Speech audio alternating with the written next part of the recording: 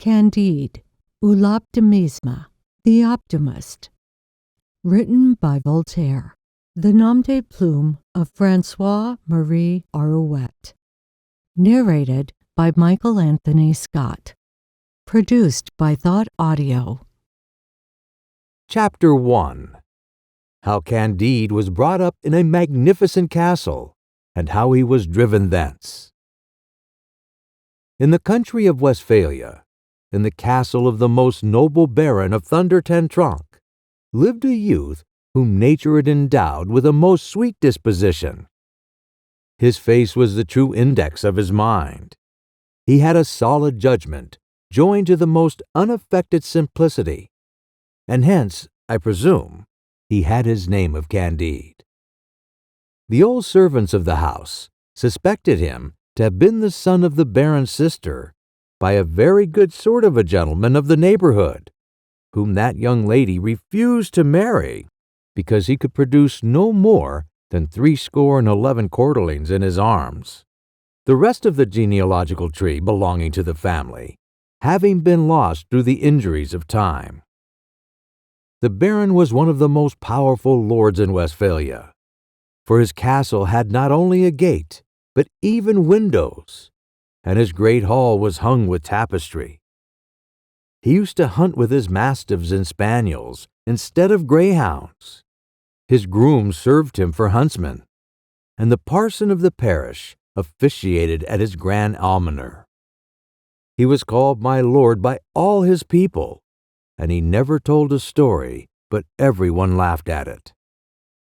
My lady baroness, who weighed 350 pounds, consequently was a person of no small consideration. And then she did the honors of the house with a dignity that commanded universal respect.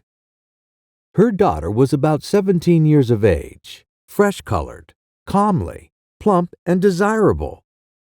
The baron's son seemed to be a youth in every respect worthy of the father he sprung from. Pangloss, the preceptor, was the oracle of the family, and little Candide listened to his instructions with all the simplicity natural to his age and disposition. Master Pangloss taught the metaphysico, theologo, cosmolignology. He could prove to admiration that there is no effect without a cause, and that in the best of all possible worlds, the baron's castle was the most magnificent of all castles, and my lady the best of all possible baronesses. It is demonstrable, said he, that things cannot be otherwise than as they are.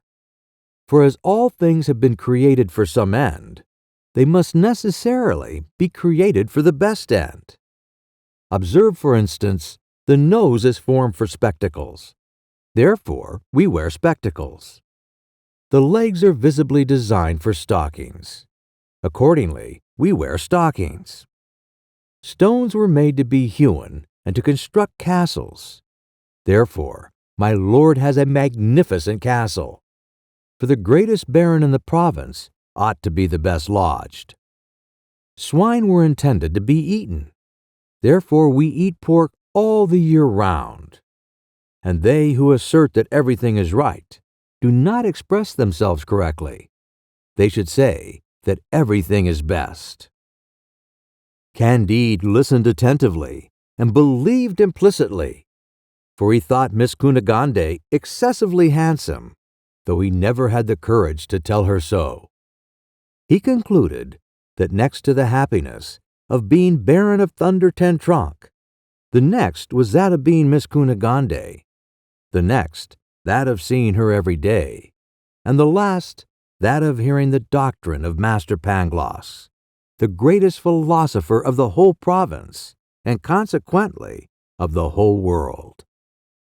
One day, when Miss Kunagande went to take a walk in a little neighboring wood, which was called a park, she saw through the bushes the sage Dr. Pangloss giving a lecture in experimental philosophy to her mother's chambermaid, a little brown wench, very pretty and very tractable.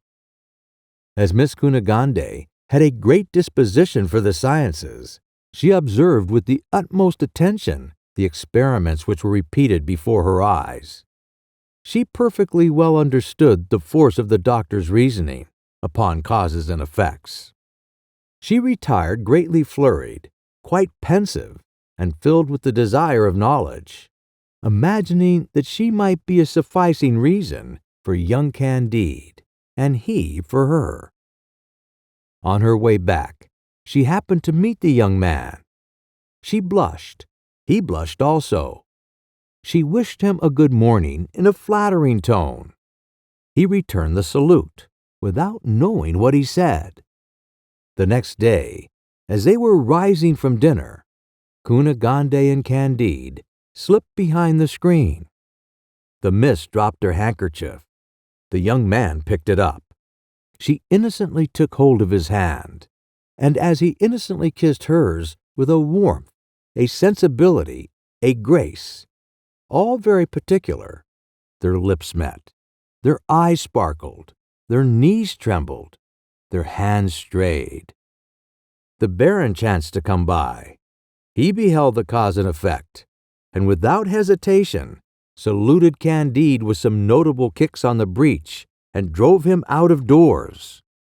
The lovely Miss Kunagande fainted away, and as soon as she came to herself, the Baroness boxed her ears. Thus a general consternation was spread over this most magnificent and most agreeable of all possible castles. Chapter 2. What befell Candide among the Bulgarians. Candide, thus driven out of this terrestrial paradise, rambled a long time without knowing where he went. Sometimes he raised his eyes, all bedewed with tears, towards heaven, and sometimes he cast a melancholy look towards a magnificent castle where dwelt the fairest of young baronesses. He laid himself down to sleep in a furrow, heartbroken and supperless. The snow fell in great flakes, and in the morning when he awoke, he was almost frozen to death.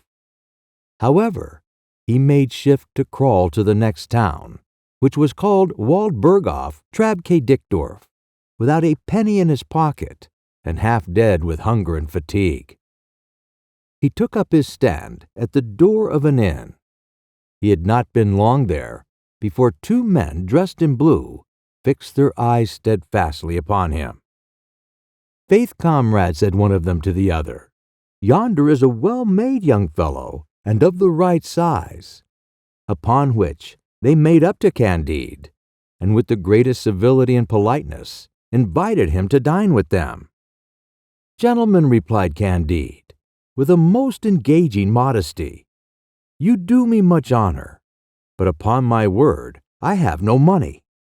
"Money, sir," said one of the blues to him. "Young persons of your appearance and merit never pay anything. Why, are not you 5 feet 5 inches high?" "Yes, gentlemen, that is really my size," replied he, with a low bow. "Come then, sir, sit down along with us. We will not only pay your reckoning, but will never suffer such a clever young fellow as you to want money. Men were born to assist one another." "You are perfectly right, gentlemen," said Candide. "This is precisely the doctrine of Master Pangloss, and I am convinced that everything is for the best." His generous companions next entreated him to accept of a few crowns, which he readily complied with, at the same time offering them his note for the payment, which they refused, and sat down to table.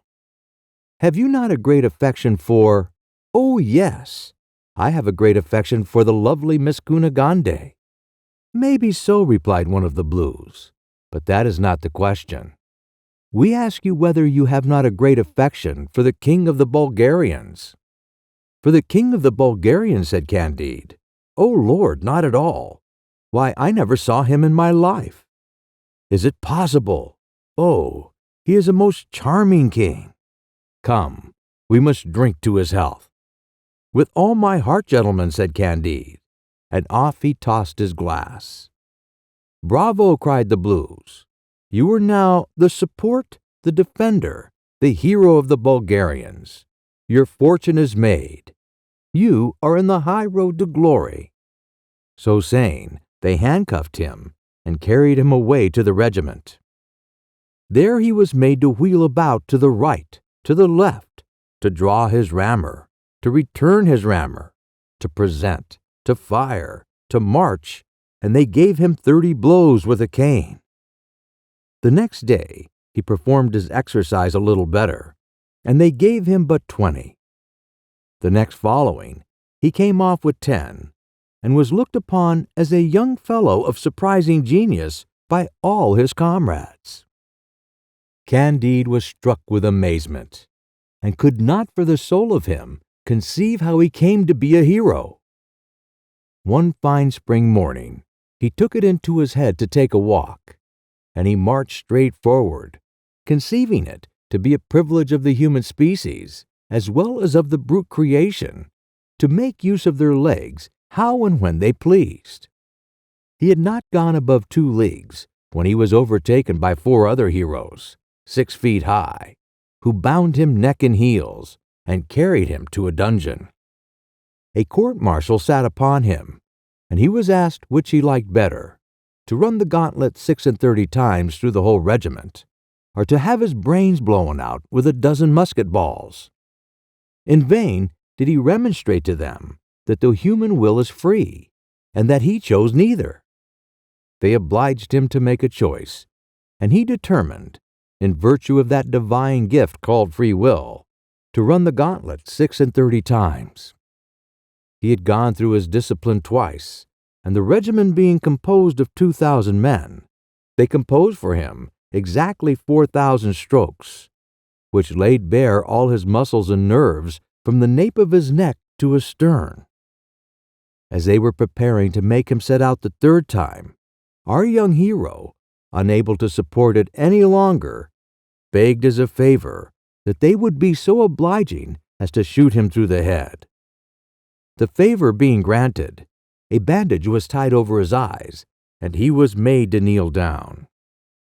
At that very instant, his Bulgarian Majesty, happening to pass by, made a stop and inquired into the delinquent's crime.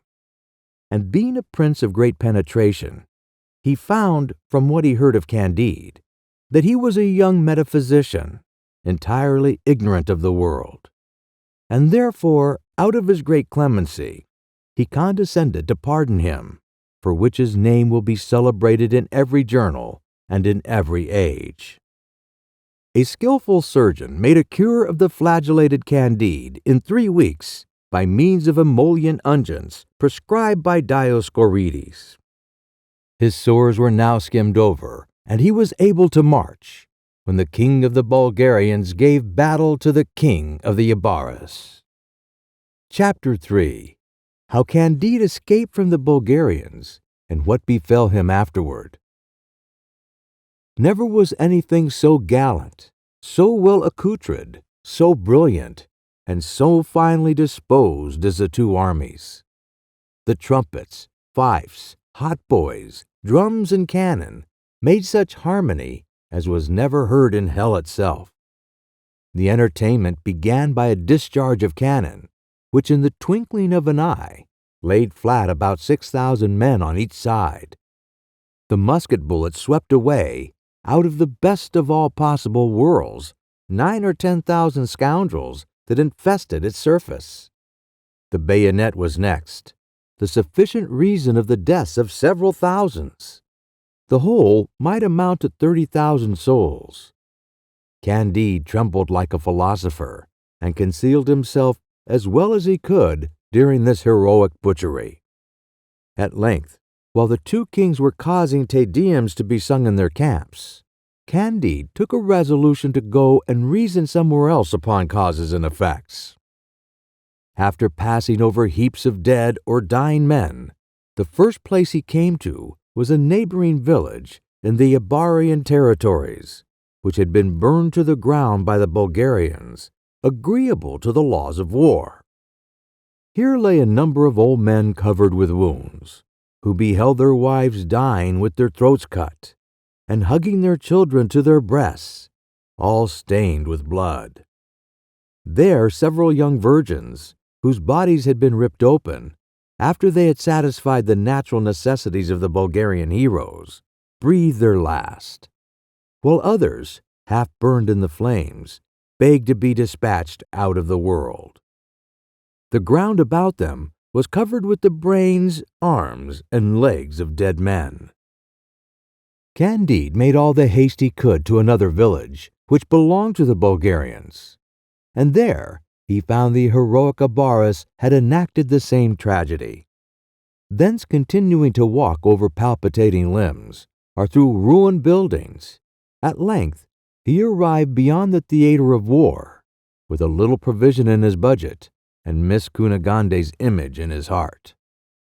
When he arrived in Holland, his provisions failed him, but having heard that the inhabitants of that country were all rich and Christians, he made himself sure of being treated by them in the same manner as the Baron's castle, before he had been driven thence through the power of Miss Kunagande's bright eyes.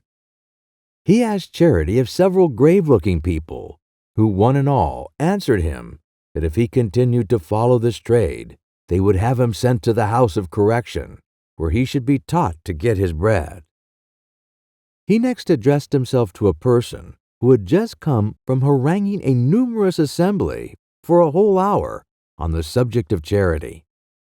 The orator, squinting at him under his broad-brimmed hat, asked him sternly what brought him thither, and whether he was for the good old cause.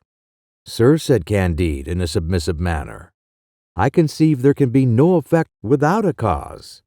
Everything is necessarily concatenated and arranged for the best. It was necessary that I should be banished from the presence of Miss Kunagande, that I should afterwards run the gauntlet, and it is necessary that I should beg for my bread till I am ready to get it. All this could not have been otherwise." "Hark ye, friend," said the orator, "do you hold the Pope to be the Antichrist?" "Truly, I have never heard anything about it," said Candide, "but whether he is or not, I am in want of something to eat." "Thou deservest not to eat or to drink," replied the orator, "wretch, monster that thou art. Hence, avoid my sight, nor ever come near me again while thou livest." The orator's wife happened to put her head out of the window at that instant, when seeing a man who doubted whether the Pope was Antichrist, she discharged upon his head a utensil full of water. Good heavens! To what excess does religious zeal transport womankind! A man who had never been christened, an honest Anabaptist named James, was witness to the cruel and ignominious treatment showed to one of his brethren, to a rational, two-footed, unfledged being. Moved with pity, he carried him to his own house, caused him to be cleaned, gave him meat and drink, and made him a present of 2 florins, at the same time proposing to instruct him in his own trade of weaving Persian silks, which are fabricated in Holland. Candide, penetrated with so much goodness, threw himself at his feet, crying, "Now I am convinced that my master Pangloss told me truth when he said that everything was for the best in this world, for I am infinitely more affected with your extraordinary generosity than with the inhumanity of that gentleman in the black cloak and his wife." Chapter 4. How Candide found his old master Pangloss again, and what happened to him. The next day, as Candide was walking out, he met a beggar all covered with scabs, his eyes sunk in his head, the end of his nose eaten off, his mouth drawn on one side, his teeth as black as a cloak, snuffling and coughing most violently, and every time he attempted to spit out, dropped a tooth. Candide, divided between compassion and horror, but giving way to the former, bestowed on this shocking figure the 2 florins which the honest Anabaptist James had just before given to him. The spectre looked at him very earnestly, shed tears, and threw his arms about his neck. Candide started back aghast. "Alas," said the one wretch to the other, Don't you know dear Pangloss? What do I hear? Is it you, my dear master? You I behold in this piteous plight. What dreadful misfortune has befallen you? What has made you leave the most magnificent and delightful of all castles? What has become of Miss Kunagande, the mirror of young ladies, and nature's masterpiece? O Lord, cried Pangloss, I am so weak I cannot stand. Upon which Candide instantly led him to the Anabaptist stable, and procured him something to eat. As soon as Pangloss had a little refreshed himself, Candide began to repeat his inquiries concerning Miss Kunagande. She is dead, replied the other. Dead, cried Candide, and immediately fainted away. His friend restored him by the help of a little bad vinegar, which he found by chance in the stable. Candide opened his eyes and again repeated, Dead! Is Miss Kunagande dead? Ah, where is the best of worlds now? But of what illness did she die? Was it of grief on seeing her father kick me out of his magnificent castle? No, replied Pangloss. Her body was ripped open by the Bulgarian soldiers, after they had subjected her to as much cruelty as a damsel could survive. They knocked the Baron, her father, on the head for attempting to defend her. My lady, her mother, was cut in pieces. My poor pupil was served just in the same manner as his sister. And as for the castle, they had not left one stone upon another. They had destroyed all the ducks and sheep, the barns and the trees. But we have had our revenge, for the Ibaras have done the very same thing in a neighboring barony, which belonged to a Bulgarian lord. At hearing this, Candide fainted away a second time, but notwithstanding, having come to himself again, he said all that it became him to say. He inquired into the cause and effect, as well as into the sufficing reason that had reduced Pangloss to so miserable a condition. Alas, replied the preceptor, it was love. Love, the comfort of the human species. Love, the preserver of the universe, the soul of all sensible beings. Love, tender love. Alas, cried Candide, I have had some knowledge of love myself, this sovereign of hearts, this soul of souls, yet it never cost me more than a kiss and 20 kicks on the backside. But how could this beautiful cause produce in you so hideous an effect? Pangloss made answer in these terms. O my dear Candide, you must remember Paquette, that pretty wench who waited on our noble Baroness. In her arms I tasted the pleasures of paradise, which produced these hell torments with which you see me devoured. She was infected with an ailment, and perhaps has since died of it. She received this present of a learned Franciscan, who derived it from the fountainhead. He is indebted for it to an old countess, who had it of a captain of horse, who had it of a marchioness, who had it of a page. The page had it of a Jesuit, who during his novitiate had it in a direct line from one of the fellow adventurers of Christopher Columbus. For my part, I shall give it to nobody. I am a dying man. O sage Pangloss, cried Candide, what a strange genealogy is this! Is not the devil the root of it? Not at all, replied the great man. It was a thing unavoidable, a necessary ingredient in the best of worlds. For if Columbus had not caught in an island in America this disease, which contaminates the source of generations, and frequently impedes propagation itself, and is evidently opposed to the great end of nature, we should have had neither chocolate nor cochineal. It is also to be observed that even to the present time, in this continent of ours, this malady, like our religious controversies, is peculiar to ourselves. The Turks, the Indians, the Persians, the Chinese, the Siamese, and the Japanese are entirely unacquainted with it. but there is a sufficing reason for them to know it in a few centuries. In the meantime, it is making prodigious havoc among us, especially in those armies composed of well-disciplined hirelings who determine the fate of nations. For we may safely affirm that when an army of 30,000 men engages another equal in size, there are about 20,000 infected with syphilis on each side. Very surprising indeed, said Candide, but you must get cured.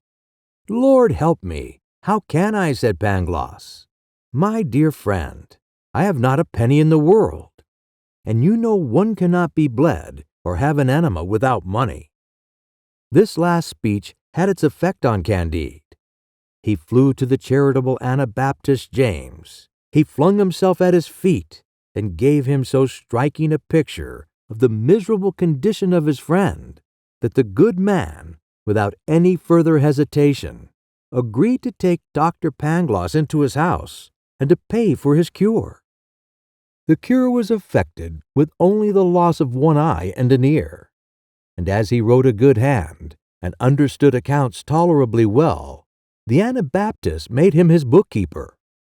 At the expiration of 2 months, being obliged by some mercantile affairs to go to Lisbon, he took the 2 philosophers with him in the same ship. Pangloss, during the course of the voyage, explained to him how everything was so constituted that it could not be better. James did not quite agree with him on this point. Men, said he, must in some things have deviated from their original innocence, for they were not born wolves, and yet they worry one another like those beasts of prey. God never gave them 24-pounders nor bayonets, and yet they have made cannon and bayonets to destroy one another. To this account I might add, not only bankruptcies, but the law which seizes on the effects of bankrupts, only to cheat the creditors. All this was indispensably necessary, replied the one-eyed doctor, for private misfortunes are public benefits, so that the more private misfortunes there are, the greater is the general good. While he was arguing in this manner, the sky was overcast, the winds blew from the 4 quarters of the compass, and the ship was assailed by a most terrible tempest, within sight of the port of Lisbon. Chapter 5. A tempest, a shipwreck, an earthquake, and what else befell Dr. Pangloss, Candide, and James the Anabaptist. One half of the passengers, weakened and half dead with the inconceivable anxiety and sickness which the rolling of a vessel at sea occasions through the whole human frame, were lost to all sense of the danger that surrounded them. The others made loud outcries, or betook themselves to their prayers. The sails were blown into shreds, and the masts were brought by the board. The vessel was a total wreck. Everyone was busily employed, but nobody could be either heard or obeyed. The Anabaptist, being upon deck, lent a helping hand as well as the rest, when a brutish sailor gave him a blow and laid him speechless. But notwithstanding, with the violence of the blow, the tar himself tumbled head foremost overboard and fell upon a piece of the broken mast, which he immediately grasped.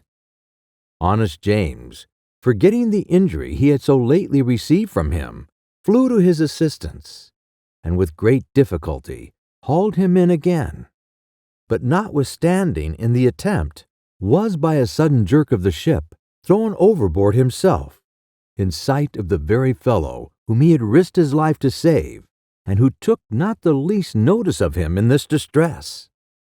Candide, who beheld all that passed, and saw his benefactor one moment rising above the water, and the next swallowed up by the merciless waves, was preparing to jump after him, but was prevented by the philosopher Pangloss, who demonstrated to him that the roadstead of Lisbon had been made on purpose for the Anabaptist to be drowned there. While he was proving his argument a priori, the ship foundered, and the whole crew perished, except Pangloss, Candide, and the sailor, who had been the means of drowning the good Anabaptist. The villain swam ashore, but Pangloss and Candide reached the land upon a plank. As soon as they had recovered from their surprise and fatigue, they walked towards Lisbon, and with what little money they had left, they thought to save themselves from starving after having escaped drowning. Scarcely had they ceased to lament the loss of their benefactor and set foot in the city, when they perceived that the earth trembled under their feet, and the sea, swelling and foaming in the harbor, was dashing in pieces the vessels that were riding at anchor. Large sheets of flames and cinders covered the streets and public places. The houses tottered and were tumbled topsy-turvy even to their foundations, which were themselves destroyed, and 30,000 inhabitants of both sexes, young and old, were buried beneath the ruins. The sailor, whistling and swearing, cried, "Damn it! There's something to be got here." "What can be the sufficing reason of this phenomenon?" said Pangloss. "It is certainly the day of judgment," said Candide. The sailor, defying death in the pursuit of plunder, rushed into the midst of the ruin, where he found some money, with which he got drunk, and after he had slept himself sober, he purchased the favors of the first good-natured wench that came in his way, amidst the ruins of demolished houses and the groans of half-buried and expiring persons. Pangloss pulled him by the sleeve. "Friend," said he, "this is not right. You trespass against the universal reason and have mistaken your time." "Death and zounds," answered the other. "I am a sailor and was born at Batavia, and have trampled 4 times upon the crucifix in as many voyages to Japan. You have come to a good hand with your universal reason." In the meantime, Candide, who had been wounded by some pieces of stone that fell from the houses, lay stretched in the street, almost covered with rubbish. "For God's sake," said he to Pangloss, "give me a little wine and oil. I am dying." "This concussion of the earth is no new thing," said Pangloss. "The city of Lima in South America experienced the same last year.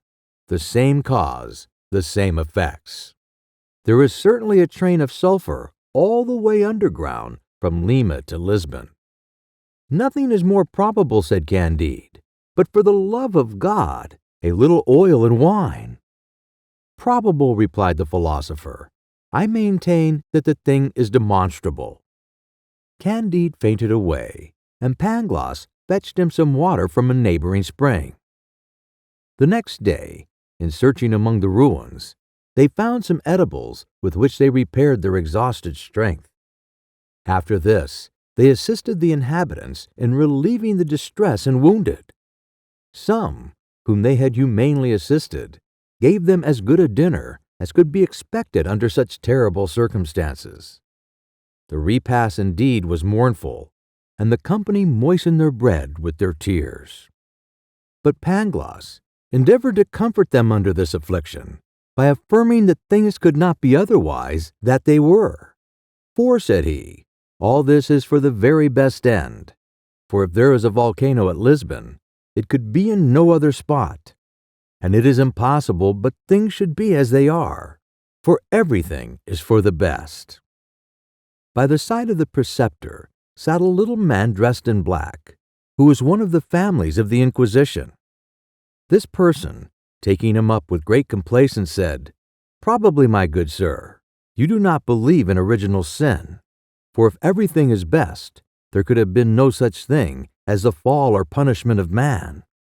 "Your Excellency will pardon me," answered Pangloss, still more politely, "for the fall of man and the curse consequent thereupon necessarily entered into the system of the best of worlds."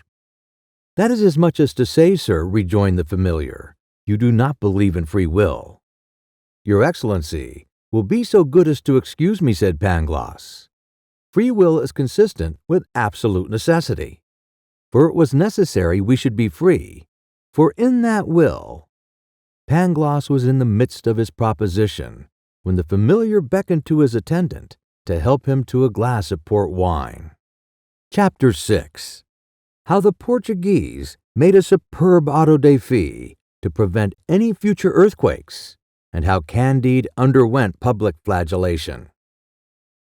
After the earthquake, which had destroyed 3/4 of the city of Lisbon, the sages of that country could think of no means more effectual to preserve the kingdom from utter ruin than to entertain the people with an auto de fe, it having been decided by the University of Coimbra that the burning of a few people alive by a slow fire and with great ceremony is an infallible preventive of earthquakes.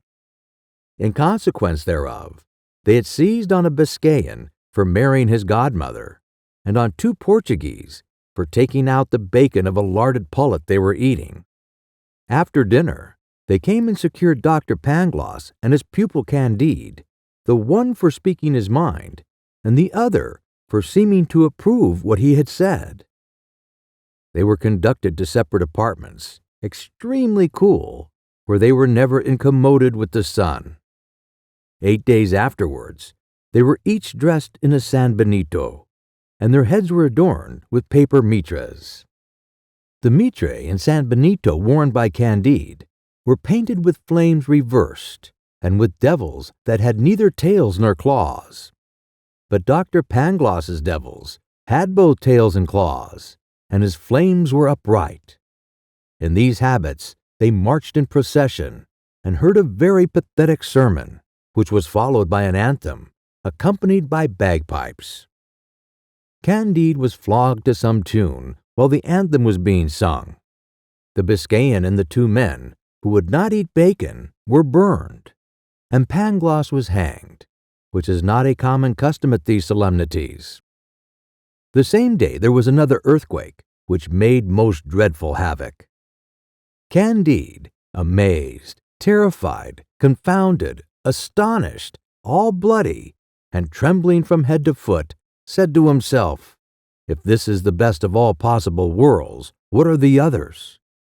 If I had only been whipped, I could have put up with it, as I did among the Bulgarians.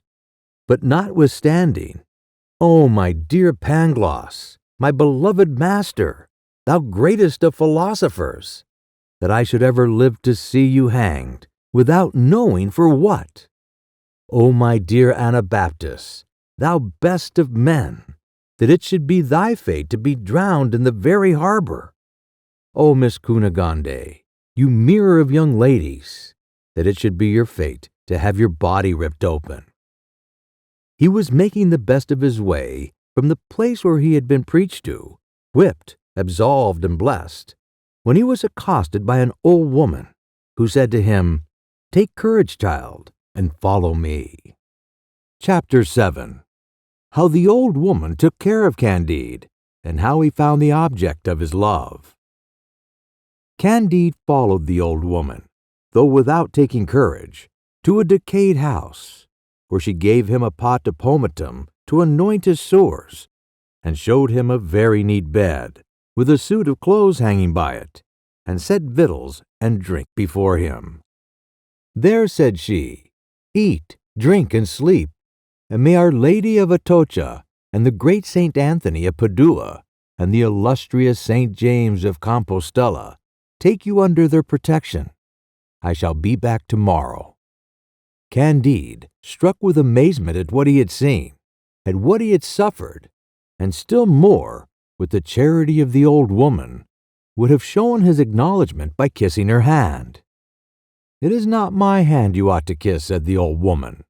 "I shall be back tomorrow. Anoint your back, eat, and take your rest." Candide, notwithstanding so many disasters, ate and slept. The next morning, the old woman brought him his breakfast, examined his back, and rubbed it herself with another ointment.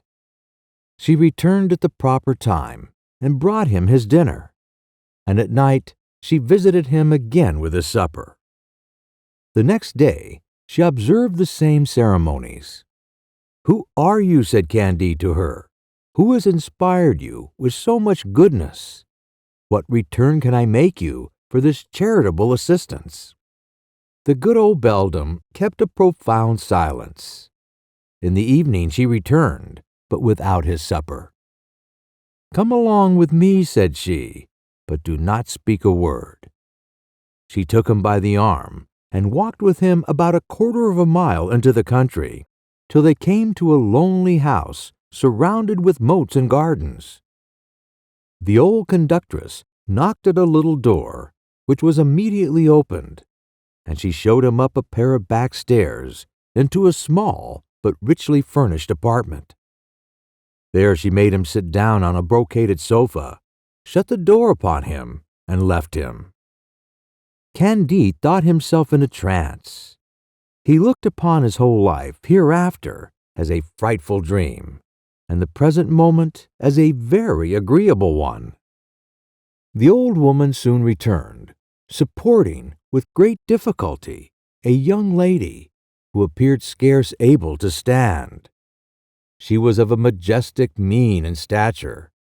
Her dress was rich and glittering with diamonds, and her face was covered with a veil. "Take off that veil," said the old woman to Candide. The young man approached, and with a trembling hand took off her veil. What a happy moment!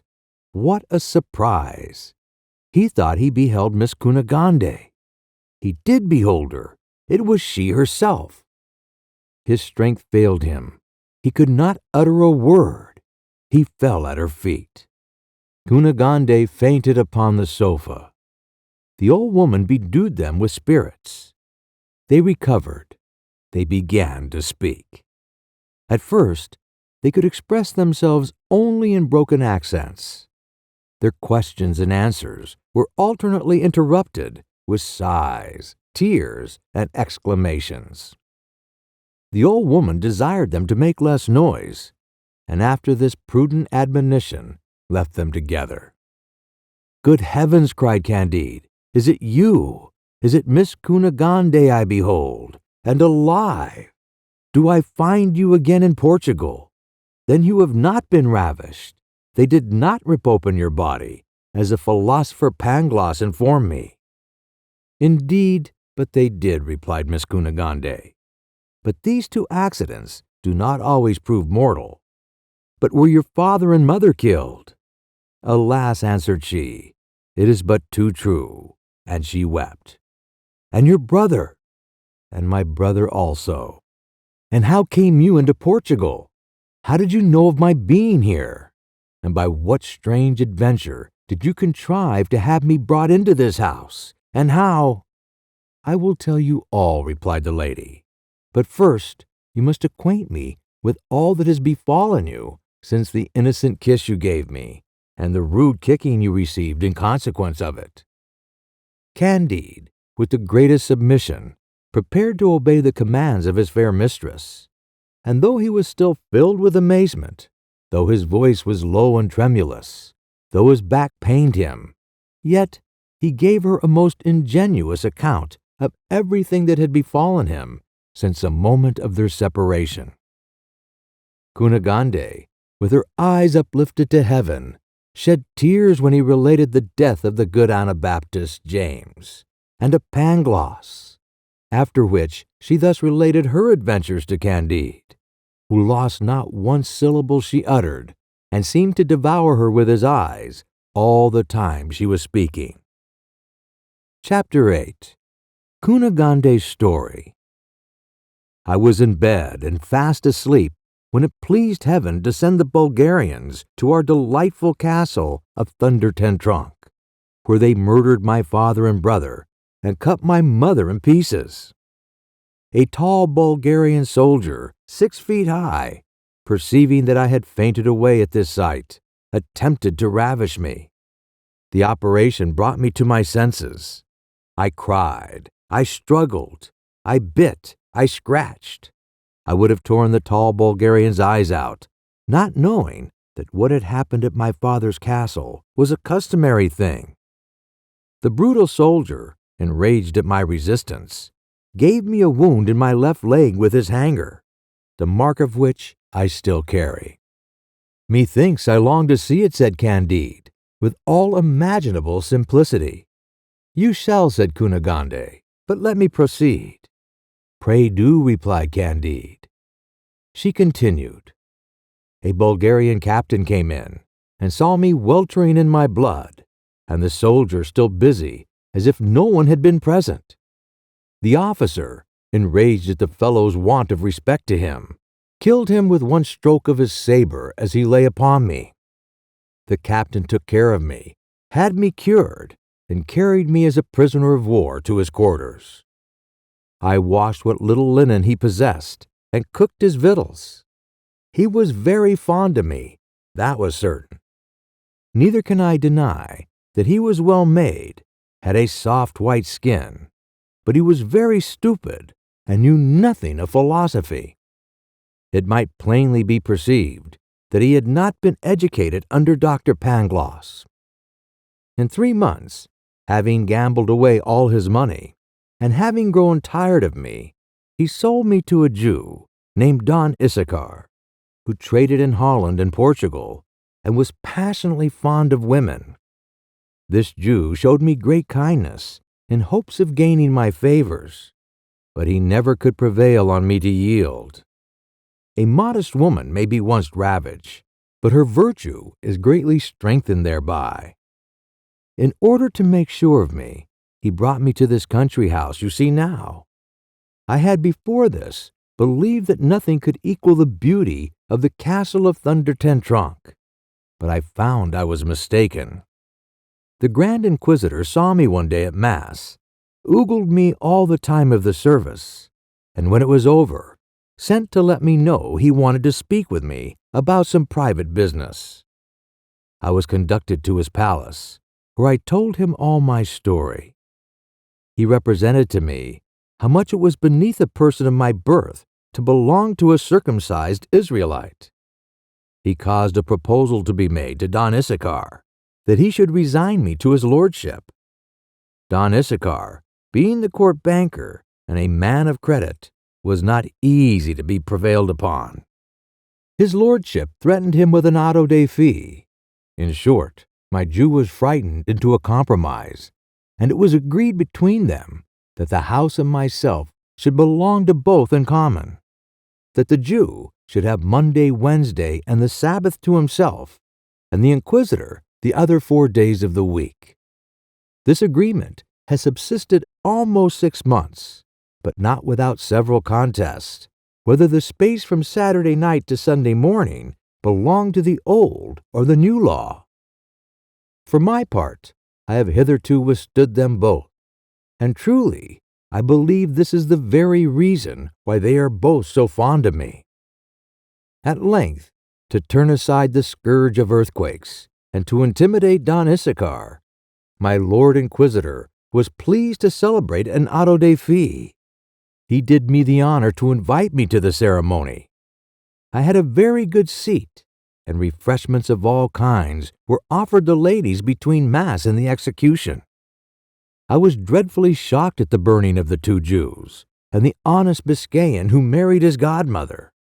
But how great was my surprise, my consternation and concern, when I beheld a figure so like Pangloss, dressed in a San Benito and mitre. I rubbed my eyes. I looked at him attentively.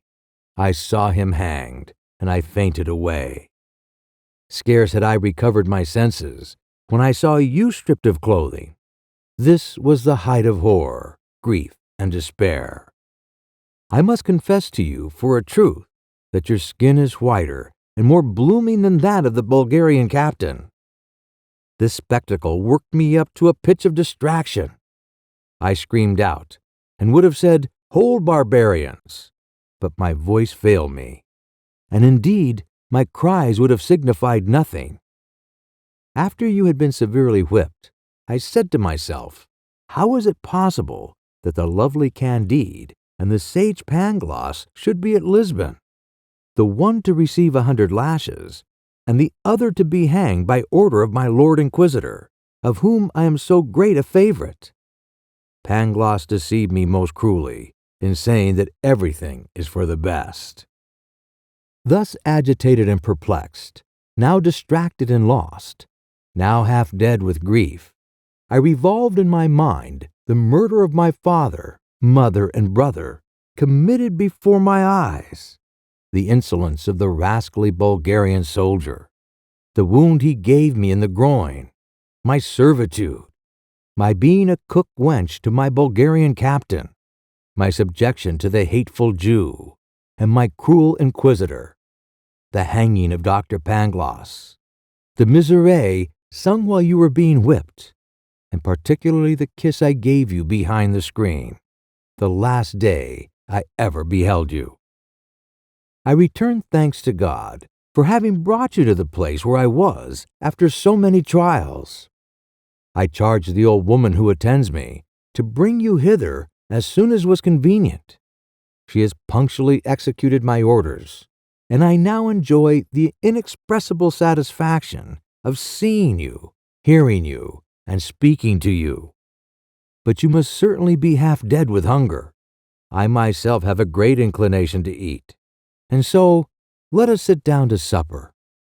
Upon this, the two lovers immediately placed themselves at the table, and after having supped, they returned to seat themselves again on the magnificent sofa already mentioned, where they were in amorous dalliance, when Senor Don Issachar, one of the masters of the house, entered unexpectedly. It was a Sabbath day, and he came to enjoy his privilege and sigh forth his passion at the feet of the fair Kunagande. Chapter 9. What happened to Kunagande, Candide, the Grand Inquisitor, and the Jew? This same Issachar was the most choleric little Hebrew that had ever been in Israel since the captivity of Babylon.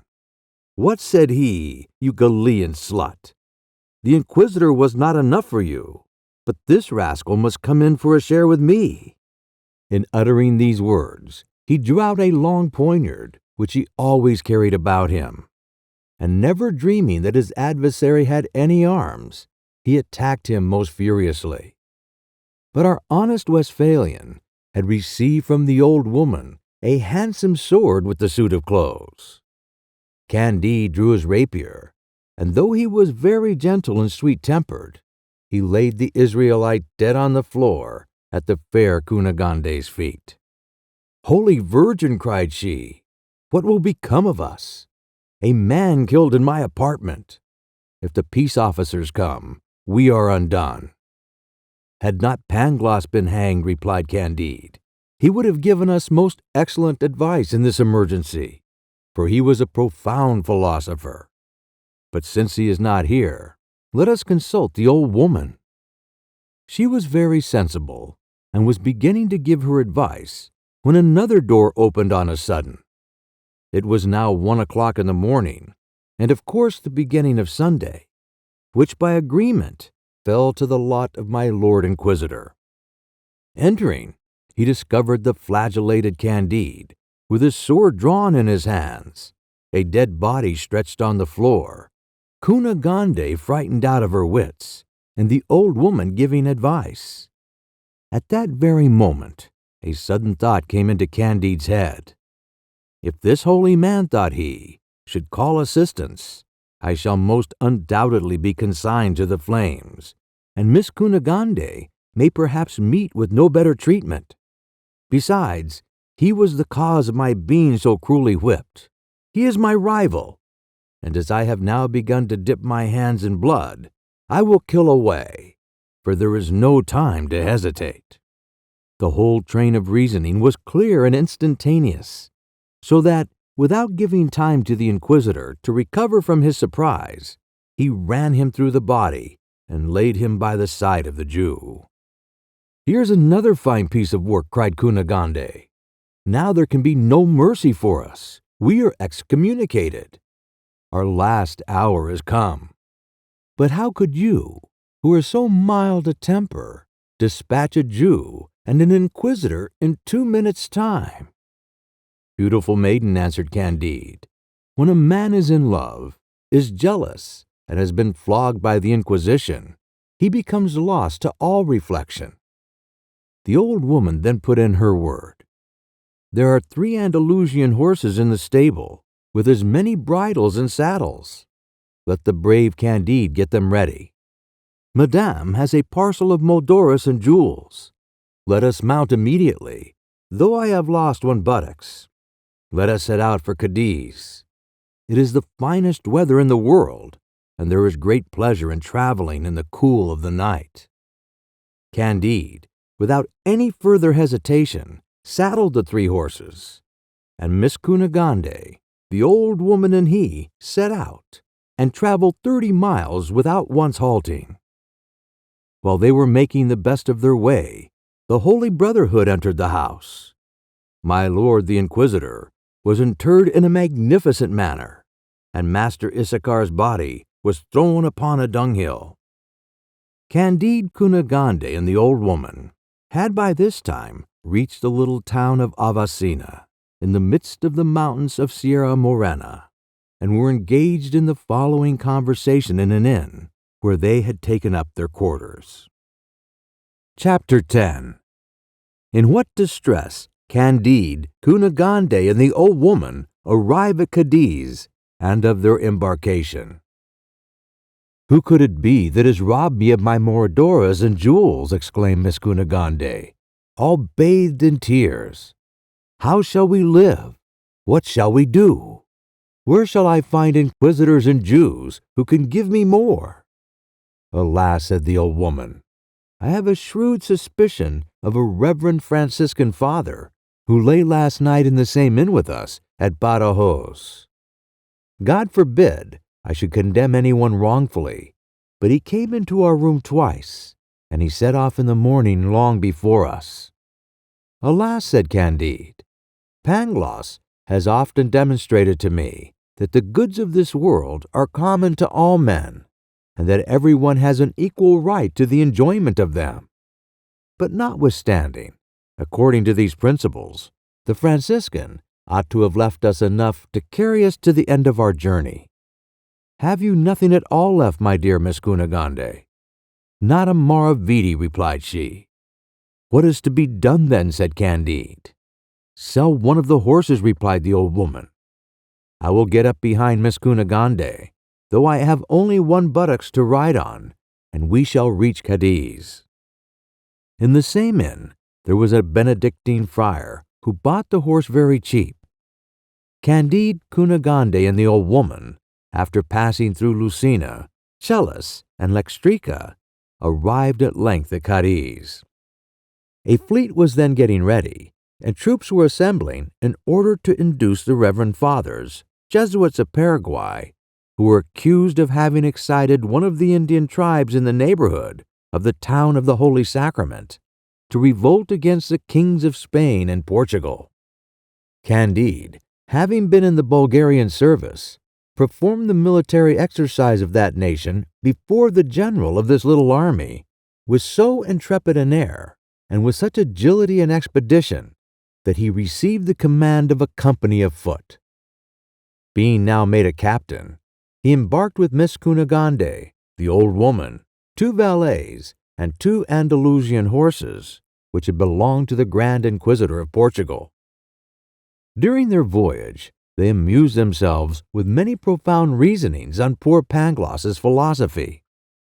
"We are now going into another world, and surely it must be there that everything is for the best. For I must confess that we have had some little reason to complain of what passes in ours, both as to the physical and moral part. Though I have a sincere love for you," said Miss Kunagande, "yet I still shudder at the reflection of what I have seen and experienced." "All will be well," replied Candide. "The sea of this new world is already better than our European seas. It is smoother, and the winds blow more regularly." "God grant it," said Kunagande, "but I have met with such terrible treatment in this world that I have almost lost all hopes of a better one." "What murmuring and complaining is here, indeed!" cried the old woman. "If you had suffered half what I have, there might be some reason for it." Miss Kunagande could scarce refrain from laughing at the good old woman, and thought it droll enough to pretend to a greater share of misfortunes than her own. "Alas, my good dame," said she, "unless you have been ravished by 2 Bulgarians, had received 2 deep wounds in your belly, had seen 2 of your own castles demolished, had lost 2 fathers and 2 mothers, and seen both of them barbarously murdered before your eyes, and to sum up all, had 2 lovers whipped at an auto da fe, I cannot see how you could be more unfortunate than I. Add to this, though born a baroness, and bearing 72 quarterlings, I have been reduced to the station of a cook wench. Miss, replied the old woman, you do not know my family as yet, but if I were to show you my posteriors, you would not talk in this manner, but suspend your judgment. This speech raised a high curiosity in Candide and Kunagande, and the old woman continued as follows. Chapter 11. The History of the Old Woman. I have not always been bleary-eyed. My nose did not always touch my chin, nor was I always a servant. You must know that I am the daughter of Pope Urban X and of the Princess of Palestrina. To the age of 14, I was brought up in a castle, compared with which all the castles of the German barons would not have been fit for stabling, and one of my robes would have bought half the province of Westphalia. I grew up and improved in beauty, wit, and every graceful accomplishment, and in the midst of pleasures, homage, and the highest expectations. I already began to inspire the men with love. My breast began to take its right form, and such a breast, white, firm, and form like that of the Venus de Medici. My eyebrows were as black as jet, and as for my eyes, they darted flames and eclipsed the luster of the stars, as I was told by the poets of our part of the world. My maids, when they dressed and undressed me, used to fall into an ecstasy in viewing me from before and behind, and all the men longed to be in their places. I was contracted in marriage to a sovereign prince of Massa Carrara, such a prince, as handsome as myself, sweet-tempered, agreeable, witty, and in love with me over head and ears. I loved him too, as our sex generally do for the first time, with rapture, transport, and idolatry. The nuptials were prepared with surprising pomp and magnificence. The ceremony was attended with feast, carousels, and burlesques. All Italy composed sonnets in my praise, though not one of them was tolerable. I was on the point of reaching the summit of bliss, when an old marchioness, who had been the mistress to the prince, my husband, invited him to drink chocolate. In less than 2 hours after he returned from the visit, he died of most terrible convulsions. But this is a mere trifle. My mother, distracted to the highest degree, and yet less afflicted than I, determined to absent herself for some time from so fatal a place. As she had a very fine estate in the neighborhood of Gaeta, we embarked on board a galley, which was gilded like the high altar of St. Peter's at Rome. In our passage, we were boarded by a sailing rover. Our men defended themselves like true Pope's soldiers. They flung themselves upon their knees, laid down their arms, and begged the corsair to give them absolution in articulo mortis. The Moors presently stripped us as bare as ever we were born. My mother, my maids of honor, and myself were served all in the same manner. It is amazing how quick these gentry are at undressing people. But what surprised me most was that they made a rude sort of surgical examination of parts of the body which are sacred to the functions of nature. I thought it a very strange kind of ceremony, for thus we are generally apt to judge of things when we have not seen the world. I afterwards learned that it was to discover if we had any diamonds concealed.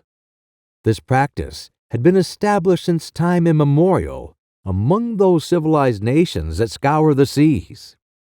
I was informed that the religious knights of Malta never fail to make this search whenever any Moors of either sex fall into their hands. It is a part of the law of nations from which they never deviate. I need not tell you how great a hardship it was for a young princess and her mother to be made slaves and carried to Morocco. You may easily imagine what we must have suffered on board a corsair. My mother was still extremely handsome. Our maids of honor, and even our common waiting women, had more charms than were to be found in all Africa. As to myself, I was enchanting. I was beauty itself. And then I had my virginity. But alas, I did not retain it long. This precious flower, which had been reserved for the lovely prince of Massa Carrara, was cropped by the captain of the Moorish vessel, who was a hideous Negro, and thought he did me infinite honor.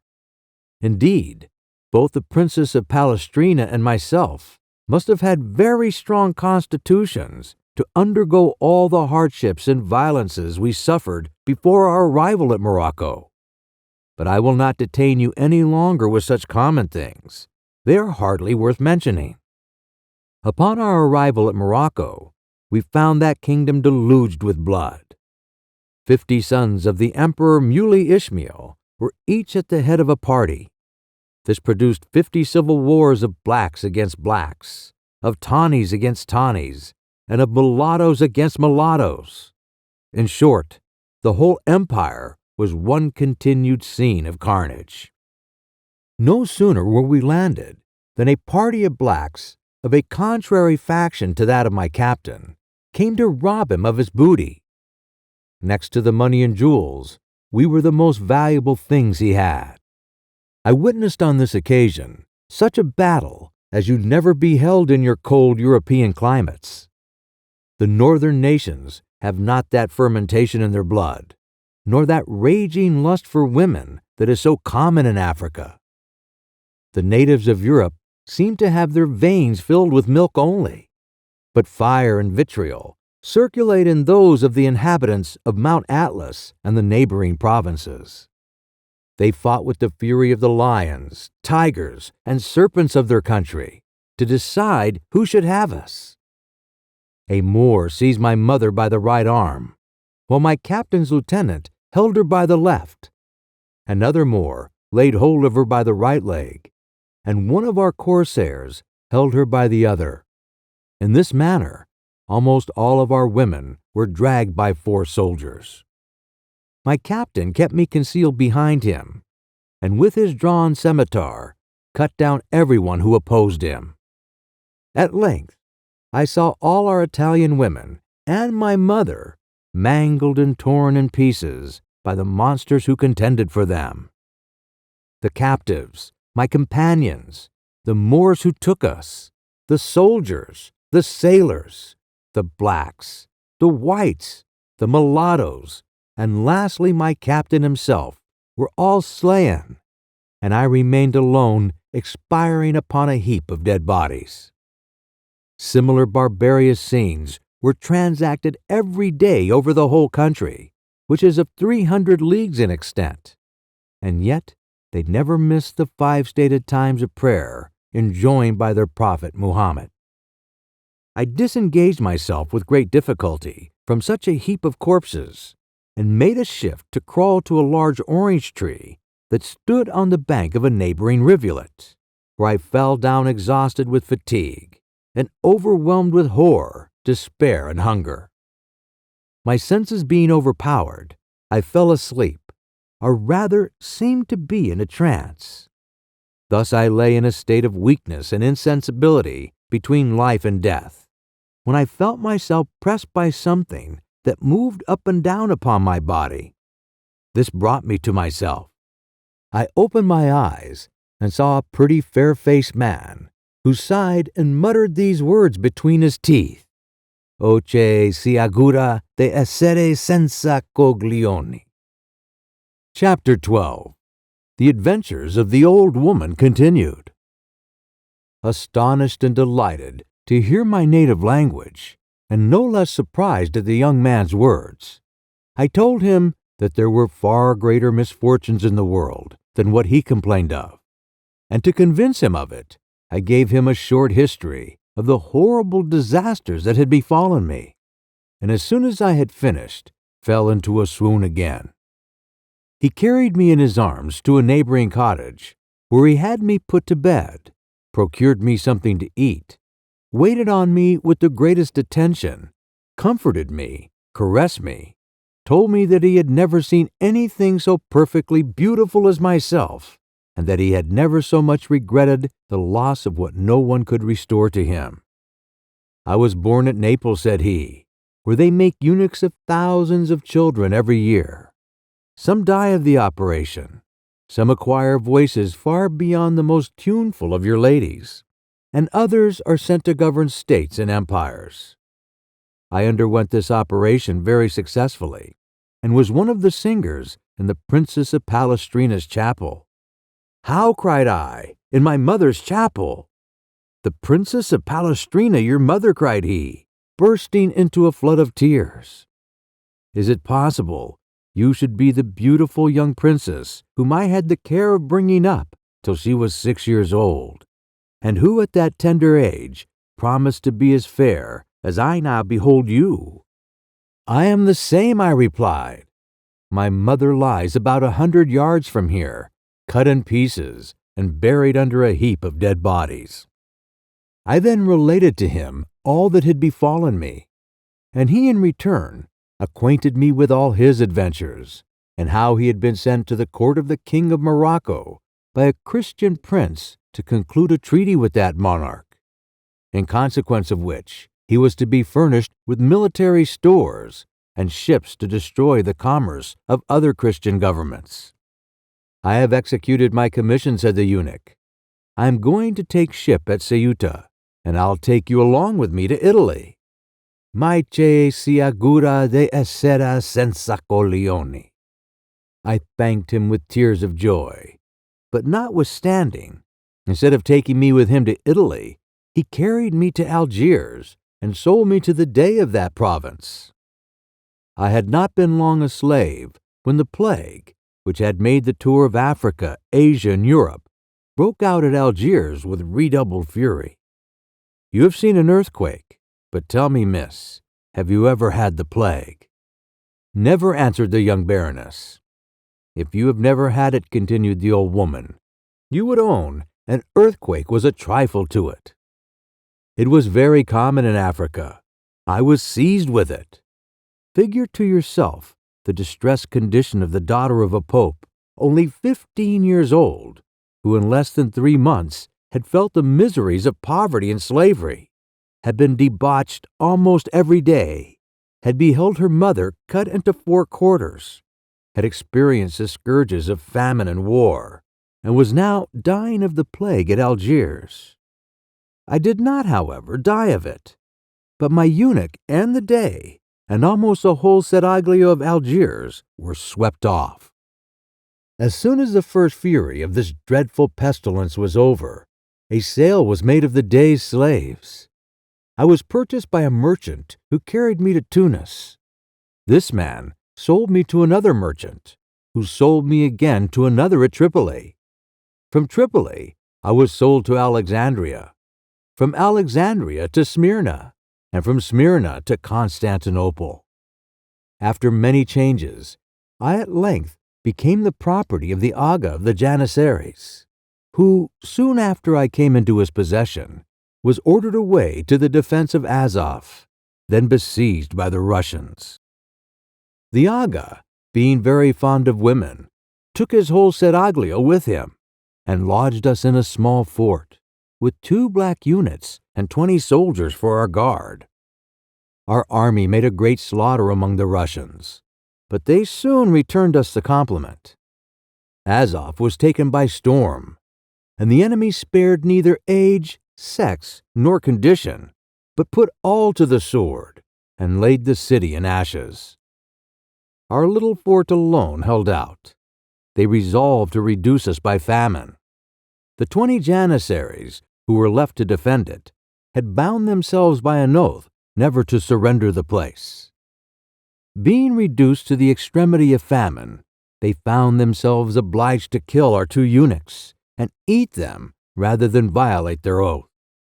But this horrible repast soon failing them, they next determined to devour the women.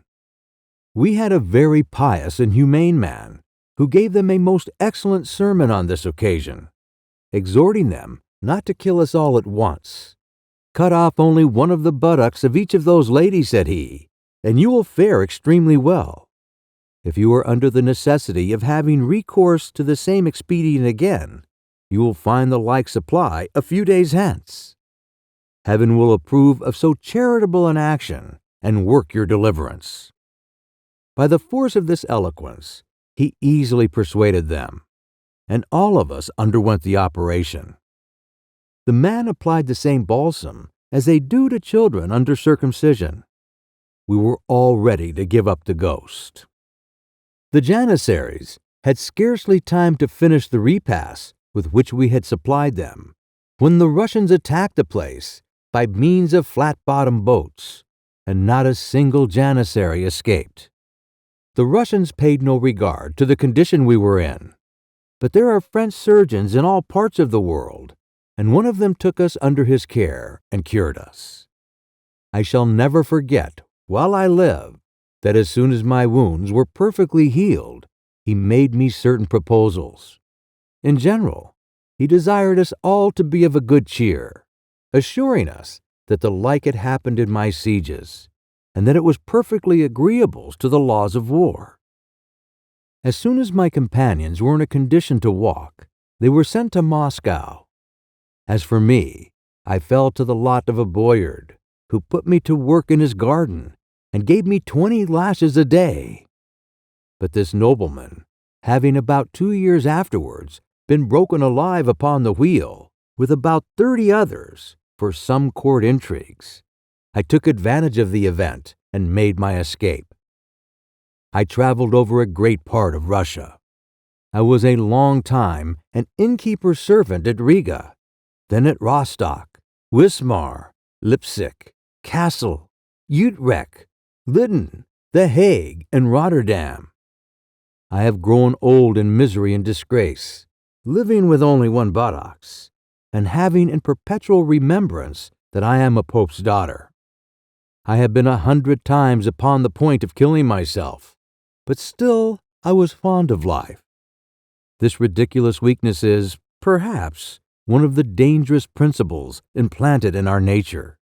For what can be more absurd than to persist in carrying a burden of which we wish to be eased, to detest, and yet to strive to preserve our existence? In a word, to caress the serpent that devours us, and hug him close to our bosoms till he is gnawed into our hearts. In the different countries which it has been my fate to traverse, and at the many inns where I have been a servant, I have observed a prodigious number of people who held their existence in abhorrence, and yet I never knew more than 12 who voluntarily put an end to their misery, namely, 3 Negroes, 4 Englishmen, as many Genevese, and a German professor named Robic. My last place was with the Jew, Don Issachar, who placed me near your person, my fair lady, to whose fortunes I have attached myself, and have been more concerned with your adventures than with my own. I should never have even mentioned the latter to you, had you not a little piqued me on the head of sufferings, and if it were not customary to tell stories on board a ship in order to pass away the time. In short, my dear miss, I have a great deal of knowledge and experience in the world. Therefore, take my advice, divert yourself, and prevail upon each passenger to tell his story. And if there is one of them all that has not cursed his existence many times, and said to himself over and over again that he was the most wretched of mortals, I give you leave to throw me head first into the sea. Chapter 13. How Candide was obliged to leave the fair Kunagande and the old woman. The fair Kunagande, being thus made acquainted with the history of the old woman's life and adventures, paid her all the respect and civility due to a person of her rank and merit. She very readily acceded to her proposal of engaging the passengers to relate their adventures in their turns, and was at length, as well as Candide, compelled to acknowledge that the old woman was in the right. "It is 1,000 pities," said Candide, "that the sage Pangloss should have been hanged contrary to the custom of an auto de fe, for he would have given us a most admirable lecture on the moral and physical evil which overspreads the earth and sea. And I think I should have courage enough to presume to offer, with all due respect, some few objections." While everyone was reciting his adventures, the ship continued on her way, and at length arrived at Buenos Aires, where Kunagande, Captain Candide, and the old woman landed and went to wait upon the governor, Don Fernando de Ibarra, y Figueroa, y Mascarenes, y Lampordos, y Souza. This nobleman carried himself with a haughtiness suitable to a person who bore so many names. He spoke with the most noble disdain to everyone, carried his nose so high, strained his voice to such a pitch, assumed so imperious an air, and stalked with so much loftiness and pride, that everyone who had the honor of conversing with him was violently tempted to bastinade his excellency. He was immoderately fond of women, and Miss Kunagande appeared in his eyes a paragon of beauty. The first thing he did was to ask her if she was not the captain's wife.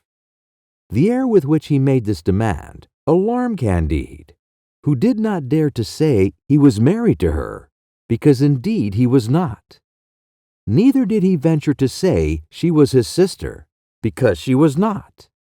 And though a lie of this nature proved of great service to one of the ancients, and might possibly be useful to some of the moderns, yet the purity of his heart would not permit him to violate the truth. "Miss Kunagande," replied he, "is to do me the honor to marry me, and we humbly beseech your excellency to condescend to grace the ceremony with your presence." Don Fernando de Ibarra y Figueroa y Mascarenas y Lampordos y Souza, twirling his mustachio and putting on a sarcastic smile, ordered Captain Candide to go and review his company. The gentle Candide obeyed, and the governor was left with Miss Kunagande. He made her a strong declaration of love, protesting that he was ready to give her his hand in the face of the church, or otherwise, as should appear most agreeable to a young lady of her prodigious beauty. Kunagande desired leave to retire a quarter of an hour to consult the old woman and determine how she should proceed. The old woman gave her the following counsel: "Miss, you have 72 quarterlings in your arms, it is true, but you have not a penny to bless yourself with. It is your own fault if you do not become the wife of one of the greatest noblemen in South America, with an exceeding fine mustachio. What business have you to pride yourself upon an unshaken constancy? You have been outraged by a Bulgarian soldier. A Jew and an inquisitor have both tasted of your favors. People take advantage of misfortunes. I must confess, were I in your place, I should, without the least scruple, give my hand to the governor, and thereby make the fortune of the brave Captain Candide." While the old woman was thus haranguing, with all the prudence that old age and experience furnish, a small bark entered the harbor, in which was an alcaide and his aquaseals. Matters had fallen out as follows. The old woman rightly guessed that the Franciscan, with the long sleeves, was the person who had taken Miss Kunagande's money and jewels, while they and Candide were at Badajoz in their flight from Lisbon. This same friar attempted to sell some of the diamonds to a jeweler, who presently knew them to have belonged to the Grand Inquisitor and stopped them. The Franciscan, before he was hanged, acknowledged that he had stolen them and described the persons and the road they had taken. The flight of Kunagande and Candide was already the town talk. They sent in pursuit of them to Cadiz, and the vessel, which had been sent to make the greater dispatch, had now reached the port of Buenos Aires. A report was spread that an alcaide was going to land, and that he was in pursuit of the murderers of my lord, the Inquisitor. The sage old woman immediately saw what was to be done. "You cannot run away," said she to Kunagande, "but you have nothing to fear. It is not you who killed my lord Inquisitor. Besides, as the governor is in love with you, he will not suffer you to be ill-treated. Therefore, stand your ground." Then hurrying away to Candide, she said, "Be gone hence this instant, or you will be burned alive." Candide found there was no time to be lost. But how could he part from Kunagande, and where must he fly for shelter? Chapter 14. The reception Candide and Cacambo met with among the Jesuits in Paraguay. Candide had brought with him from Cadiz such a footman as one often meets with on the coast of Spain and in the colonies. He was the fourth part of a Spaniard, of a mongrel breed, and born in Tucuman. He had successfully gone through the profession of a singing boy, sexton, sailor, monk, peddler, soldier, and lackey. His name was Cacambo. He had a great affection for his master, because his master was a very good man. He immediately saddled the two Andalusian horses. "Come, my good master, let us follow the old woman's advice, and make all the haste we can from this place, without staying to look behind us." Candide burst into a flood of tears. "Oh, my dear Kunagande, must I then be compelled to quit you, just as the governor was going to honor us with his presence at our wedding? Kunagande, so long lost and found again, what will now become of you?" "Lord," said Cacambo, "she must do as well as she can. Women are never at a loss. God takes care of them, and so let us make the best of our way." "But where will you carry me? Where can we go? What can we do without Kunagande?" cried the disconsolate Candide. "By St. James of Compostela," said Cacambo, "you are going to fight against the Jesuits of Paraguay. Now let us go and fight for them. I know the road perfectly well. I will conduct you to their kingdom. They will be delighted with a captain that understands the Bulgarian drill. You will certainly make a prodigious fortune. If we cannot succeed in this world, we may in another. It is a great pleasure to see new objects and perform new exploits." "Then you have been in Paraguay?" asked Candide. "Ah, marry I have," replied Cacambo. "I was a scout in the College of the Assumption, and am, as well, acquainted with the new government of the Los Padres, as I am with the streets of Cadiz. Oh, it is an admirable government, that is most certain. The kingdom is, at present, upwards of 300 leagues in diameter, and divided into 30 provinces. The fathers there are masters of everything, and the people have no money at all. This, you must allow, is the masterpiece of justice and reason. For my part, I see nothing so divine as the good fathers who wage war in this part of the world against the troops of Spain and Portugal, at the same time that they hear the confessions of those very princes in Europe, who kill Spaniards in America and send them to heaven at Madrid. This pleases me exceedingly, but let us push forward. You are going to see the happiest and most fortunate of all mortals. How charmed will those fathers be to hear that a captain who understands the Bulgarian military drill is coming to them." As soon as they reached the first barrier, Cacambo called to the advance guard and told them that a captain wanted to speak to my lord the general. Notice was given to the main guard, and immediately a Paraguayan officer ran to throw himself at the feet of the commandant to impart this news to him. Candide and Cacambo were immediately disarmed, and their two Andalusian horses were seized. The two strangers were conducted between two files of musketeers. The commandant was at the further end, with a three-cornered cap on his head, his gown tucked up, a sword by his side, and a half-pike in his hand. He made a sign, and instantly 24 soldiers drew up round the newcomers. A sergeant told them that they must wait. The commandant could not speak to them, and that the Reverend Father Provincial did not suffer any Spaniard to open his mouth but in his presence, or to stray above 3 hours in the province. "And where is the Reverend Father Provincial?" said Cacambo. "He has just come from Mass, and is at the parade," replied the sergeant. "And in about 3 hours' time, you may possibly have the honor to kiss his spurs." "But," said Cacambo, "the captain, who, as well as myself, is perishing of hunger, is no Spaniard, but a German. Therefore, pray, might we not be permitted to break our fast till we can be introduced to his reverence?" The sergeant immediately went and acquainted the commandant with what he heard. "God be praised," said the reverend commandant. "Since he is a German, I will hear what he has to say. Let him be brought to my arbor."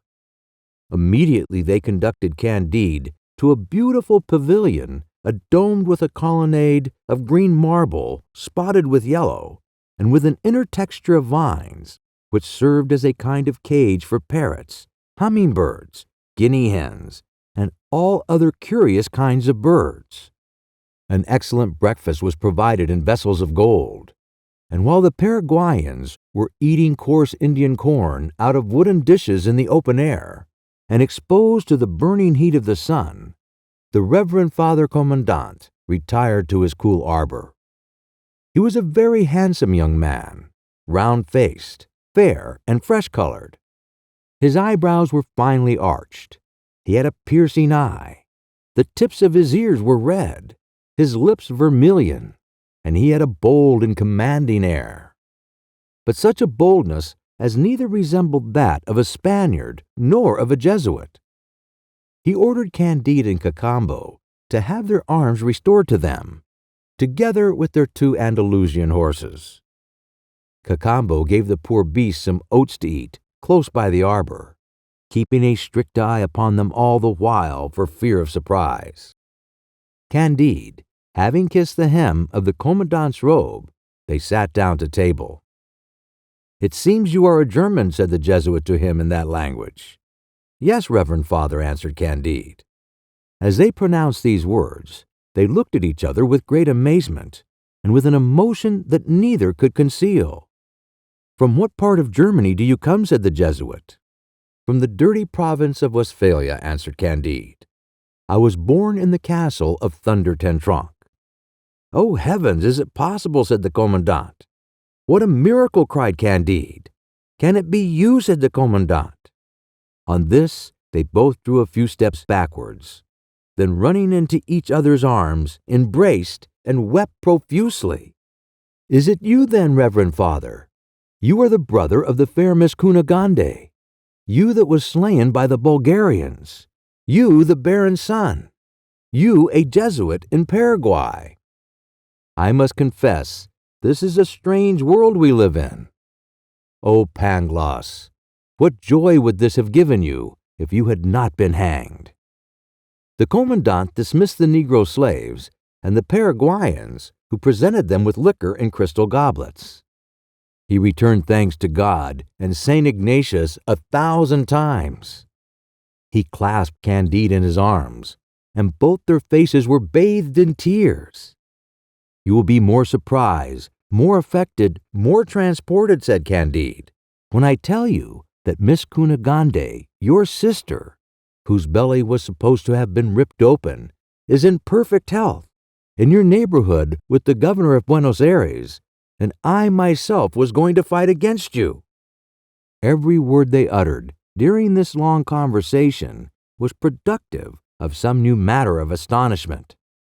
Their souls fluttered on their tongues, listened in their ears, and sparkled in their eyes. Like true Germans, they continued a long while at table, waiting for the Reverend Father, and the commandant spoke to his dear Candide as follows. Chapter 15. How Candide killed the brother of his dear Kunagande.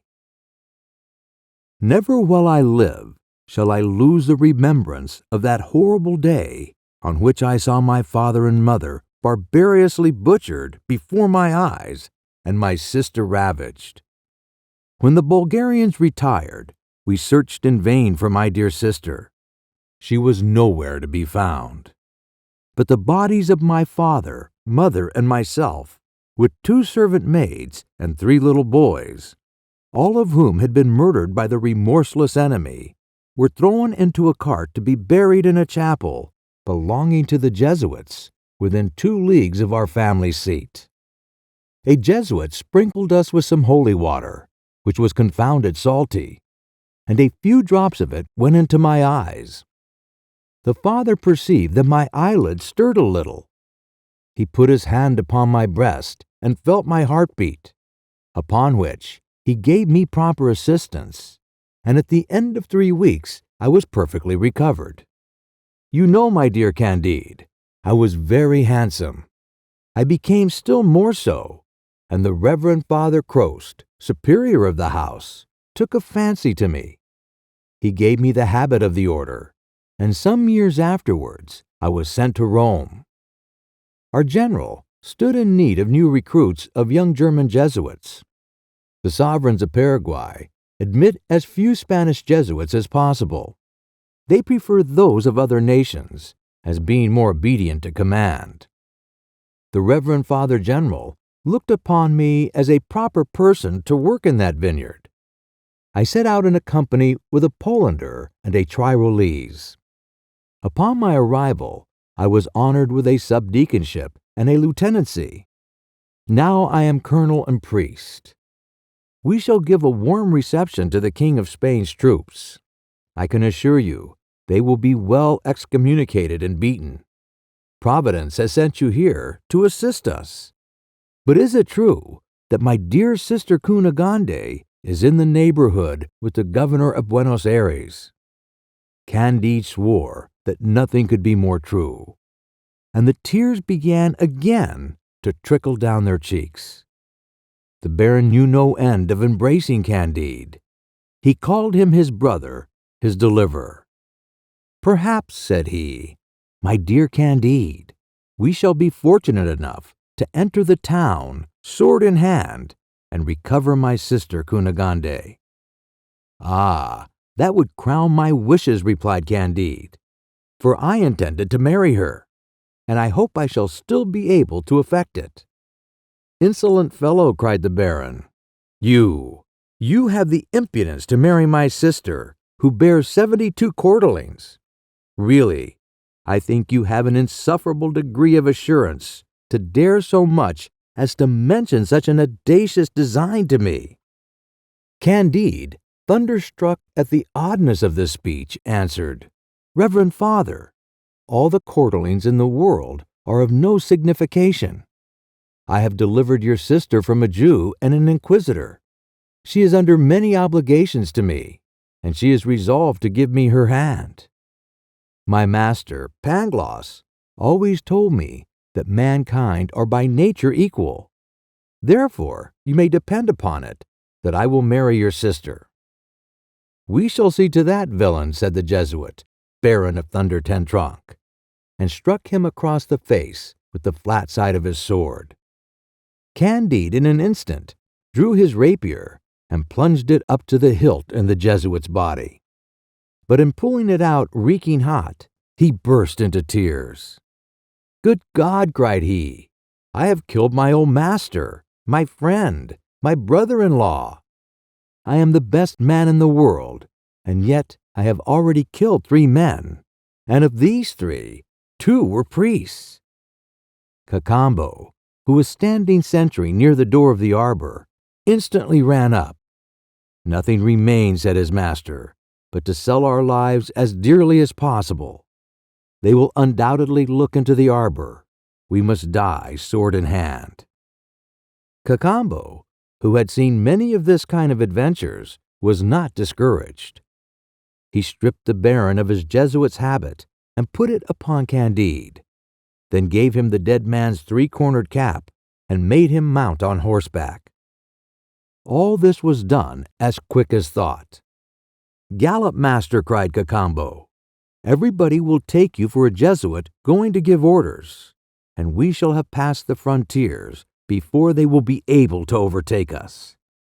He flew as he spoke these words, crying out in Spanish, make way for the Reverend Father Colonel." Chapter 16. What happened to our two travelers with 2 girls, 2 monkeys, and the savages called Aurelians? Candide and his valet had already passed the frontiers before it was known that the German Jesuit was dead. The wary Cacambo had taken care to fill his wallet with bread, chocolate, some ham, some fruit, and a few bottles of wine. They penetrated with their Andalusian horses into a strange country where they could discover no beaten path. At length, a beautiful meadow, intersected with purling reels, opened to their view. Cacambo proposed to his master to take some nourishment, and he set him an example. "How can you desire me to feast upon ham when I have killed the Baron's son and am doomed never more to see the beautiful Kunagande? What will it avail me to prolong a wretched life that must be spent far from her in remorse and despair? And what will the Journal of Trevoux say?" was Candide's reply. While he was making these reflections, he still continued eating. The sun was now on the point of setting when the ears of our 2 wanderers were assailed with cries, which seemed to be uttered by a female voice. They could not tell whether these were cries of grief or of joy. However, they instantly started up, full of that inquietude and apprehension which a strange place naturally inspires. The cries proceeded from 2 young women who were tripping disrobed along the mead, while 2 monkeys followed close at their heels, biting at their limbs. Candide was touched with compassion. He had learned to shoot while he was among the Bulgarians, and he could hit a filbert in a hedge without touching a leaf. Accordingly, he took up his double-barreled Spanish gun, pulled the trigger, and laid the 2 monkeys lifeless on the ground. "God be praised, my dear Cacambo. I have rescued 2 poor girls from a most perilous situation. If I had committed a sin in killing an inquisitor and a Jesuit, I have made ample amends by saving the lives of these 2 distressed damsels. Who knows but they may be young ladies of a good family, and that the assistance I have been so happy to give them may procure us great advantage in this country." He was about to continue when he felt himself struck speechless at seeing the 2 girls embracing the dead bodies of the monkeys in the tenderest manner, bathing their wounds with their tears, and rendering the air with the most doleful lamentations. "Really," said he to Cacambo, "I should not have expected to see such a prodigious share of good nature." "Master," replied the knowing valet, "you have made a precious piece of work of it. Do you know that you have killed the lovers of these 2 ladies?" "Their lovers? Cacambo, you are jesting. It cannot be. I can never believe it." "Dear sir," replied Cacambo, "you are surprised at everything. Why should you think it so strange that there should be a country where monkeys insinuate themselves into the good graces of the ladies?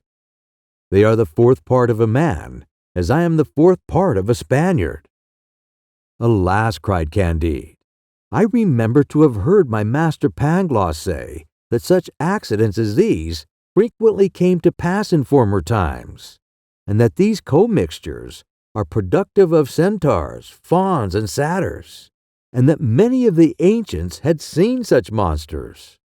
But I looked upon the whole as fabulous."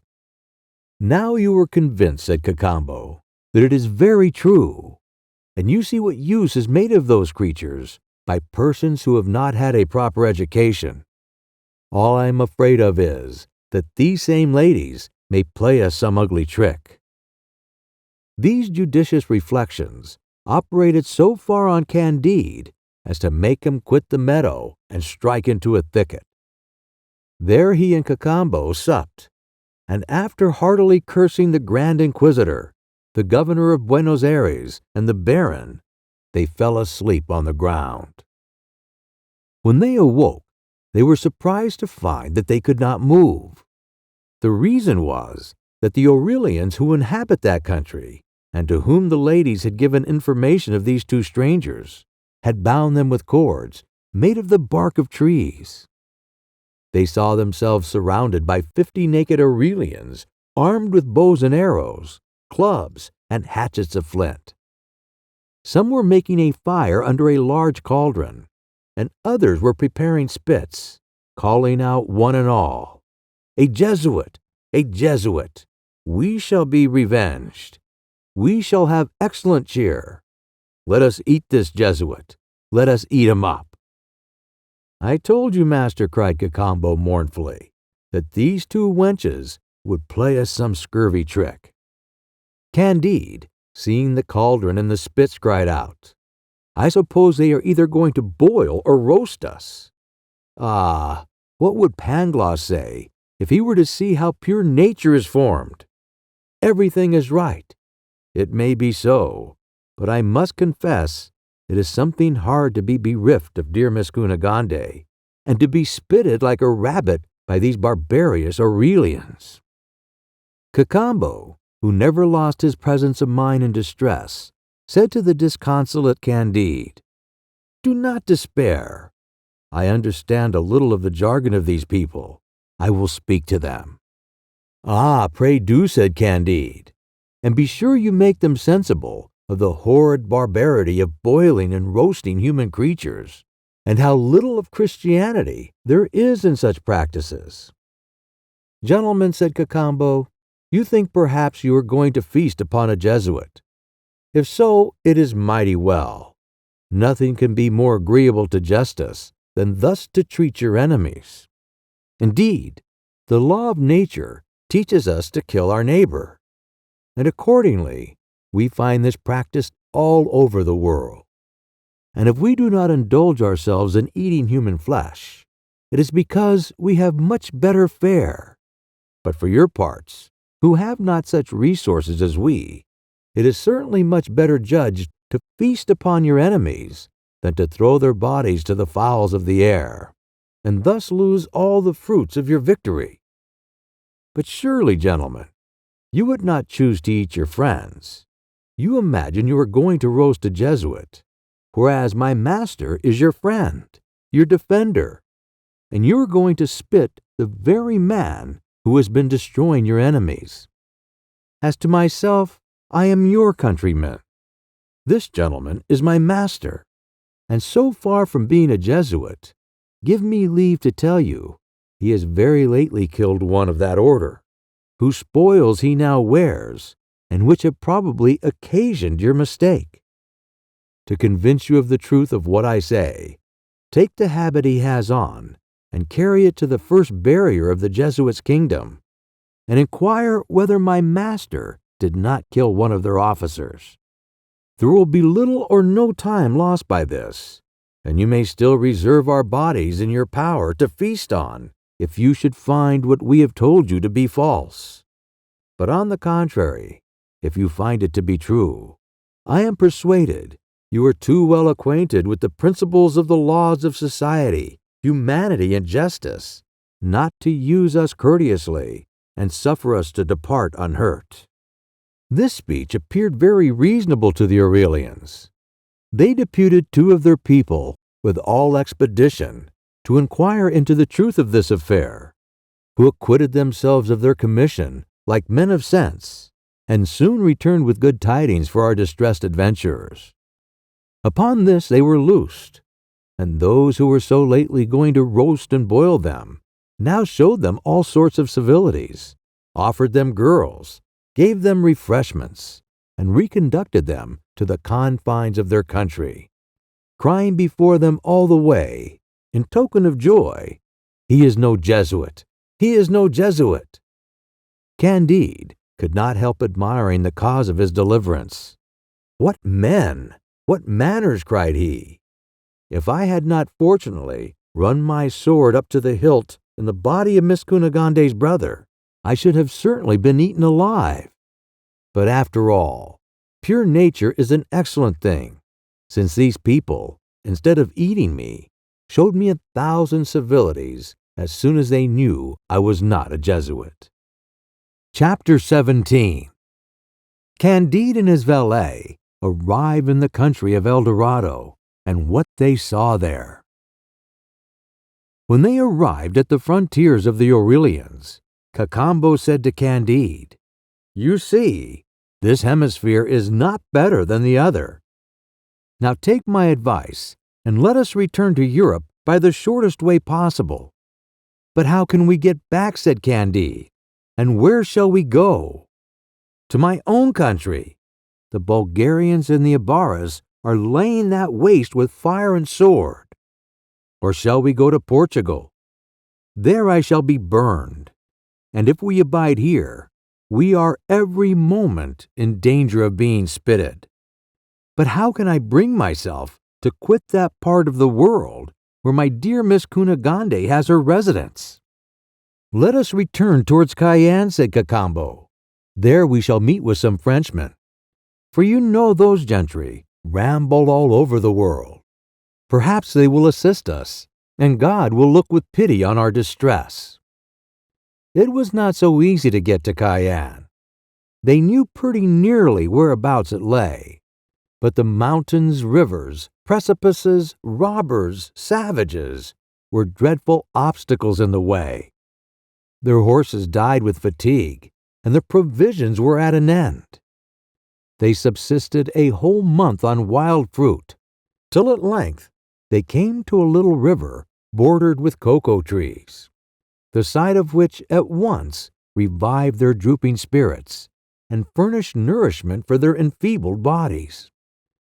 Cacambo, who was always giving as good advice as the old woman herself, said to Candide, "You see, there is no holding out any longer. We have traveled enough on foot.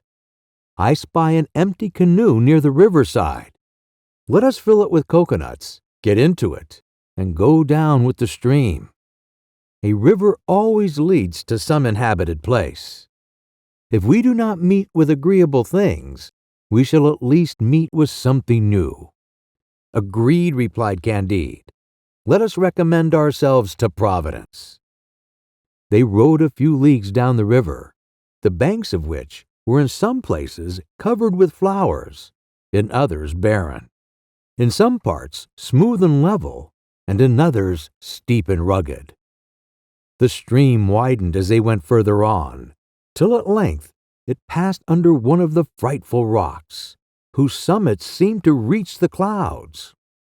Here our two travelers had the courage to commit themselves to the stream, which, contracting in this part, hurried them along with a dreadful noise and rapidity. At the end of 24 hours, they saw daylight again, but their canoe was dashed to pieces against the rocks. They were obliged to creep along, from rock to rock, for the space of a league, till at length a spacious plain presented itself to their sight. This place was bounded by a chain of inaccessible mountains. The country appeared cultivated, equally for pleasure and to produce the necessaries of life. The useful and agreeable were here equally blended. The roads were covered, or rather adorned, with carriages formed of glittering materials, in which were men and women of a surprising beauty, drawn with great rapidity by red sheep of a very large size, which far surpassed the finest coursers of Andalusian Tetuan or Mequinese. "Here is a country, however," said Candide, "preferable to Westphalia." He and Cacambo landed near the first village they saw, at the entrance of which they perceived some children covered with tattered garments of the richest brocade, playing at quoits. Our two inhabitants of the other hemisphere amused themselves greatly with what they saw. The quoits were large, round pieces, yellow, red, and green, which cast a most glorious luster. Our travelers picked some of them up, and they proved to be gold, emeralds, rubies, and diamonds, the least of which would have been the greatest ornament to the superb throne of the great Mogul. Without doubt, said Cacambo, these children must be the king's sons that are playing at quoits. As he was uttering these words, the schoolmaster of the village appeared, who came to call the children to school. There, said Candide, is the preceptor of the royal family. The little ragamuffins immediately quitted their diversion, leaving the quoits on the ground with all their other playthings. Candide gathered them up, ran to the schoolmaster, and with a most respectful bow presented them to him, giving him to understand by signs that their royal highnesses had forgot their gold and precious stones. The schoolmaster, with a smile, flung them upon the ground. Then, examining Candide from head to foot, with an air of admiration, he turned his back and went on his way. Our travelers took care, however, to gather up the gold, the rubies, and the emeralds. "Where are we?" cried Candide. "The king's children in this country must have an excellent education, since they are taught to show such a contempt for gold and precious stones." Cacambo was as much surprised as his master. They then drew near the first house in the village, which was built after the manner of a European palace. There was a crowd of people about the door, and a still greater number in the house. The sound of the most delightful instruments of music was heard, and the most agreeable smell came from the kitchen. Cacambo went up to the door and heard those within talking in the Peruvian language, which was his mother tongue, for everyone knows that Cacambo was born in a village of Tucuman, where no other language is spoken. "I will be your interpreter here," said he to Candide. "Let us go in. This is an eating house." Immediately, 2 waiters and 2 servant girls, dressed in cloth of gold, and their hair braided with ribbons of tissue, accosted the strangers and invited them to sit down to the ordinary. Their dinner consisted of 4 dishes of different soups, each garnished with 2 young parakeets, a large dish of bouilli that weighed 200 weight, 2 roasted monkeys of a delicious flavor, 300 hummingbirds in one dish, and 600 flybirds in another, some excellent ragouts, delicate tarts, and the whole served up in dishes of rock crystal. Several sorts of liquors, extracted from the sugar cane, were handed about by the servants who attended. Most of the company were chapmen and wagoneers, all extremely polite. They asked Cacambo a few questions with the utmost discretion and circumspection, and replied to his in a most obliging and satisfactory manner. As soon as dinner was over, both Candide and Cacambo thought they should pay very handsomely for their entertainment by laying down 2 of those large gold pieces which they had picked off the ground. But the landlord and landlady burst into a fit of laughing and held their sides for some time. When the fit was over, the landlord said, "Gentlemen, I plainly perceive you are strangers, and such we are not accustomed to charge. Pardon us, therefore, for laughing when you offered us the common pebbles of our highway for payment of your reckoning. To be sure, you have none of the coin of this kingdom, but there is no necessity of having any money at all to dine in this house. All the inns, which are established for the convenience of those who carry on the trade of this nation, are maintained by the government. You have found but very indifferent entertainment here, because this is only a poor village. But in almost every other of these public houses you will meet with a reception worthy of persons of your merit." Cacambo explained the whole of this speech of the landlord to Candide, who listened to it with the same astonishment with which his friend communicated it. "What sort of a country is this," said one to the other, "that is unknown to all the world? and in which nature has everyone so different an appearance to what she has in ours? Possibly, this is that part of the globe where everywhere is right, for there must certainly be some place. And, for all that Master Pangloss could say, I often perceived that things went very ill in Westphalia. Chapter 18. What they saw in the country of El Dorado. Cacambo vented all his curiosity upon his landlord by 1,000 different questions.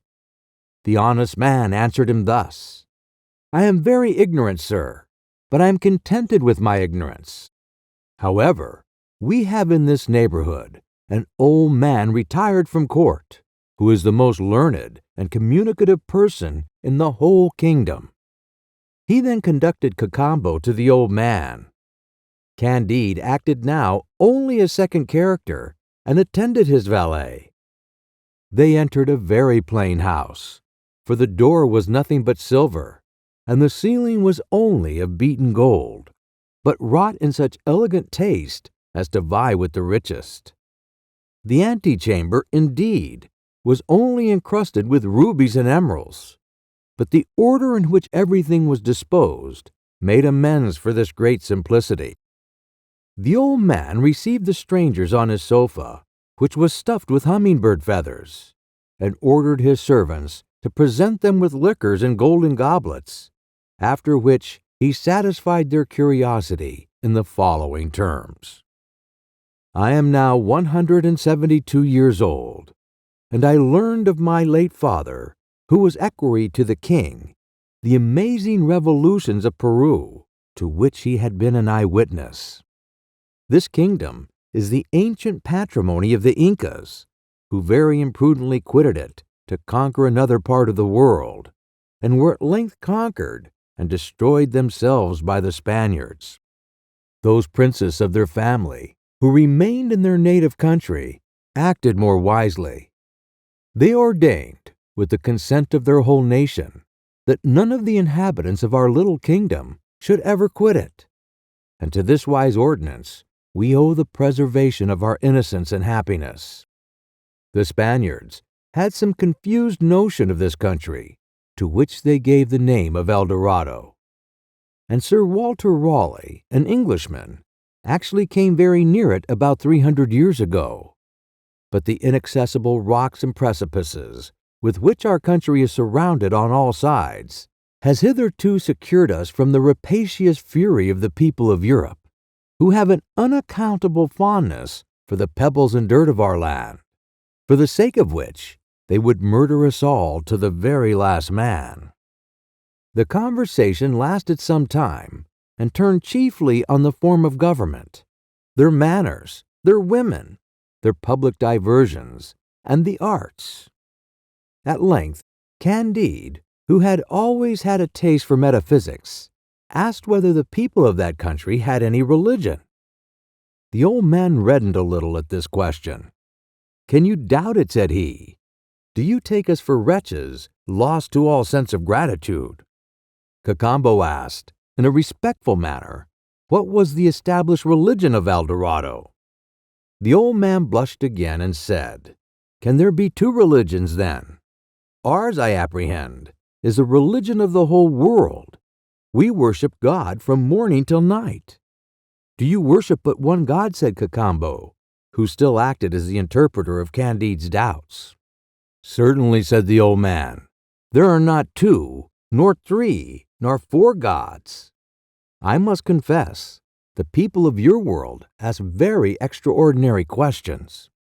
However, Candide could not refrain from making more inquiries of the old man.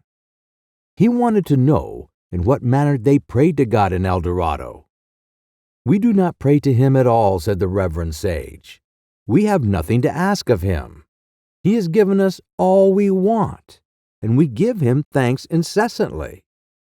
Candide had a curiosity to see some of their priests, and desired Cacambo to ask the old man where they were, at which he smiling said, "My friends, we are all of us priests.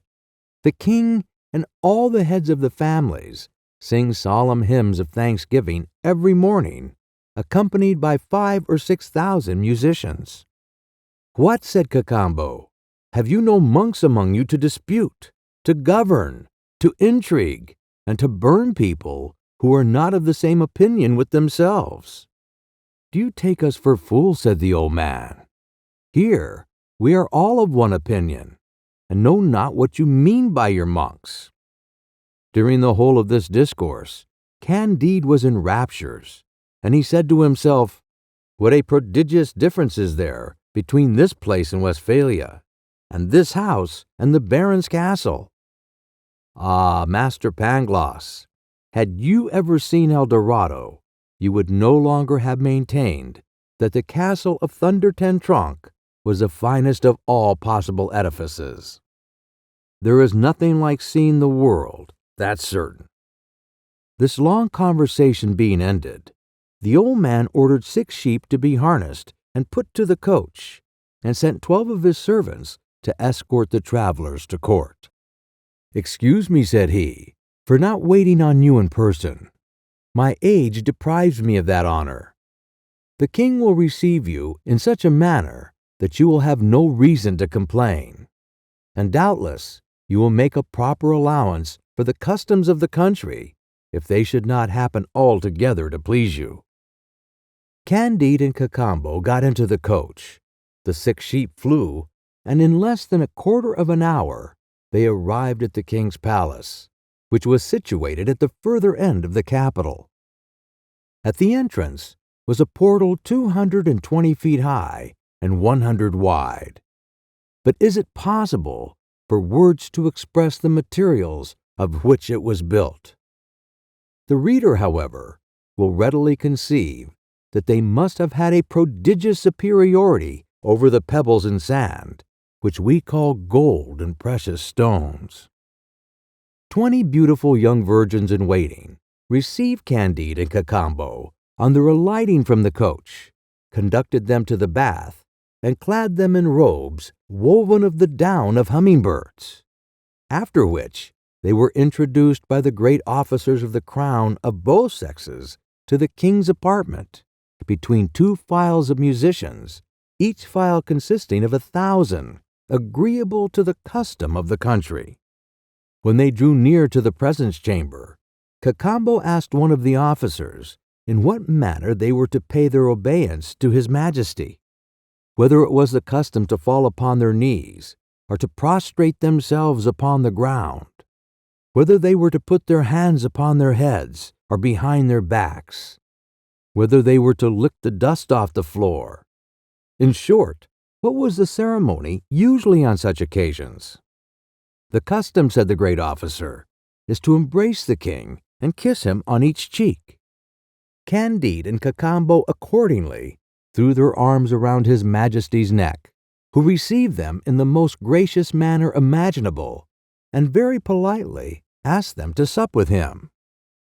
While supper was preparing, orders were given to show them the city, where they saw great public structures that reared their lofty heads to the clouds, the marketplaces decorated with 1,000 columns, fountains of spring water, besides others of rose water, and of liquors drawn from the sugar cane, incessantly flowing in the great squares, which were paved with a kind of precious stone that emitted an odor like that of cloves and cinnamon.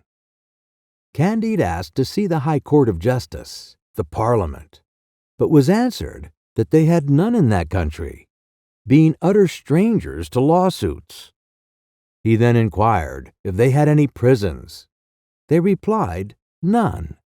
But what gave him at once the greatest surprise and pleasure was the Palace of Sciences, where he saw a gallery 2,000 feet long, filled with various apparatus in mathematics and natural philosophy. After having spent the whole afternoon in seeing only about 1,000th part of the city, they were brought back to the king's palace.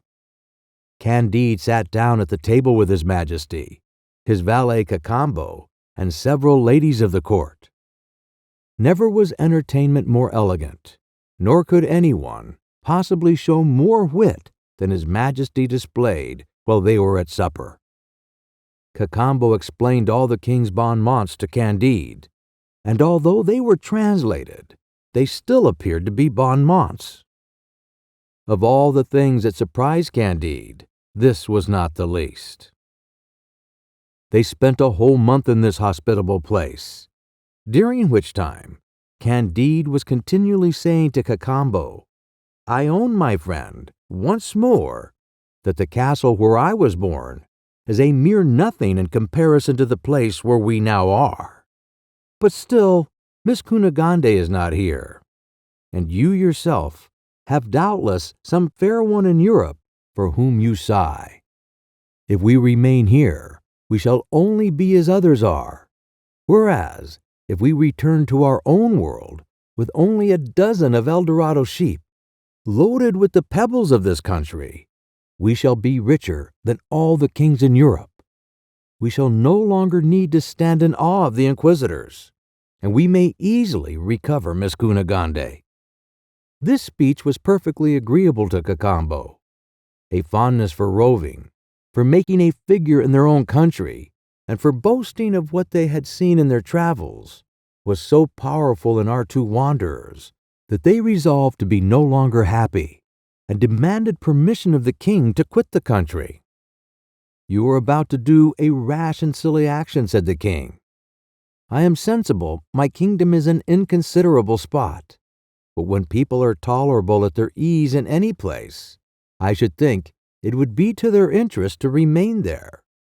Most assuredly, I have no right to detain you, or any strangers, against your wills. This is an act of tyranny, to which our manners and our laws are equally repugnant. All men are by nature free. You have therefore an undoubted liberty to depart whenever you please. But you will have many and great difficulties to encounter in passing the frontiers. It is impossible to ascend that rapid river which runs under high and vaulted rocks, and by which you were conveyed here by a kind of miracle. The mountains, by which my kingdom are hemmed in on all sides, are 10,000 feet high and perfectly perpendicular. They are above 10 leagues across, and the descent from them is one continued precipice.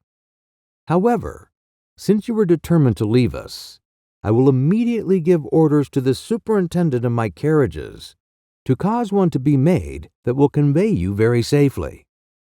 When they have conducted you to the back of the mountains, nobody can attend you farther, for my subjects have made a vow never to quit the kingdom, and they are too prudent to break it. Ask me whatever else you please." "All we shall ask of your majesty," said Cacambo, "is only a few sheep laden with provisions, pebbles, and the clay of your country." The king smiled at the request and said, "I cannot imagine what pleasure you Europeans find in our yellow clay. But take away as much of it as you will, and much good may it do you." He immediately gave orders to his engineers to make a machine to hoist these two extraordinary men out of the kingdom. 3,000 good machinists went to work and finished it in about 15 days. And it did not cost more than 20 million sterling of that country's money. Candide and Cacambo were placed on this machine, and they took with them 2 large red sheep, bridled and saddled, to ride upon.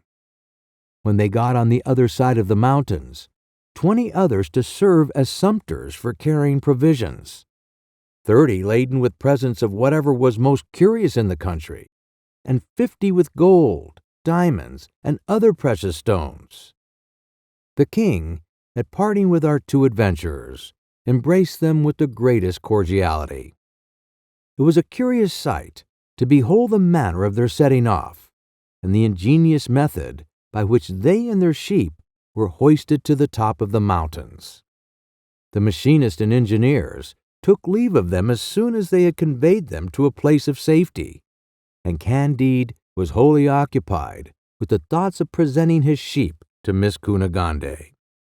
"Now," cried he, "thanks to heaven, we have more than sufficient to pay the governor of Buenos Aires for Miss Kunagande, if she is redeemable. Let us make the best of our way to Cayenne, where we will take shipping, and then we may at leisure think of what kingdom we shall purchase with our riches. Chapter 19. What happened to them at Suriname, and how Candide became acquainted with Martin. Our travelers' first day's journey was very pleasant. They were elated with the prospect of possessing more riches than were to be found in Europe, Asia, and Africa together. Candide, in amorous transports, cut the name of Miss Kunagande on almost every tree he came to. The second day, 2 of their sheep sunk in a morass and were swallowed up with their jading. 2 more died of fatigue. Some few days afterwards, 7 or 8 perished with hunger in a desert, and others, at different times, tumbled down precipices or were otherwise lost, so that after traveling about 100 days, they had only 2 sheep left of the 102 they brought with them from El Dorado. Said Candide to Cacambo, "You see, my dear friend, how perishable the riches of this world are. There is nothing solid but virtue." "Very true," said Cacambo, "but we still have 2 sheep remaining, with more treasures than the King of Spain will ever be possessed of. And I espy a town at a distance, which I take to be Suriname, a town belonging to the Dutch. We are now at the end of our troubles and at the beginning of happiness."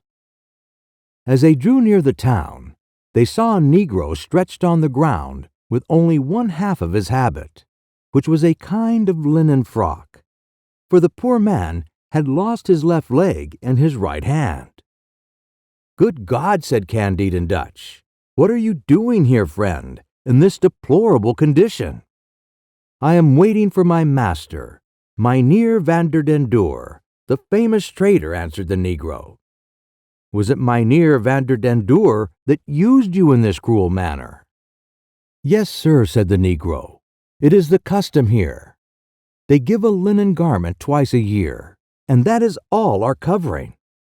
When we labor in the sugar works, and the mill happens to snatch hold of a finger, they instantly chop off our hand, and when we attempt to run away, they cut off a leg. Both these cases have happened to me, and it is at this expense that you eat sugar in Europe. And yet, when my mother sold me for 10 pantacoons on the coast of Guinea, she said to me, 'My child, bless our fetishes, adore them forever. They will make you live happy. You have the honor to be a slave to our lords the whites, by which you will make the fortune of us your parents.' Alas, I know not whether I have made their fortunes, but they have not made mine. Dogs, monkeys, and parrots are 1,000 times less wretched than I. The Dutch fetishes who converted me tell me every Sunday that the blacks and whites are all children of one father, whom they call Adam. As for me, I do not understand anything of genealogies. But if what these preachers say is true, we are all second cousins. And you must allow that it is impossible to be worse treated by our relations than we are." "O Pangloss," cried out Candide, "such horrid doings never entered your imagination. Here is an end of the matter. I find myself, after all, obliged to renounce your optimism." "Optimism," said Cacambo, "what is that?" "Alas," replied Candide, "it is the obstinacy of maintaining that everything is best when it is worst." And so saying, he turned his eyes toward the poor Negro and shed a flood of tears, and in this weeping mood he entered the town of Suriname. Immediately upon their arrival, our travelers inquired if there was any vessel in the harbor which they might send to Buenos Aires. The person they addressed themselves to happened to be the master of a Spanish bark, who offered to agree with them on moderate terms, and appointed them a meeting at a public house. There Candide and his faithful Cacambo went to wait for him, taking with them their 2 sheep. Candide, who was all frankness and sincerity, made an ingenuous recital of his adventures to the Spaniard, declaring to him at the same time his resolution of carrying off Miss Kunagande from the governor of Buenos Aires. "Ho, ho," said the shipmaster, "if that is the case, get whom you please to carry you to Buenos Aires. For my part, I wash my hands of the affair. It would prove a hanging matter to us all. The fair Kunagande is the governor's favorite mistress." These words were like a clap of thunder to Candide. He wept bitterly for a long time, and taking Cacambo aside, he said to him, "I tell you, my dear friend, what you must do. We have each of us in our pockets the value of 5 or 6 million in diamonds. You are cleverer at these matters than I. You must go to Buenos Aires and bring off Miss Kunagande. If the governor makes any difficulty, give him 1 million. If he holds out, give him 2. As you have not killed an inquisitor, they will have no suspicion of you. I'll fit out another ship and go to Venice, where I will wait for you. Venice is a free country, where we shall have nothing to fear from Bulgarians, Abaras, Jews, or inquisitors." Cacambo greatly applauded this wise resolution. He was inconsolable at the thoughts of parting with so good a master, who treated him more like an intimate friend than a servant. But the pleasure of being able to do him a service soon got the better of his sorrow. They embraced each other with a flood of tears. Candide charged him not to forget the old woman. Cacambo set out the same day. This Cacambo was a very honest fellow. Candide continued some days longer at Surinam, waiting for any captain to carry him and his 2 remaining sheep to Italy. He hired domestics and purchased many things necessary for a long voyage. At length, Mynheer van der Den Door, skipper of a large Dutch vessel, came and offered his service. "What will you have," said Candide, "to carry me, my servants, my baggage, and these 2 sheep you see here, directly to Venice?" The skipper asked 10,000 piastres, and Candide agreed to his demand without hesitation. "Ho, ho," said the cunning van der Den Door to himself, "this stranger must be very rich. He agrees to give me 10,000 piastres without hesitation." Returning a little while after, he told Candide that upon second consideration he could not undertake the voyage for less than 20,000. "Very well, you shall have them," said Candide. "Zounds," said the skipper to himself, "this man agrees to pay 20,000 piastres with as much ease as 10. Accordingly, he went back again and told him roundly that he would not carry him to Venice for less than 30,000 piastres. "Then you shall have 30,000, said Candide. "Odd so," said the Dutchman once more to himself. 30,000 piastres seems a trifle to this man. Those sheep must certainly be laden with an immense treasure. I'll stop here and ask no more, but make him pay down the 30,000 piastres, and then we may see what is to be done further." Candide sold 2 small diamonds, the least of which was worth more than all the skipper asked. He paid him beforehand, the 2 sheep were put on board, and Candide followed in a small boat to join the vessel in the road. The skipper took advantage of his opportunity, hoisted sail, and put out to sea with a favorable wind. Candide, confounded and amazed, soon lost sight of the ship. "Alas," said he, "this is a trick like those in our own world." He returned back to the shore, overwhelmed with grief, and indeed he had lost what would have made the fortune of 20 monarchs. Straightway upon his landing, he applied to the Dutch magistrate. Being transported with passion, he thundered at the door, which being open, he went in, told his case, and talked a little louder than was necessary. The magistrate began with fining him 10,000 piastres for his petulance, and then listened very patiently to what he had to say, promised to examine into the affair on the skipper's return, and ordered him to pay 10,000 piastres more for the fees of the court. This treatment put Candide out of all patience. It is true, he had suffered misfortunes 1,000 times more grievous, but the cool insolence of the judge and the villainy of the skipper raised his choler and threw him into a deep melancholy. The villainy of mankind presented itself to his mind in all its deformity, and his soul was a prey to the most gloomy ideas.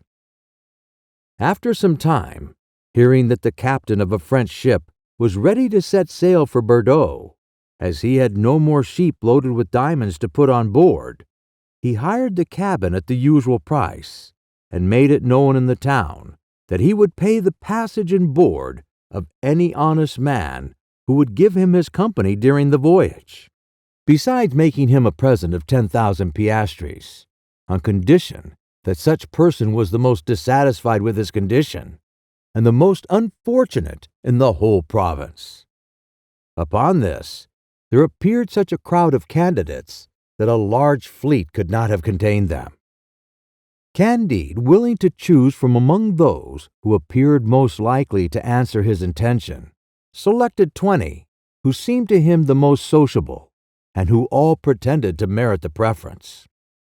He invited them to his inn, and promised to treat them with a supper, on condition that every man should bind himself by an oath to relate his own history, declaring at the same time that he would make choice of that person who should appear to him the most deserving of compassion and the most justly dissatisfied with his condition in life, and that he would make a present to the rest. This extraordinary assembly continued sitting till 4 in the morning. Candide, while he was listening to their adventures, called to mind what the old woman had said to him in their voyage to Buenos Aires, and the wager she had laid that there was not a person on board the ship but had met with great misfortunes. Every story he heard put him in mind of Pangloss. My old master, said he, would be confoundedly put to it to demonstrate his favorite system, would he were here. Certainly, if everything is for the best, it is in El Dorado, and not in the other parts of the world. At length, he determined in favor of a poor scholar, who had labored 10 years for the booksellers at Amsterdam, being of the opinion that no employment could be more detestable. This scholar, who was in fact a very honest man, had been robbed by his wife, beaten by his son, and forsaken by his daughter, who had run away with a Portuguese. He had been likewise deprived of a small employment on which he subsisted, and he was persecuted by the clergy of Suriname, who took him for a Socinian. It must be acknowledged that the other competitors were, at least, as wretched as he, but Candide was in hopes that the company of a man of letters would relieve the tediousness of the voyage. All the other candidates complained that Candide had done them great injustice, but he stopped their mouths by a present of 100 piastres to each. Chapter 20. What befell Candide and Martin on their passage. The old philosopher, whose name was Martin, took shipping with Candide for Bordeaux. Both had seen and suffered a great deal, and had the ship been going from Suriname to Japan round the Cape of Good Hope, they could have found sufficient entertainment for each other during the whole voyage in discoursing upon moral and natural evil. Candide, however, had one advantage over Martin.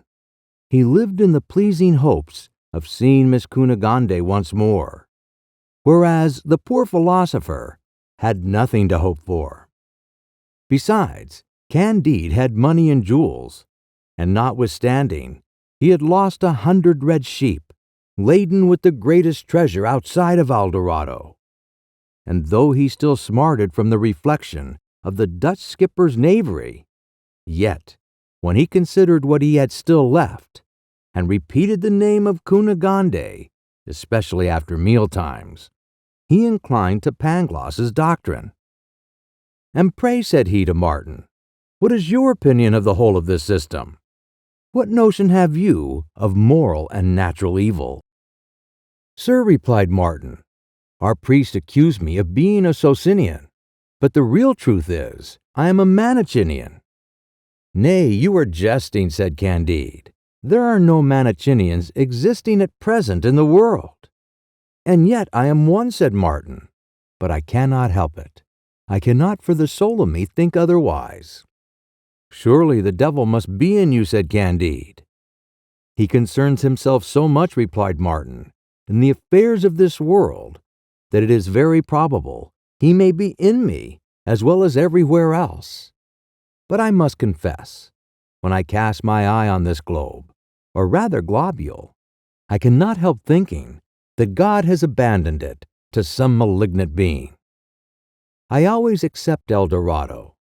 I scarce ever knew a city that did not wish the destruction of its neighboring city, nor a family that did not desire to exterminate some other family. The poor in all parts of the world bear an inveterate hatred to the rich, even while they creep and cringe to them, and the rich treat the poor like sheep, whose wool and flesh they barter for money. A million of regimented assassins traverse Europe from one end to the other to get their bread by regular depredation and murder, because it is the most gentlemanlike profession. Even in those cities which seem to enjoy the blessings of peace, and which the arts flourish, the inhabitants are devoured with envy, care, and inquietudes, which are greater plagues than any experienced in a town besieged. Private chagrins are still more dreadful than public calamities. In a word," concluded the philosopher, "I have seen and suffered so much that I am a Mancinian." "And yet there is some good in the world," replied Candide. "Maybe so," said Martin, "but it has escaped my knowledge." While they were deeply engaged in this dispute, they heard the report of cannon, which redoubled every moment. Each took out his glass, and they spied 2 ships, warmly engaged at the distance of about 3 miles. The wind brought them so near the French ship that those on board her had the pleasure of seeing the fight with great ease. After several smart broadsides, the one gave the other a shot between the wind and water, which sunk her outright. Then could Martin and Candide plainly perceive 100 men on the deck of the vessel which was sinking, who, with hands uplifted to heaven, sent forth piercing cries, and were in a moment swallowed up by the waves. "Well," said Martin, "you now see in what manner mankind treat one another." "It is certain," said Candide, "that there is something diabolical in this affair." As he was speaking thus, he spied something of a shining red hue, which swam close to the vessel. The boat was hoisted out to see what it might be, when it proved to be one of his sheep. Candide felt more joy at the recovery of this one animal than he did grief when he lost the other 100, though laden with the large diamonds of El Dorado. The French captain quickly perceived that the victorious ship belonged to the crown of Spain, that the other was a Dutch pirate, and the very same captain who had robbed Candide. The immense riches which this villain had amassed were buried with him in the deep, and only this one sheep saved out of the whole.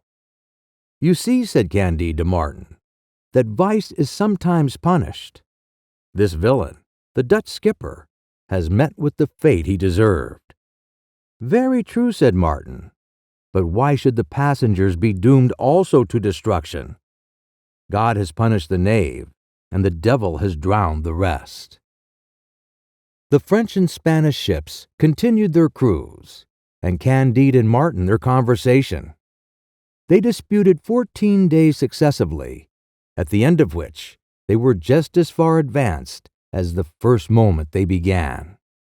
However, they had the satisfaction of disputing, of communicating their ideas, and of mutually comforting each other.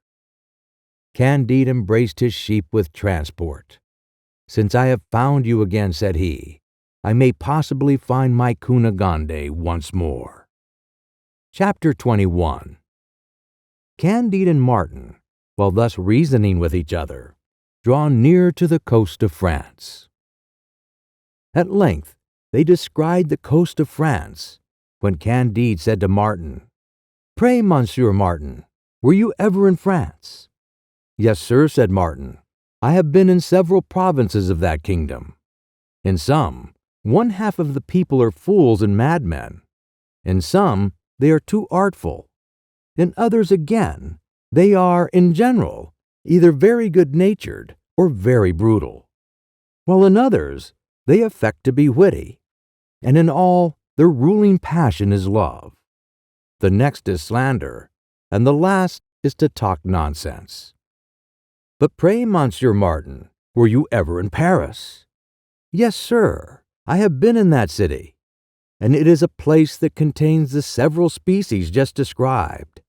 It is a chaos, a confused multitude, where everyone seeks for pleasure without being able to find it, at least as far as I have observed during my short stay in that city. At my arrival, I was robbed of all I had in the world by pickpockets and sharpers at the fair of Saint-Germain. I was taken up myself for a robber and confined in prison a whole week, after which I hired myself as corrector to a press in order to get a little money towards defraying my expenses back to Holland on foot. I knew the whole tribe of scribblers, malcontents, and fanatics.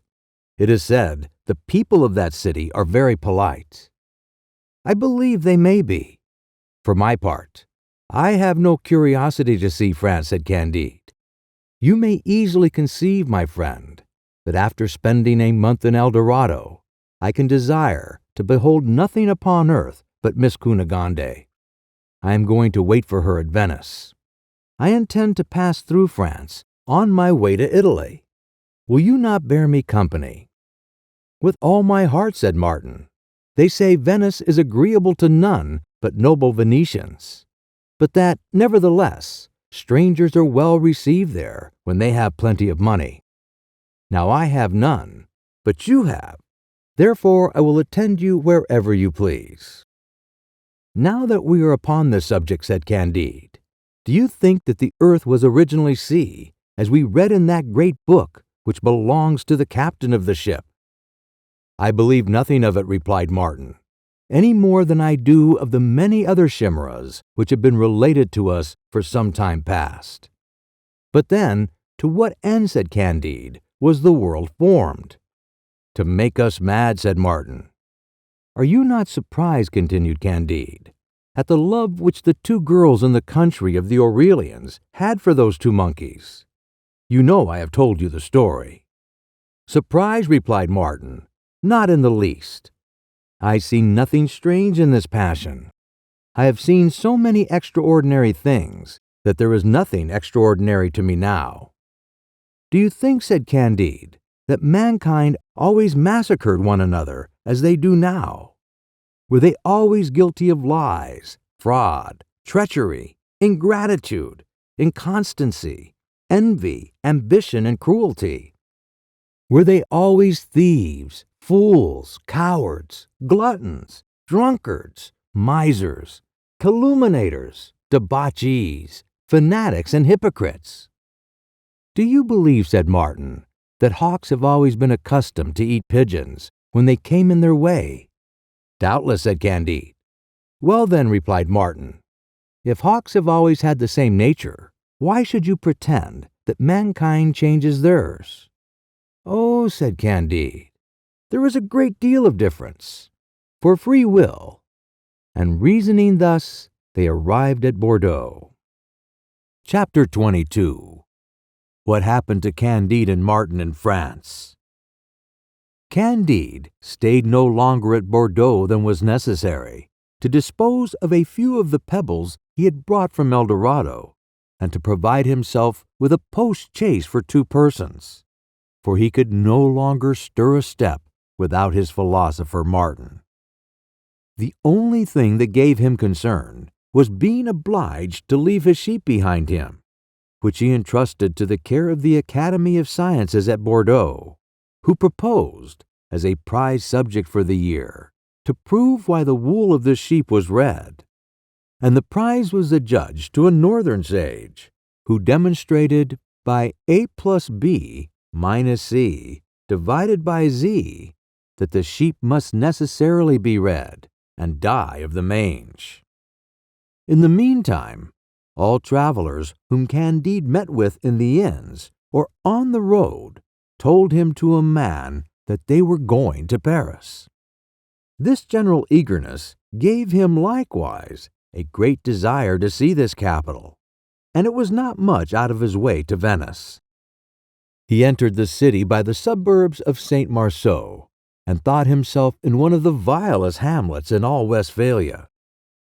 Candide had not been long at his inn before he was seized with a slight disorder, owing to the fatigue he had undergone, as he wore a diamond of an enormous size on his finger, and had among the rest of his equipage a strong box that seemed very weighty. He soon found himself between two physicians, whom he had not sent for, a number of intimate friends whom he had never seen, and who would not quit his bedside, and two women devotees who were very careful in providing him hot broths. "I remember," said Martin to him, "that the first time I came to Paris, I was likewise taken ill. I was very poor, and accordingly I had neither friends, nurses, nor physicians, and yet I did very well." However, by dint of purging and bleeding, Candide's disorder became very serious. The priest of the parish came with all imaginable politeness to desire a note of him, payable to the bearer in the other world. Candide refused to comply with his request, but the two devotees assured him that it was a new fashion. Candide replied that he was not one that followed the fashion. Martin was for throwing the priest out of the window. The clerk swore Candide should not have a Christian burial. Martin swore in his turn that he would bury the clerk alive if he continued to plague them any longer. The dispute grew warm. Martin took him by the shoulders and turned him out of the room, which gave great scandal and occasioned a procès verbal. Candide recovered, and until he was in a condition to go abroad, had a great deal of good company to pass the evenings with him in his chamber. They played deep. Candide was surprised to find he could never turn a trick, and Martin was not at all surprised at the matter. Among those who did him the honors of the place was a little spruce abbé of Perigord, one of those insinuating, busy, fawning, impudent, necessary fellows that lay await for strangers on their arrival, tell them all the scandal of the town, and offer to minister to their pleasures at various prices. This man conducted Candide and Martin to the playhouse. They were acting a new tragedy. Candide found himself placed near a cluster of wits. This, however, did not prevent him from shedding tears at some parts of the piece, which were most affecting and best acted. One of these talkers said to him between acts, "You are greatly to blame to shed tears.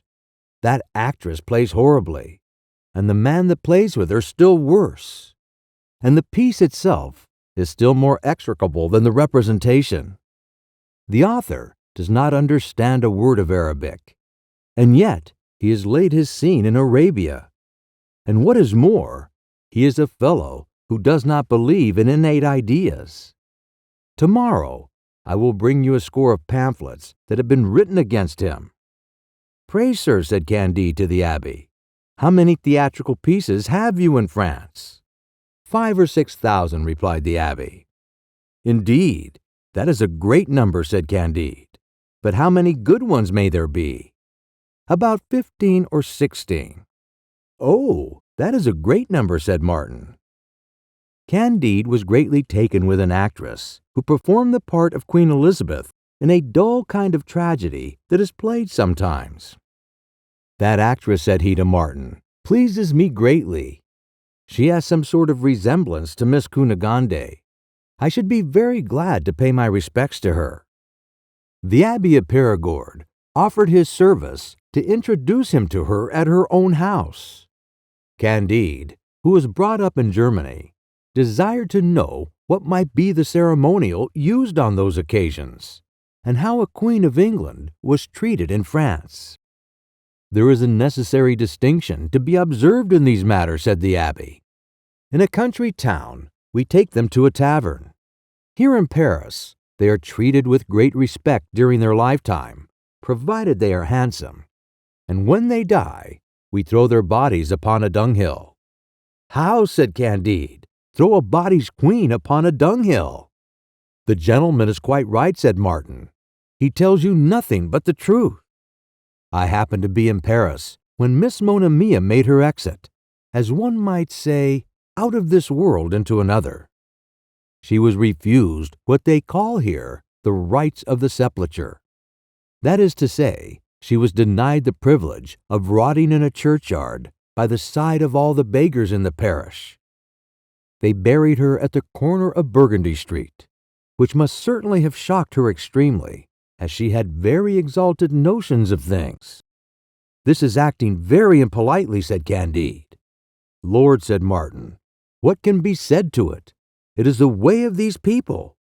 Figure to yourself all the contradictions, all the inconsistencies possible, and you may meet with them in the government, the courts of justice, the churches, and the public spectacles of this odd nation."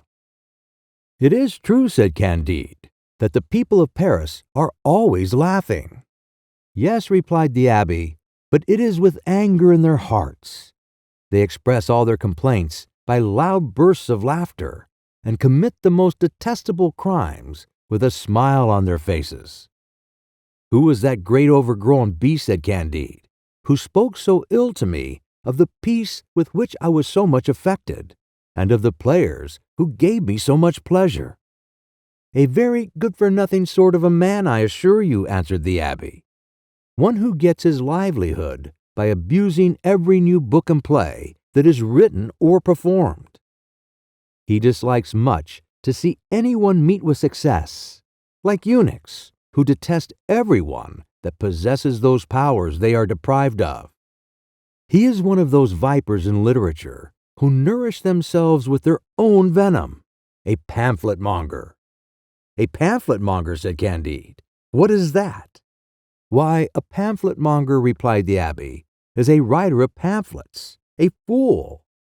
Candide, Martin, and the Abbé of Perigord argued thus on the staircase, while they stood to see the people go out of the playhouse.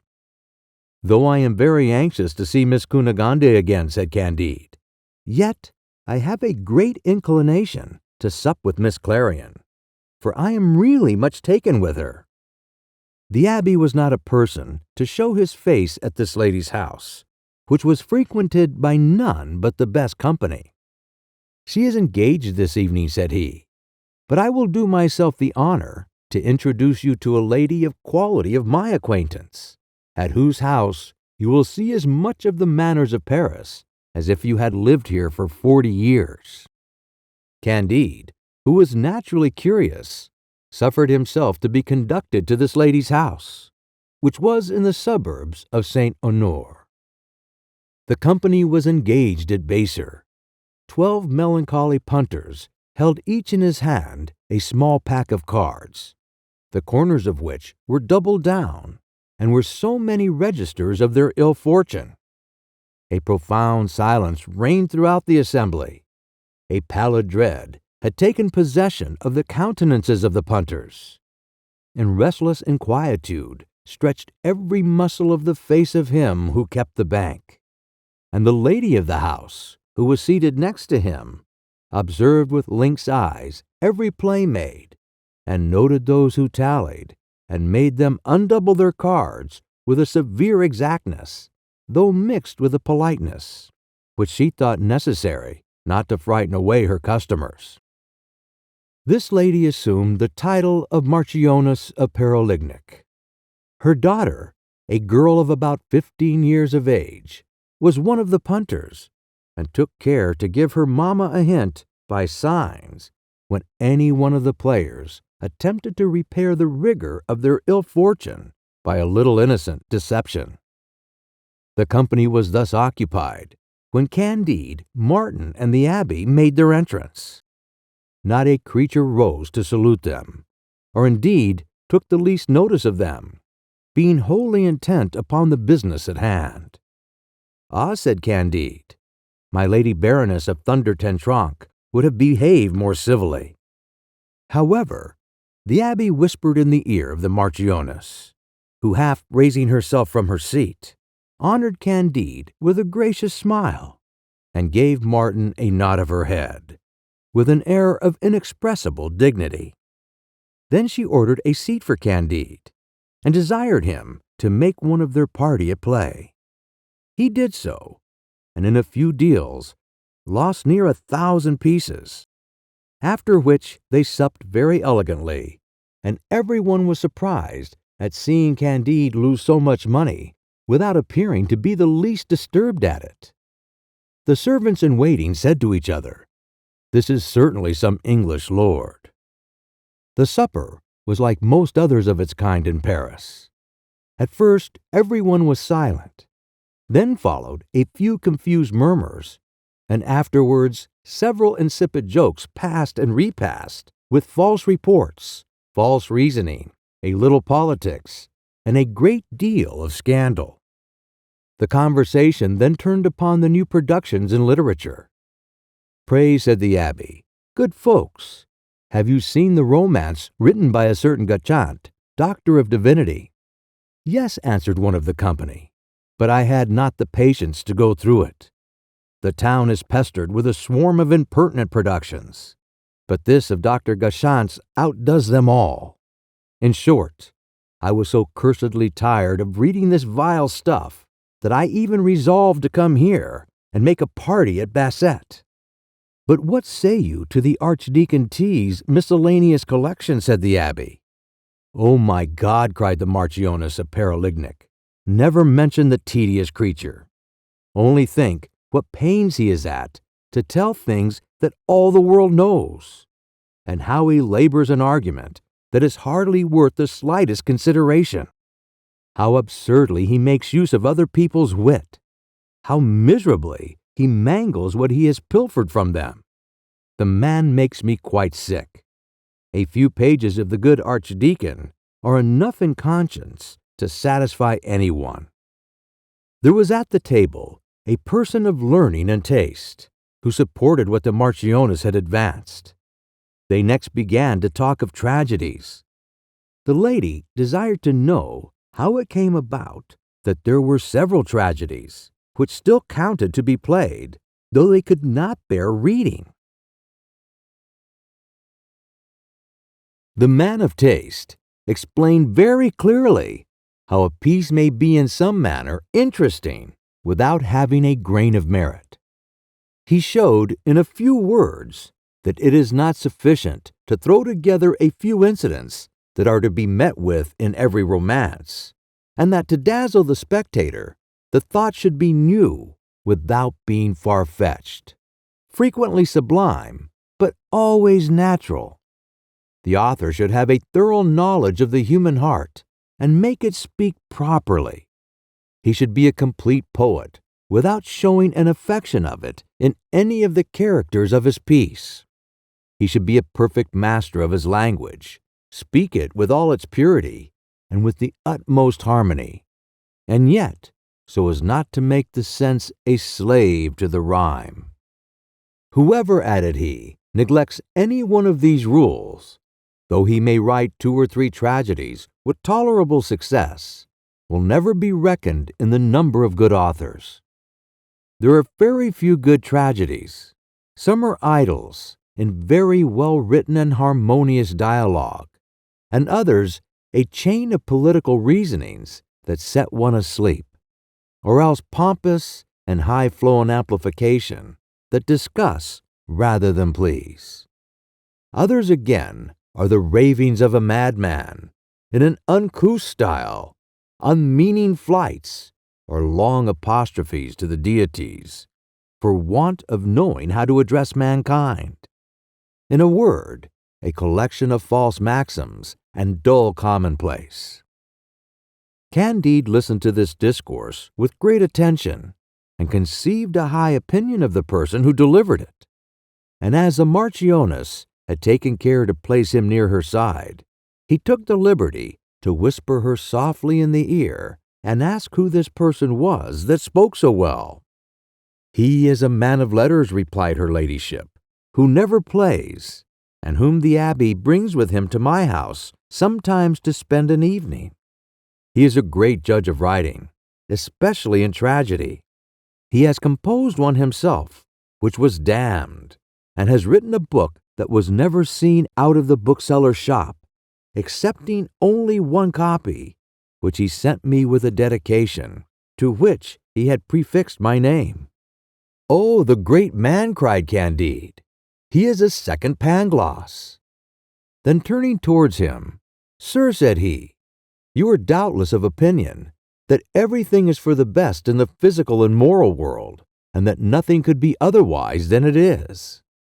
"Aye, sir," replied the man of letters, "I think no such thing, I assure you. I find that all in this world is set the wrong end uppermost.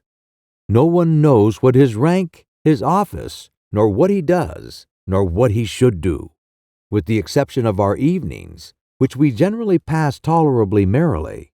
The rest of our time is spent in idle disputes and quarrels. Jansenists against Molinists, the Parliament against the Church, and one armed body of men against another, courtier against courtier, husband against wife, and relations against relations. In short, this world is nothing but one continued scene of civil war." "Yes," said Candide, "and I have seen worse than all that. And yet a learned man, who had the misfortune to be hanged, taught me that everything was marvelously well, and that these evils you are speaking of were only so many shades in a beautiful picture." "Your Hepburn sage," said Martin, "laughed at you. These shades, as you call them, are most horrible blemishes." "The men make these blemishes," rejoined Candide, "and they cannot do otherwise." "Then it is not their fault," added Martin. The greatest part of the gamesters, who did not understand a syllable of this discourse, amused themselves with drinking, while Martin reasoned with the learned gentleman, and Candide entertained the lady of the house with a part of his adventures. After supper, the Marchioness conducted Candide into her dressing-room and made him sit down under a canopy. "Well," said she, "are you still so violently fond of Miss Kunagande of Thunder Ten Tronckh?" "Yes, madam," replied Candide. The Marchioness said to him, with a tender smile, "You answer me like a young man born in Westphalia. A Frenchman would have said, 'It is true, madam, I had a great passion for Miss Kunagande, but since I have seen you, I fear I can no longer love her as I did.'" "Alas, madam," replied Candide, "I will make you what answer you please. You fell in love with her, I find, in stooping to pick up her handkerchief which she had dropped. You shall pick up my garter." "With all my heart, madam," said Candide, and he picked it up. "You must tie it on again," said the lady. Candide tied it on again. "Look here, young man," said the Marchioness, "you are a stranger. I make some of my lovers here in Paris languish for me a whole fortnight, but I surrender to you at first sight, because I am willing to do the honors of my country to a young Westphalian." The fair one, having cast her eye on two very large diamonds that were upon the young stranger's finger, praised them in so earnest a manner that they were in an instant transferred from his finger to hers. As Candide was going home with the abbé, he felt some qualms of conscience for having been guilty of infidelity to Miss Kunagande.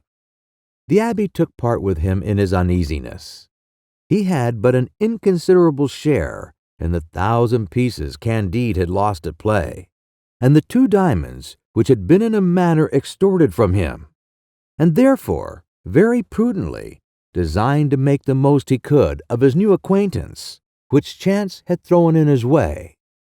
He talked much of Miss Kunagande, and Candide assured him that he would heartily ask pardon of that fair one for his infidelity to her when he saw her at Venice. The abbé redoubled his civilities, and seemed to interest himself warmly in everything that Candide said, did, or seemed inclined to do. "And so, sir, you have an engagement at Venice?" "Yes, Monsieur l'Abbé," answered Candide. "I must absolutely wait upon Miss Kunagande." And then the pleasure he took in talking about the object he loved led him insensibly to relate, according to custom, part of his adventures with that illustrious Westphalian beauty. "I fancy," said the abbé, "Miss Kunagande has a great deal of wit, and that her letters must be very interesting." "I never received any from her," said Candide. "For you are to consider that, being expelled from the castle upon her account, I could not write to her, especially as soon after my departure I heard she was dead. But thank God, I found afterwards she was living. I left her again after this, and now I have sent a messenger to her near 2,000 leagues from here, and wait here for his return with an answer from her." The artful abbé let not a word of all this escape him, though he seemed to be musing upon something else.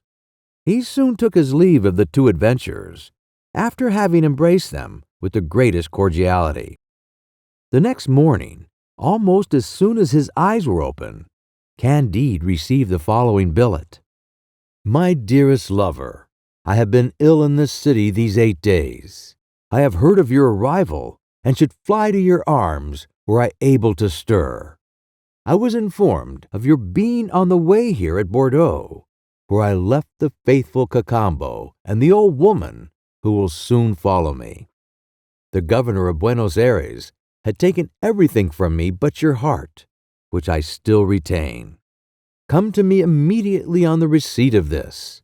Your presence will either give me new life or kill me with the pleasure." At the receipt of this charming, this unexpected letter, Candide felt the utmost transports of joy, though, on the other hand, the indisposition of his beloved Miss Kunagande overwhelmed him with grief. Distracted between these two passions, he took his gold and his diamonds, and procured a person to conduct him and Martin to the house where Miss Kunagande lodged.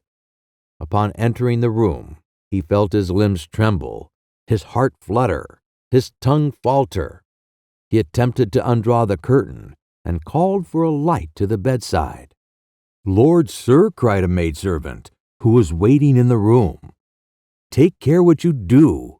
Miss Kunagande cannot bear the least light." And so saying, she pulled the curtain closed again.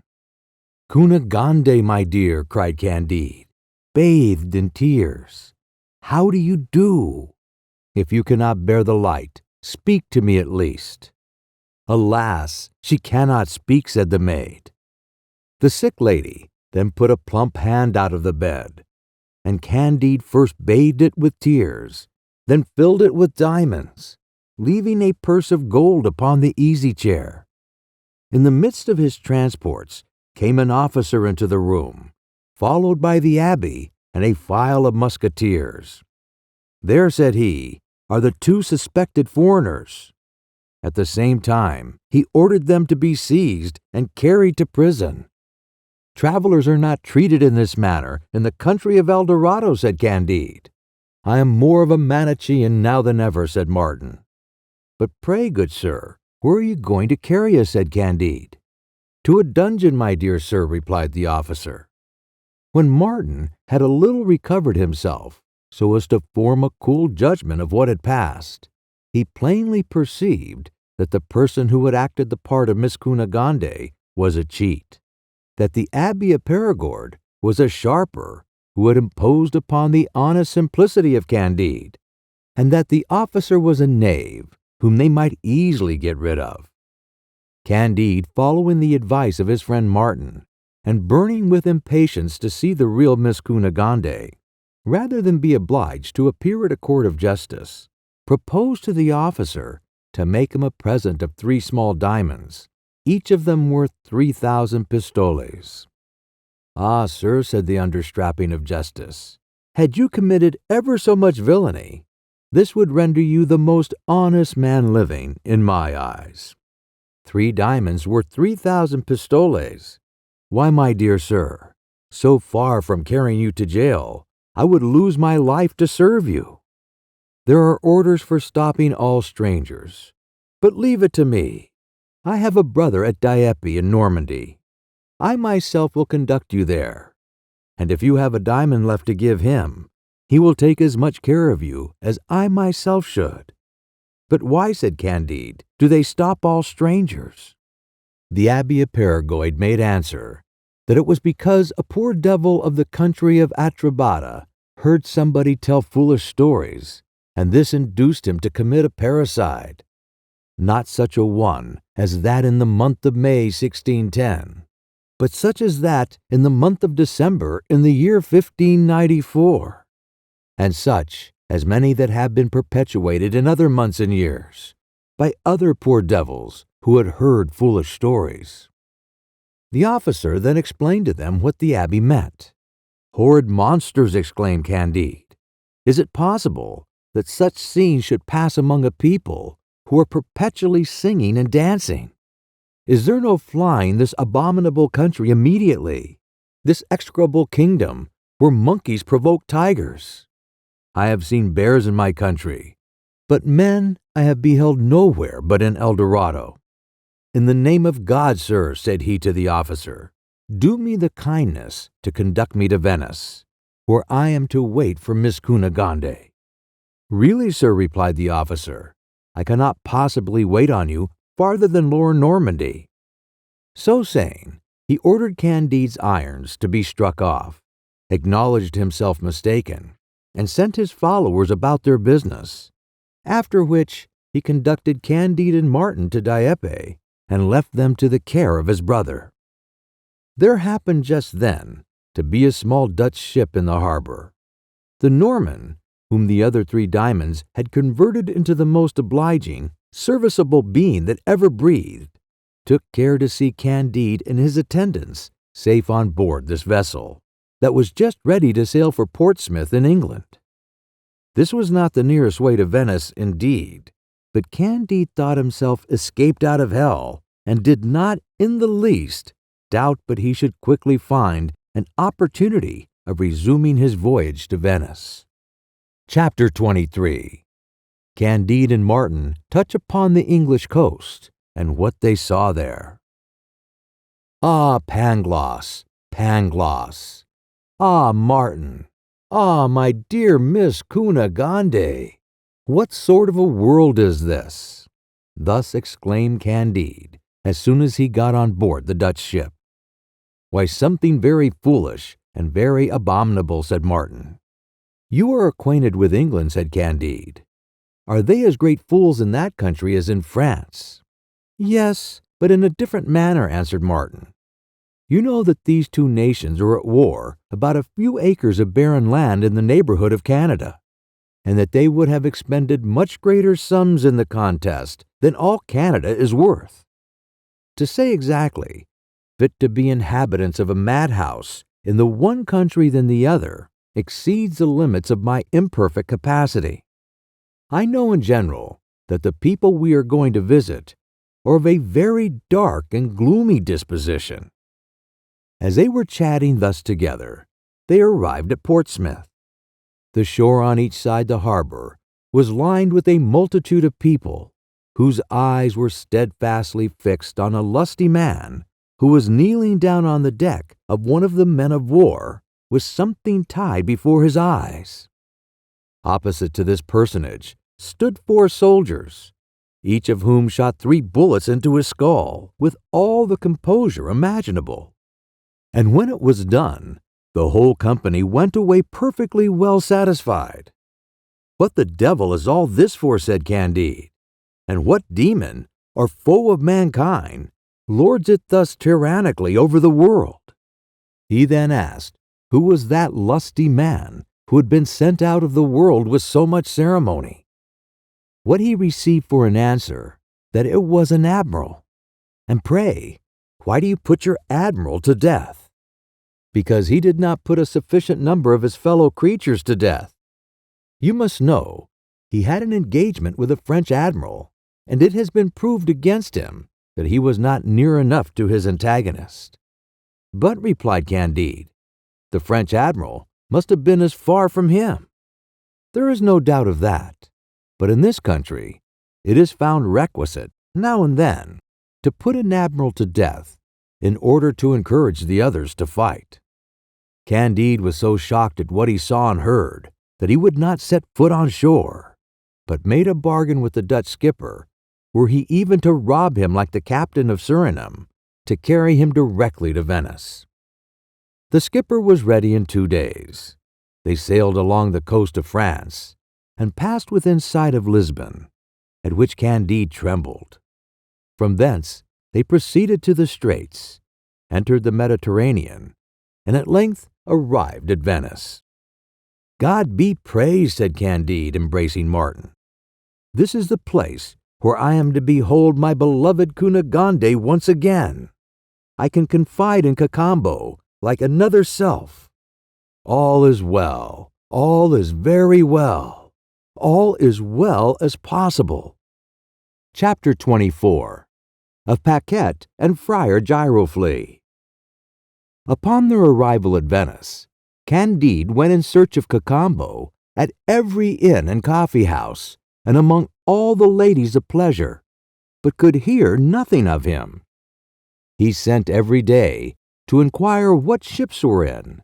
Still no news of Cacambo. It is strange, said he to Martin, very strange, that I should have time to sail from Suriname to Bordeaux, to travel thence to Paris, to Dieppe, to Portsmouth, to sail along the coast of Portugal and Spain, and up the Mediterranean, to spend some months at Venice, and that my lovely Kunagande should not have arrived. Instead of her, I only met with a Parisian impostor and a rascally abbé of Perigord. Kunagande is actually dead, and I have nothing to do but follow her. Alas, how much better it would have been for me to have remained in the paradise of El Dorado than to have returned to this cursed Europe. You are in the right, my dear Martin. You are certainly in the right. All is misery and deceit. He fell into a deep melancholy, and neither went to the opera, then in vogue, nor partook of any of the diversions of the carnival. Nay, he even slighted the fair sex.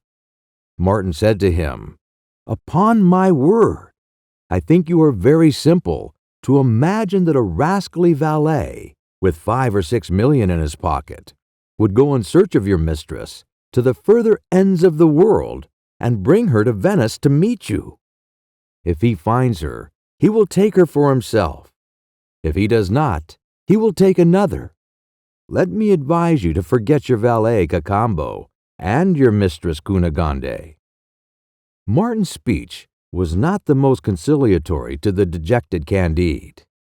His melancholy increased, and Martin never ceased trying to prove to him that there is very little virtue or happiness in this world, except perhaps in El Dorado, where hardly anybody can gain admittance.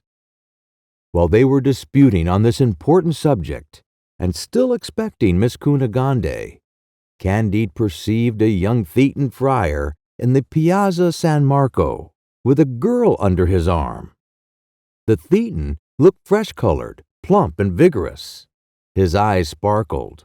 His air and gait were bold and lofty. The girl was pretty and was singing a song, and every now and then gave her Thetan an enormous oogle and wantonly pinched his ruddy cheeks. You will at least allow, said Candide to Martin, that these 2 people are happy. Hitherto I have met with none but unfortunate people in the whole habitable globe, except in El Dorado. But as to this couple, I would venture to lay a wager they are happy. Done, said Martin. They are not what you imagine. Well, "We have only to ask them to dine with us," said Candide, "and you will see whether I am mistaken or not." Thereupon he accosted them, and with great politeness invited them to his inn to eat some macaroni, with Lombard partridges and caviar, and to drink a bottle of Montepulciano, Lacrima Christi, Cyprus, and Samos wine. The girl blushed. The Thetan accepted the invitation, and she followed him, eyeing Candide every now and then, with a mixture of surprise and confusion, while the tears stole down her cheeks. No sooner did she enter his apartment than she cried out, "How, Monsieur Candide, have you quite forgot your Paquette? Do you not know her again?" Candide had not regarded her with any degree of attention before, being wholly occupied with the thoughts of his dear Kunagande. "Ah, it is you, child! Was it you that reduced Dr. Pangloss to that fine condition I saw him in?"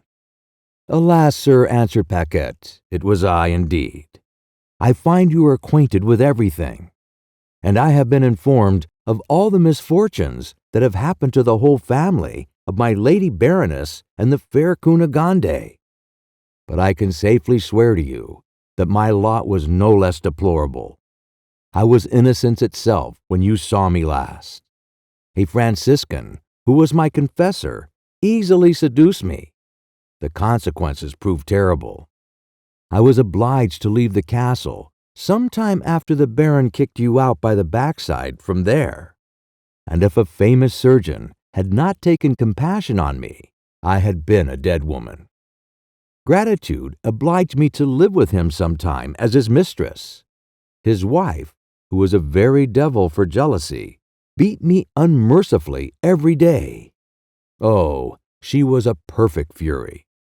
The doctor himself was the most ugly of all mortals, and I the most wretched creature existing, to be continually beaten for a man whom I did not love. You are sensible, sir, how dangerous it was for an ill-natured woman to be married to a physician. Incensed at the behavior of his wife, he one day gave her so affectionate a remedy for a slight cold she had caught, that she died in less than 2 hours in most dreadful convulsions. Her relations prosecuted the husband, who was obliged to fly, and I was sent to prison.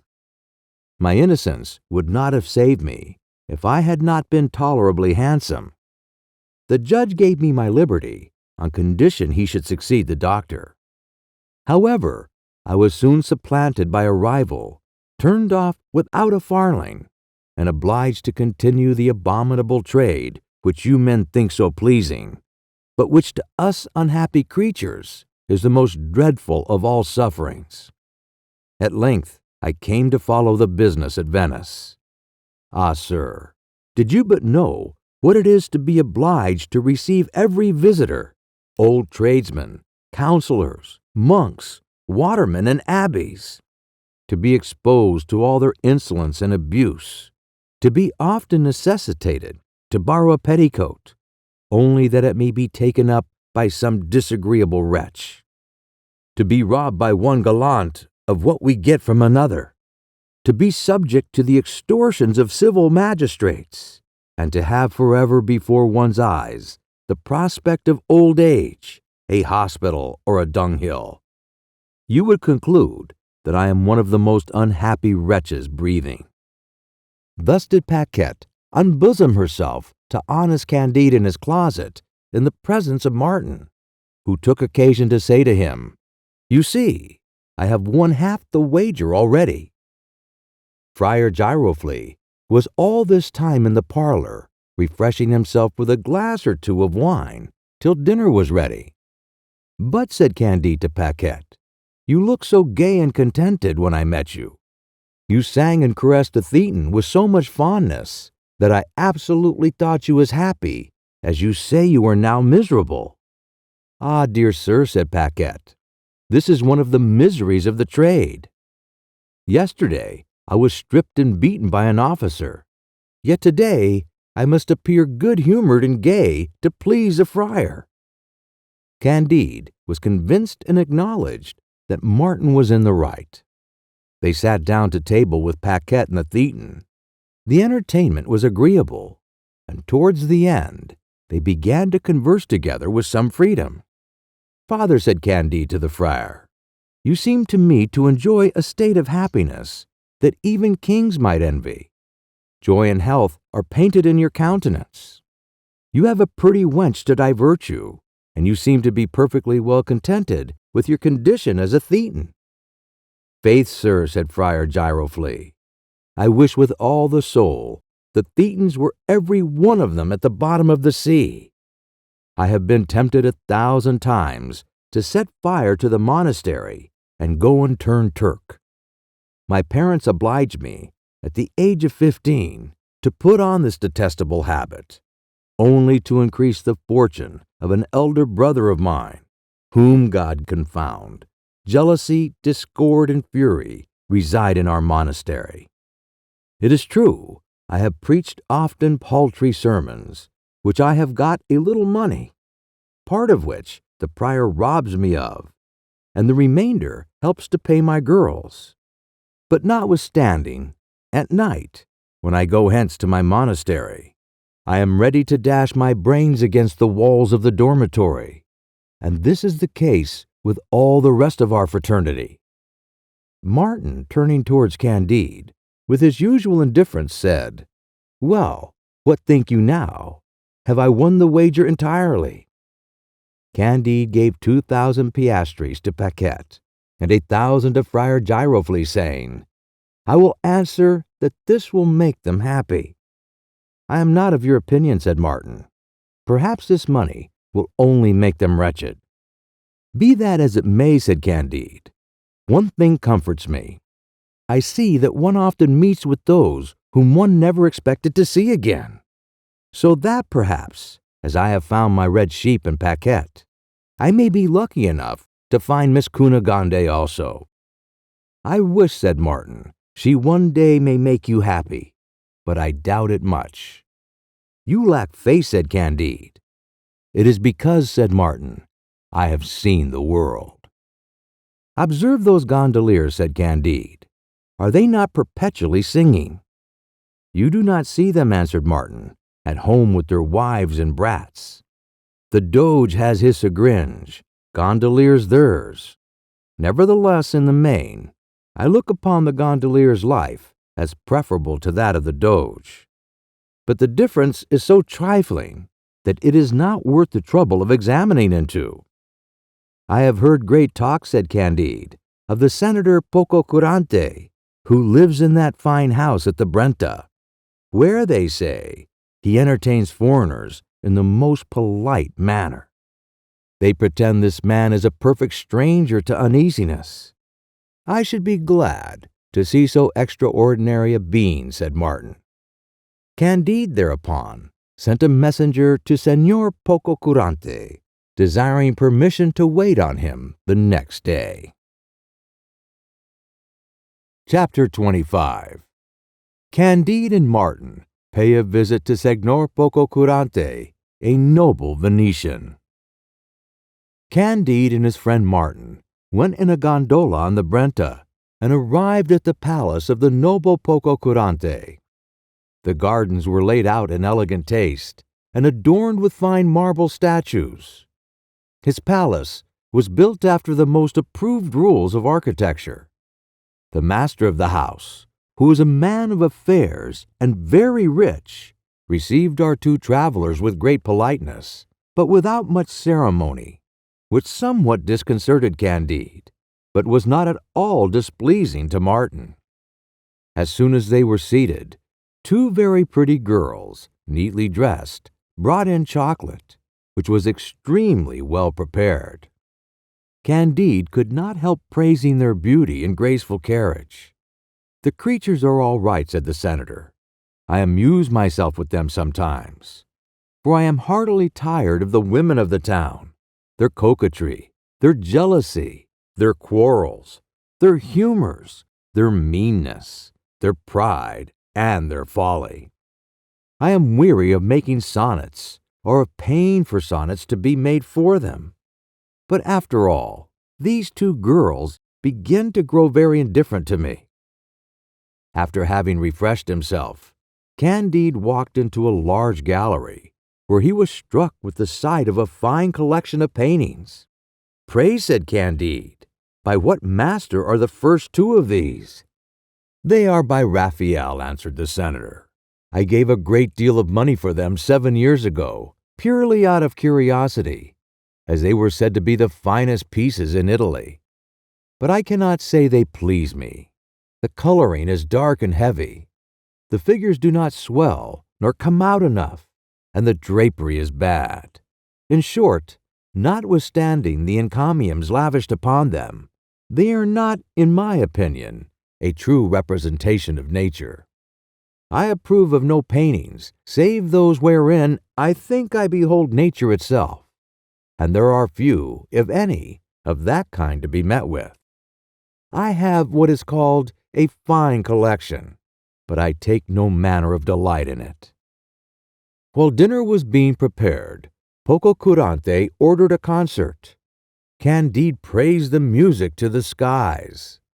"This noise," said the noble Venetian, "may amuse one for a little time, but if it were to last above a half an hour, it would grow tiresome to everybody, though perhaps no one would care to own it.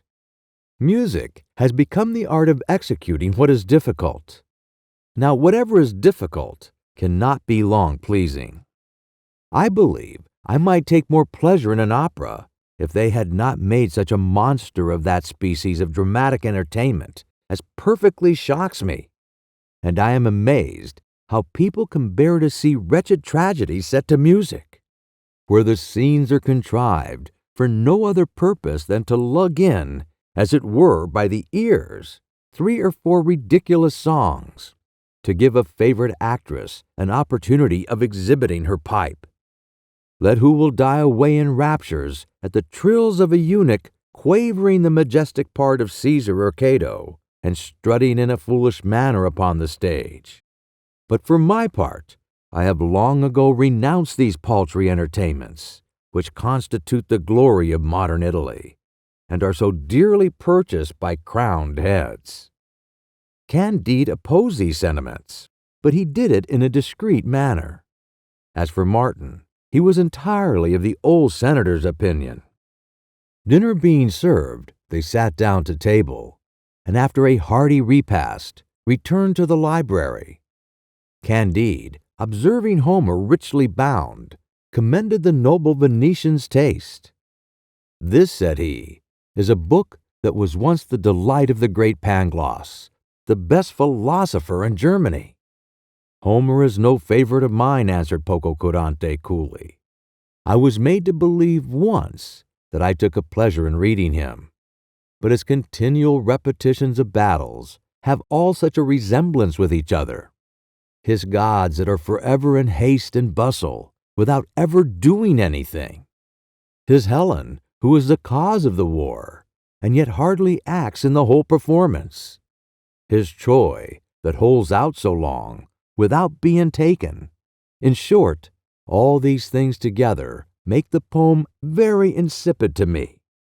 I have asked some learned men whether they are not in reality as much tired as myself with reading this poet. Those who spoke ingenuously assured me that he had made them fall asleep, and yet that they could not well avoid giving him a place in their libraries, but that it was merely, as they would do an antique, are those rusty metals which are kept only for curiosity, and are of no manner of use in commerce. But your Excellency does not surely form the same opinion of Virgil, said Candide. Why, I grant, replied Pococurante, that the 2nd, 3rd, 4th, and 6th books of his Aeneid are excellent. But as for his pious Aeneas, his strong Cloanthus, his friendly Achates, his boy Ascanius, his silly king Latinus, his ill-bred Amata, his insipid Lavinia, and some other characters much in the same strain, I think there cannot in nature be anything more flat and disagreeable. I must confess I prefer Tasso far beyond him. Nay, even that sleepy tale-teller Ariosto. May I take the liberty to ask if you do not experience great pleasure from reading Horace, said Candide. There are maxims in this writer, replied Pococurante, whence a man of the world may reap some benefit, and the short measure of the verse makes them more easily to be retained in the memory. But I see nothing extraordinary in his journey to Brundusium and his account of his dinner, nor in his dirty, low quarrel between one Rupilius, whose words, as he expresses it, were full of poisonous filth, and another whose language was dipped in vinegar. His indelicate verses against old women and witches have frequently given me great offense, nor can I discover the great merit of his telling his friend Maecenas that if he will not but rank him in the class of lyric poets, his lofty head shall touch the stars. Ignorant readers are apt to judge a writer by his reputation. For my part, I read only to please myself. I like nothing but what makes for my purpose. Candide, who had been brought up with a notion of never making use of his own judgment, was astonished at what he heard. But Martin found there was a good deal of reason in the senator's remarks. "Oh, here is a Tully," said Candide. "This great man, I fancy you are never tired of reading." "Indeed, I never read him at all," replied Pococurante. "What is it to me whether he pleads for Rabirius or Cluentius? I try causes enough myself. I had once some liking for his philosophical works, but when I found he doubted everything, I thought I knew as much as himself, and had no need of a guide to learn ignorance." "Ha!" cried Martin, "here are 80 volumes of the Memories of the Academy of Sciences. Perhaps there may be something curious and valuable in this collection." "Yes," answered Pococurante, "so there might, if any one of these compilers of this rubbish had only invented the art of pin-making. But all these volumes are filled with mere chimerical systems, without one single article conducive to real utility." "I see a prodigious number of plays," said Candide, "in Italian, Spanish, and French." "Yes," replied the Venetian, "there are, I think, 3,000, and not 36 of them good for anything. As to those huge volumes of divinity, and those enormous collections of sermons, they are not altogether worth one single page in Seneca. And I fancy you will readily believe that neither myself nor anyone else ever looks into them." Martin, perceiving some shelves filled with English books, said to the senator, "I fancy that a republican must be highly delighted with those books, which are most of them written with a noble spirit of freedom." "It is noble to write as we think," said Pococurante. "It is the privilege of humanity. Throughout Italy, we write only what we do not think, and the present inhabitants of the country, of the Caesars and Antonins, dare not acquire a single idea without the permission of a Dominican father. I should be enamored of the spirit of the English nation, did it not utterly frustrate the good effects it would produce by passion and the spirit of party." Candide, seeing a Milton, asked the senator if he did not think that author a great man. "Who?" said Pococurante sharply. "That barbarian who writes a tedious commentary in 10 books of rumbling verse on the first chapter of Genesis. That slovenly imitator of the Greeks who disfigures the creation by making the Messiah take a pair of compasses from heaven's armory to plan the world, whereas Moses represented the deity as producing the whole universe by his fiat. Can I think you have any esteem for a writer who has spoiled Tasso's hell and the devil, who transforms Lucifer sometimes into a toad and at others into a pygmy, who makes him say the same thing over again 100 times, who metamorphoses him into a school divine, and who, by an absurdly serious imitation of Ariosto's comic invention of firearms, represents the devils and angels cannonading each other in heaven? Neither I nor any other Italian can possibly take pleasure in such melancholy reveries. But the marriage of sin and death, and snakes issuing from the womb of the former, are enough to make any person sick that is not lost to all sense of delicacy. This obscene, whimsical, and disagreeable poem met with the neglect it deserved at its first publication, and I only treat the author now as he was treated in his own country by his contemporaries. Candide was sensibly grieved at this speech, as he has a great respect for Homer, and was fond of Milton. "Alas," said he softly to Martin, "I am afraid this man holds our German poets in great contempt." "There would be no such great harm in that," said Martin. "Oh, what a surprising man," said Candide, still to himself. "What a prodigious genius is this Pococurante! Nothing can please him." After finishing their survey of the library, they went down into the garden, when Candide commended the several beauties that offered themselves to his view. "I know nothing upon earth laid out in such bad taste," said Pococurante. "Everything about it is childish and trifling. But I shall have another laid out tomorrow upon a nobler plan." As soon as our two travelers had taken leave of His Excellency, Candide said to Martin, "Well, I hope you will own that this man is the happiest of all mortals, for he is above everything he possesses." "But do you not see," answered Martin, "that he likewise dislikes everything he possesses? It was an observation of Plato, long since, that those are not the best stomachs that reject, without distinction, all sorts of ailments." "True," said Candide, "but still, there must certainly be a pleasure in criticizing everything, and in perceiving faults where others think they see beauties." "That is," replied Martin, "there is a pleasure in having no pleasure." "Well, well," said Candide, "I find that I shall be the only happy man at last, when I am blessed with the sight of my dear Kunagande." "It is good to hope," said Martin. In the meanwhile, days and weeks passed away, and no news of Cacambo. Candide was so overwhelmed with grief that he did not reflect on the behavior of Paquette and Friar Giroflee, who never stayed to return him thanks for the presents he had so generously made them.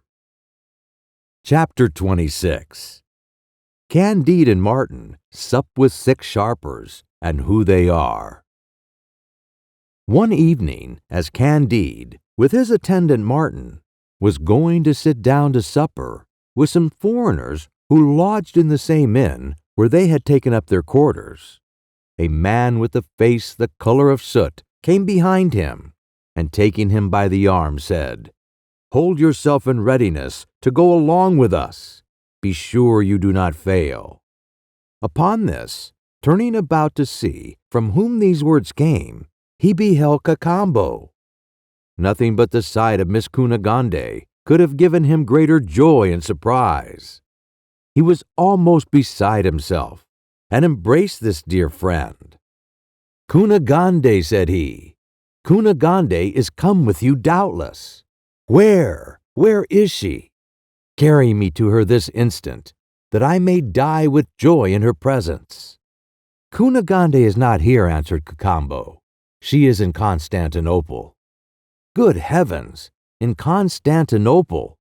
But no matter if she were in China, I would fly there. Quick, quick, dear Cacambo, let us be gone." "Soft and fair," said Cacambo. "Stay till you have supped. I cannot at present stay to say anything more to you. I am a slave, and my master waits for me.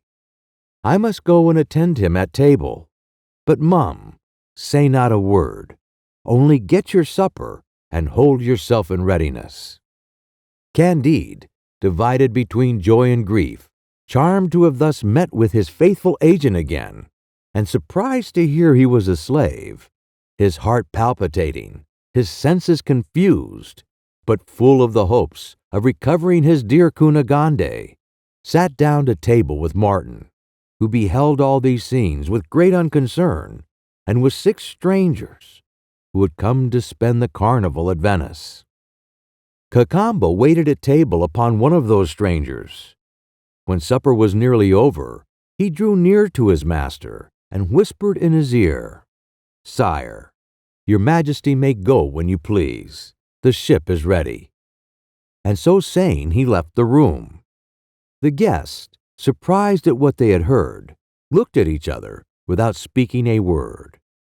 When another servant, drawing near to his master, in like manner said, "Sire, your majesty's post-chaise is at Padua, and the bark is ready," the master made him a sign, and he instantly withdrew.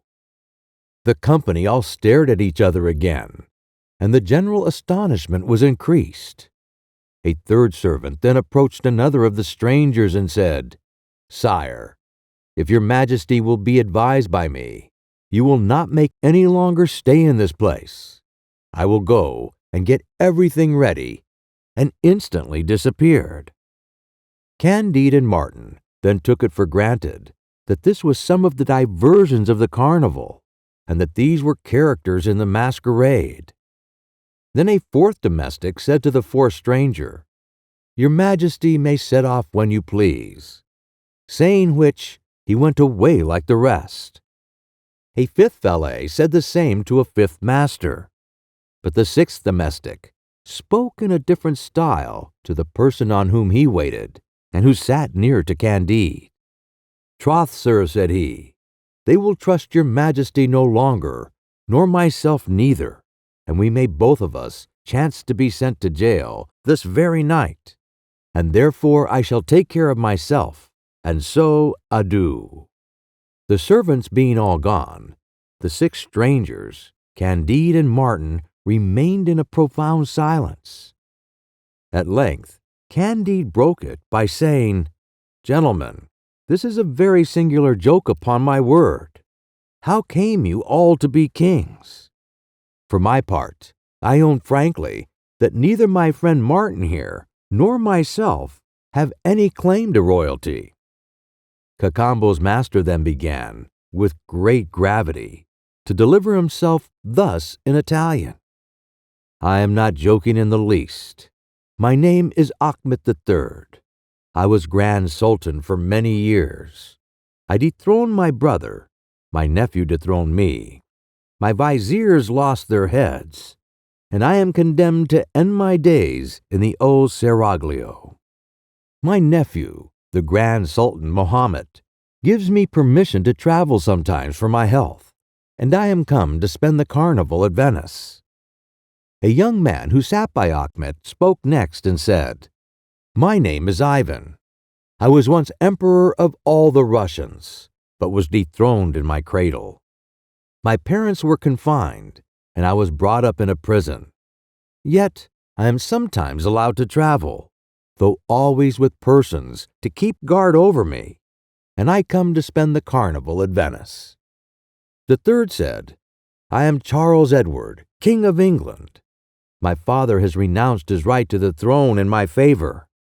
I have fought in defense of my rights, and near 1,000 of my friends have had their hearts taken out of their bodies alive and thrown in their faces. I have myself been confined in a prison. I am going to Rome to visit the king, my father, who was dethroned as well as myself, and my grandfather and I have come to spend the carnival at Venice." The fourth spoke thus, "I am the King of Poland. The fortune of war has stripped me of my hereditary dominions. My father experienced the same vicissitudes of fate. I resign myself to the will of Providence in the same manner as Sultan Achmet, the Emperor Ivan, and King Charles Edward, whom God long preserve, and I have come to spend the carnival at Venice." The fifth said, "I am King of Poland also. I have twice lost my kingdom, but Providence has given me other dominions, where I have done more good than all the Samaritan kings put together were ever able to do on the banks of Vistula. I resign myself likewise to Providence, and have come to spend the carnival at Venice." It now came to the sixth monarch's turn to speak. "Gentlemen," said he, "I am not so great a prince as the rest of you, it is true, but I am, however, a crowned head. I am Theodore, elected king of Corsica. I have had the title of majesty, and am now hardly treated with common civility. I have coined money, and am not now worth a single ducat. I have had 2 secretaries, and am now without a valet. I was once seated on a throne, and since that have lain upon a truss of straw in a common jail in London. And I very much fear I shall meet with the same fate here in Venice, where I came, like your majesties, to divert myself at the carnival." The other 5 kings listened to this speech with great attention. It excited their compassion. Each of them made the unhappy Theodore a present of 20 sequins, and Candide gave him a diamond worth just 100 times that sum. "Who can this private person be," said the 5 kings to one another, "who is able to give, and has actually given, 100 times as much as any of us?" Just as they rose from table, in came 4 serene highnesses, who had also been stripped of their territories by the fortune of war, and had come to spend the remainder of the carnival at Venice. Candide took no manner of notice of them, for his thoughts were wholly employed on his voyage to Constantinople, where he intended to go in search of his lovely Miss Kunagande. Chapter 27. Candide's Voyage to Constantinople. The trusty Cacambo had already engaged the captain of the Turkish ship that was to carry Sultan Achmet back to Constantinople to take Candide and Martin on board. Accordingly, they both embarked, after paying their obeisance to His Miserable Highness. As they were going on board, Candide said to Martin, "You see, we supped in company with 6 dethroned kings, and to one of them I gave charity. Perhaps there may be a great many other princes still more unfortunate. For my part, I have lost only 100 sheep, and am now going to fly to the arms of my charming Miss Kunagande. My dear Martin, I must insist on it, that Pangloss was in the right. All is for the best."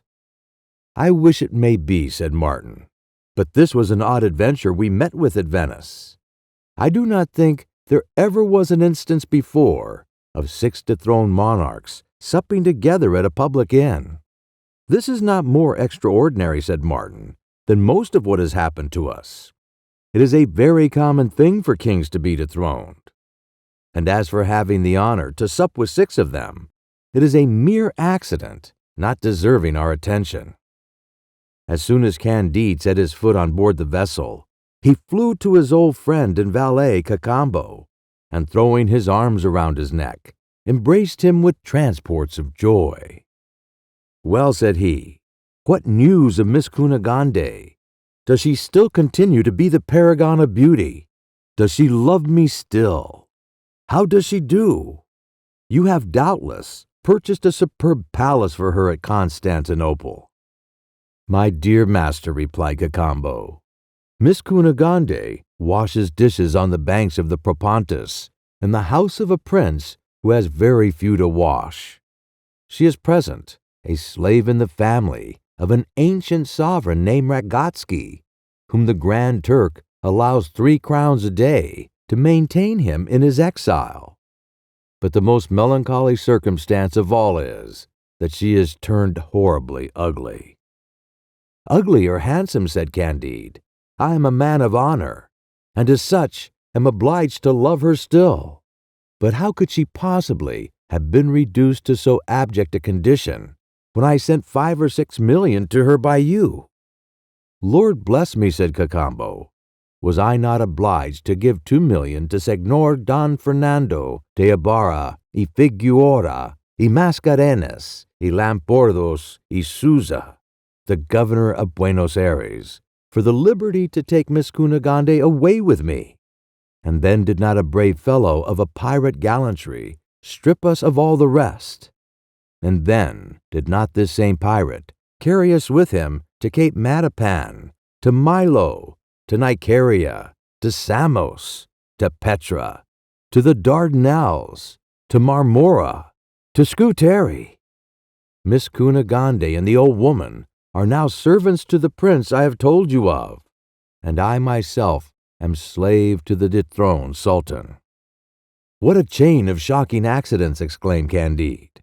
"But after all, I have still some diamonds left, with which I can easily procure Miss Kunagande's liberty. It is a pity, though, she is grown so ugly."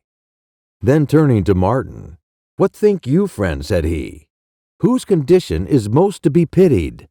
The Emperor Achmat's, the Emperor Ivan's, King Charles Edward's, or mine?" "Faith, I cannot resolve your question," said Martin, "unless I had been in the breast of you all."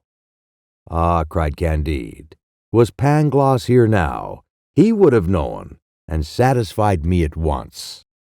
"I know not," said Martin, "in what balance your Pangloss could have weighed the misfortunes of mankind, and have set a just estimation on their sufferings.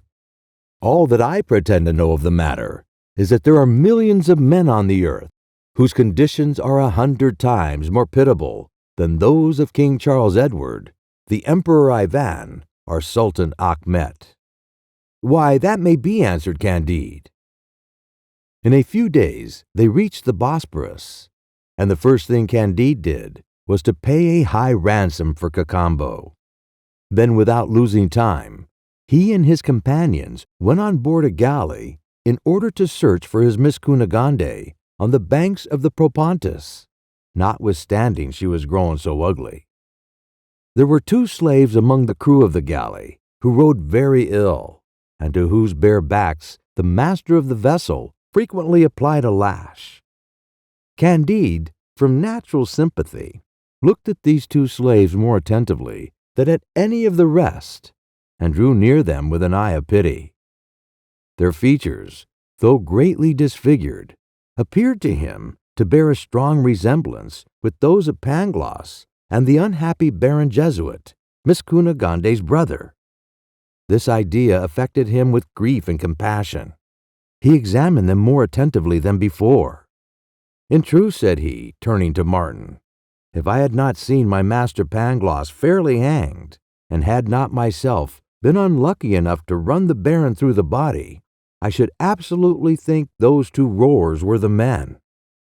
No sooner had Candide uttered the names of the Baron and Pangloss than the 2 slaves gave a great cry, ceased rowing, and let fall their oars out of their hands. The master of the vessel, seeing this, ran up to them and redoubled the discipline of the lash. "Hold, hold," cried Candide. "I will give you what money you shall ask for these 2 persons." "Good heavens! It is Candide," said one of the men. "Candide!" cried the other. "Do I dream," said Candide, "or am I awake? Am I actually on board this galley? Is this my lord the Baron whom I killed, and that my master Pangloss, whom I saw hanged before my face?" It is I," cried they both together. "What, is this your great philosopher?" said Martin. "My dear sir," said Candide to the master of the galley, "how much do you ask for the ransom of the Baron of Thunder ten Tronckh, who is one of the first barons of the empire, and of Monsieur Pangloss, the most profound metaphysician in Germany?" "Why then, Christian cur," replied the Turkish captain, "since these 2 dogs of Christian slaves are barons and metaphysicians, who are no doubt of high rank in their country, you shall give me 50,000 sequins." "You shall have them, sir. Carry me back as quick as thought to Constantinople, and you shall receive the money immediately. No, carry me first to Miss Kunagande." The captain, upon Candide's first proposal, had already tacked about, and he made the crew ply their oars so effectively that the vessel flew through the water quicker than a bird cleaves the air. Candide bestowed 1,000 embraces on the Baron and Pangloss. "And so then, my dear Baron, I did not kill you, and you, my dear Pangloss, are come to life again after your hanging. But how came you slaves on board a Turkish galley?" "And it is true that my dear sister is in this country," said the Baron. "Yes," said Cacambo. "And do I once again behold my dear Candide?" said Pangloss. Candide presented Martin and Cacambo to them. they embraced each other, and all spoke together. The galley flew like lightning, and soon they got back to port. Candide instantly sent for a Jew, to whom he sold for 50,000 sequins, a diamond richly worth 100,000, though the fellow swore to him all the time by Father Abraham that he gave him the most he could possibly afford. He no sooner got the money into his hands than he paid it down for the ransom of the Baron and Pangloss. The latter flung himself at the feet of his deliverer and bathed him with his tears. The former thanked him with a gracious nod and promised to return him the money the first opportunity. "But is it possible," said he, "that my sister should be in Turkey?" "Nothing is more possible," answered Cacambo, "for she scours the dishes in the house of a Transylvanian prince."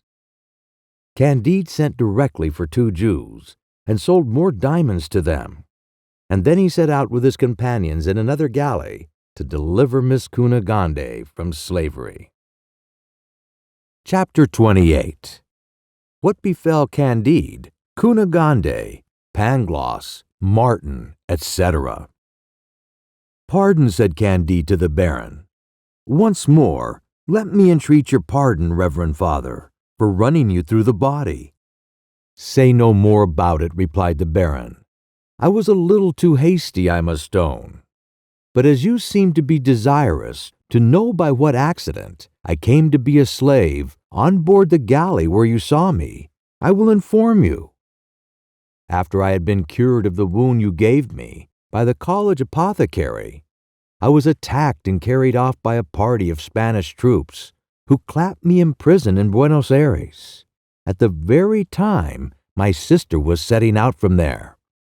I asked leave to return to Rome to the general of my order, who appointed me chaplain to the French ambassador at Constantinople. I had not been a week in my new office when I happened to meet one evening a young Icoglan, extremely handsome and well made. The weather was very hot. The young man had an inclination to bathe. I took the opportunity to bathe likewise. I did not know it was a crime for a Christian to be found naked in company with a young Turk. A cadi ordered me to receive 100 blows on the soles of my feet and sent me to the galleys. I do not believe that there was ever an act of more flagrant injustice. But I would fain know how my sister came to be a scullion to a Transylvanian prince who has taken refuge among the Turks. "But how does it happen that I behold you again, my dear Pangloss?" said Candide. "It is true," answered Pangloss, "you saw me hanged, though I ought properly to have been burned. But you may remember that it rained extremely hard when they were going to roast me. The storm was so violent that they found it impossible to light the fire, so they hanged me because they could do no better. A surgeon purchased my body, carried it home, and prepared to dissect me. He began by making a crucial incision from my navel to the clavicle. It is impossible for anyone to have been more lamely hanged than I had been. The executioner was a subdeacon and knew how to burn people very well. But as for hanging, he was a novice at it, being quite out of practice. The cord being wet and not slipping properly, the noose did not join. In short, I continued to breathe. The crucial incision made me scream to such a degree that my surgeon fell flat upon his back, and imagining it was the devil he was dissecting, ran away, and in his fright tumbled downstairs. His wife, hearing the noise, flew from the next room, and seeing me stretched upon the table with my crucial incision, was still more terrified than her husband, and fell upon him. When they had a little recovered themselves, I heard her say to her husband, "My dear, how could you think of dissecting a heretic? Don't you know that the devil is always in them? I'll run directly to a priest to come and drive the evil spirit out." I trembled from head to foot at hearing her talk in this manner, and exerted what little strength I had left to cry out, "Have mercy on me!" At length, the Portuguese barber took courage, sewed up my wound, and his wife nursed me, and I was upon my legs in a fortnight's time. The barber got me a place to be lackey to a knight of Malta who was going to Venice. But finding my master had no money to pay me my wages, I entered into the service of a Venetian merchant and went with him to Constantinople. One day I happened to enter a mosque where I saw no one but an old man and a very pretty young female devotee who was telling her beads. Her neck was quite bare, and in her bosom she had a beautiful nosegay of tulips, roses, anemones, hyacinths, and auriculas. She let fall her nosegay. I ran immediately to take it up and presented it to her with a most respectful bow. I was so long in delivering it that the man began to be angry, and perceiving I was a Christian, he cried out for help. They carried me before the Cadi, who ordered me to receive 100 bastinadoes and sent me to the galleys.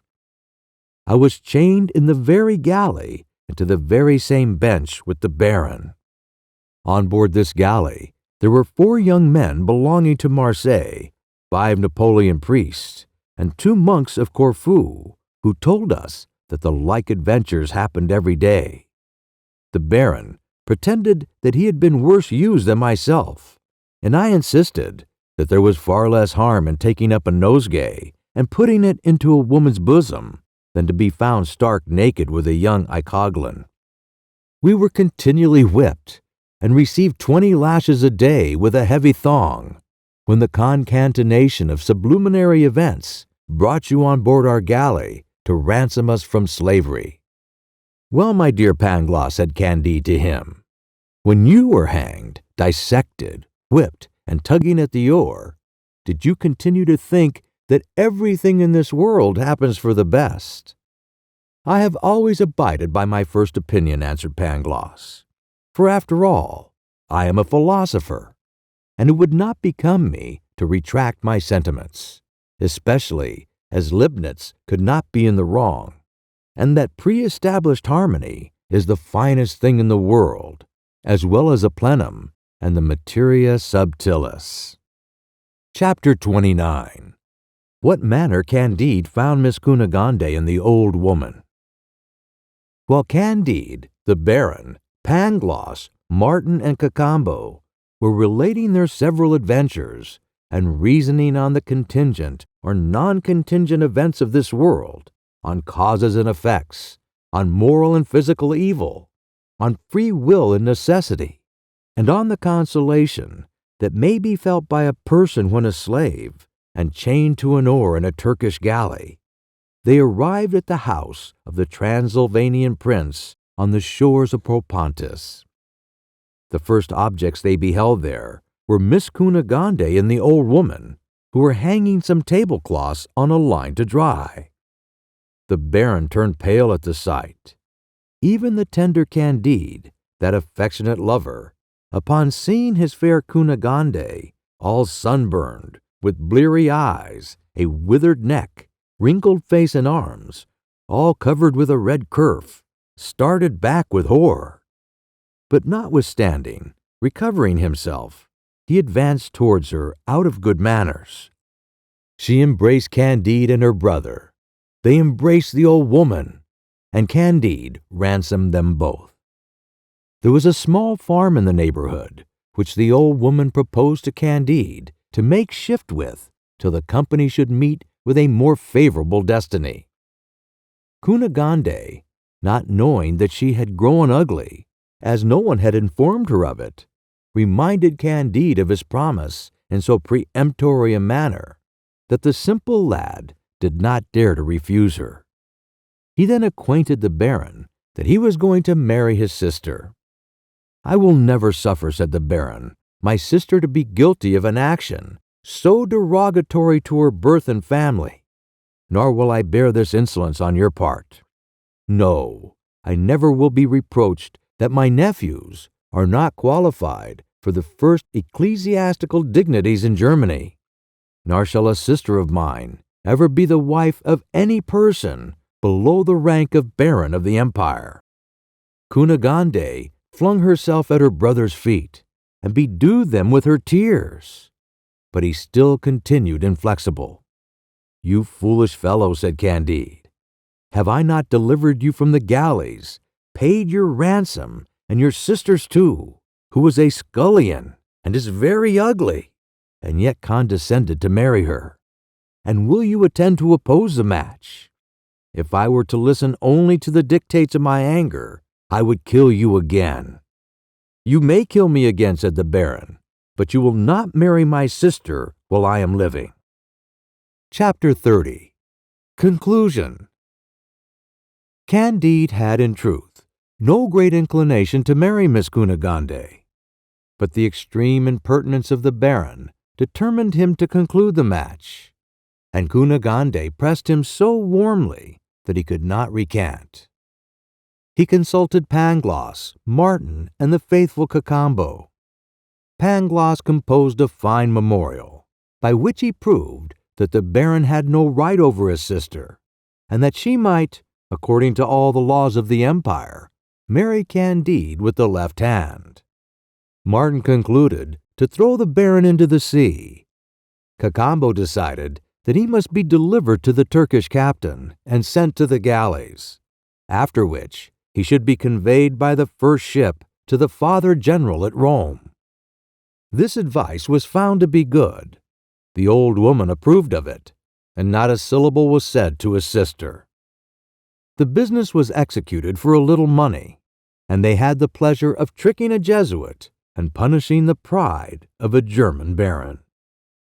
It was altogether natural to imagine that after undergoing so many disasters, Candide, married to his mistress, and living with the philosopher Pangloss, the philosopher Martin, the prudent Cacambo, and the old woman, having besides brought home so many diamonds from the country of the ancient Incas, would lead the most agreeable life in the world. But he had been so robbed by the Jews that he had nothing left but his little farm. His wife, every day growing more and more ugly, became headstrong and insupportable. The old woman was infirm and more ill-natured yet than Kunagande. Cacambo, who worked in the garden and carried the produce of it to sell in Constantinople, was above his labor and cursed his fate. Pangloss despaired of making a figure in any of the German universities. And as to Martin, he was firmly persuaded that a person is equally ill-situated everywhere. He took things with patience. Candide, Martin, and Pangloss disputed sometimes about metaphysics and morality.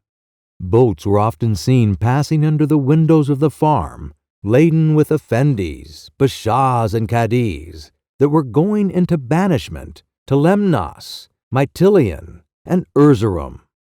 And other cadis, bashaws, and effendis were seen coming back to succeed the place of the exiles, and were driven out in their turns. They saw several heads curiously struck upon poles, and carried as presents to the Sublime Porte. Such sights give occasion to frequent dissertations, and when no disputes were in progress, the irksomeness was so excessive that the old woman ventured one day to tell them, "I would be glad to know which is worse, to be ravished 100 times by Negro pirates, to have one buttock cut off, to run the gauntlet among the Bulgarians, to be whipped and hanged at an auto de fe, to be dissected, to be chained to an oar in a galley, and in short, to experience all the miseries through which every one of us has passed, or to remain here doing nothing. This," said Candide, "is a grand question." This discourse gave birth to new reflections, and Martin especially concluded that man was born to live in the convulsions of disquiet or in the lethargy of idleness. Though Candide did not absolutely agree to this, yet he did not determine anything on that head. Pangloss avowed that he had undergone dreadful sufferings, but having once maintained that everything went on as well as possible, he still maintained it, and at the same time believed nothing of it. There was one thing which more than ever confirmed Martin in his detestable principles, made Candide hesitate, and embarrassed Pangloss, which was the arrival of Paquette and brother Giroflee one day at their farm. This couple had been in the utmost distress. They had very speedily made away with their 3,000 piastres. They had parted, been reconciled, quarreled again, been thrown into prison, had made their escape, and at last brother Giroflee had turned Turk. Paquette still continued to follow her trade, but she got little or nothing by it. I foresaw very well, said Martin to Candide, that your presents would soon be squandered, and only make them more miserable. You and Cacambo have spent millions of piastres, and yet you were not more happy than brother Giroflee and Paquette. Ah, said Pangloss to Paquette, it is heaven that has brought you here among us, my poor child. Do you know that you have cost me the tip of my nose, one eye, and one ear? What a handsome shape is here, and what is this world? This new adventure engaged them more deeply than ever in philosophical disputations. In the neighborhood lived a famous dervish who passed for the best philosopher in Turkey. They went to consult him. Pangloss, who was their spokesman, addressed him thus: Master, we come to entreat you to tell us why so strange an animal as man has been formed. Why do you trouble your head about it, said the dervish. Is it any business of yours? But, Reverend Father, said Candide, there is a horrible deal of evil on the earth.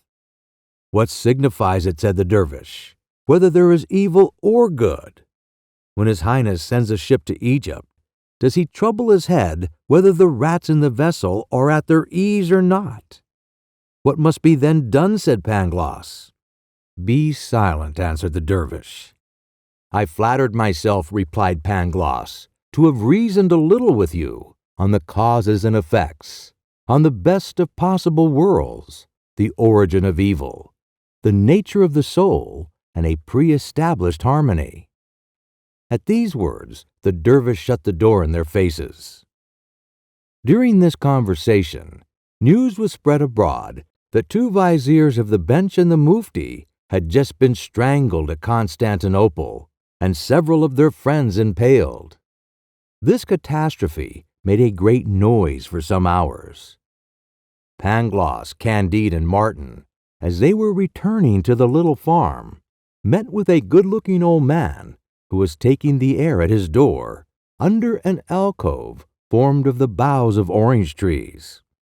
Pangloss, who was as inquisitive as he was disruptive, asked him what was the name of the mufti who was lately strangled. I cannot tell you, answered the good old man. I never knew the name of any mufti or vizier breathing. I am entirely ignorant of the event you speak of. I presume that, in general, such as are concerned in public affairs sometimes come to a miserable end, and that they deserve it. But I never inquire what is doing at Constantinople. I am contented with sending there the produce of my garden, which I cultivate with my own hands. After saying these words, he invited the strangers to come into his house.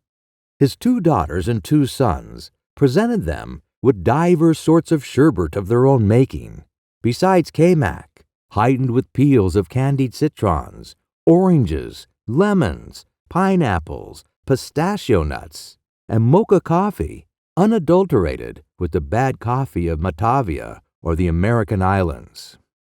After which, the 2 daughters of this grand Mussulman perfumed the beards of Candide, Pangloss, and Martin. You must certainly have a vast estate, said Candide to the Turk. I have no more than 20 acres of ground, he replied, the whole of which I cultivate myself with the help of my children. And our labor keeps off from us 3 great evils, idleness, vice, and want. Candide, as he was returning home, made profound reflections on the Turk's discourse. This good old man, said he to Pangloss and Martin, appears to me to have chosen for himself a lot much preferable to that of the 6 kings with whom we had the honor to sup. Human grandeur, said Pangloss, is very dangerous, if we believe the testimonies of almost all philosophers. For we find Eglon, king of Moab, was assassinated by Aod. Absalom was hanged by the hair of his head and run through with 3 darts. King Nadab, son of Jeroboam, was slain by Baza. King Elah by Zimra. Okosias by Jehu. Athaliah by Jehoiada. The kings of Jehoiakim, Jekahiah, and Sedadiah were led into captivity. I need not tell you what the fate of Croesus, Astyagesus, Daresus, Dionysius of Syracuse, Pyrrhus, Perseus, Hannibal, Jugurtha, Ariovistus, Caesar, Pompey, Nero, Otho, Vitellius, Domitian, Richard II of England, Edward II, Henry VI, Richard III, Mary Stuart, Charles I, the 3 Henrys of France, and the Emperor Henry IV. Neither need you tell me, said Candide, that we must take care of our garden. You are in the right, said Pangloss. For when man was put into the Garden of Eden, it was with an intent to dress it, and this proves that man was not born to be idle. Work then without disputing, said Martin. It is the only way to render life supportable. The little society, one and all, entered into this laudable design and set themselves to exert their different talents.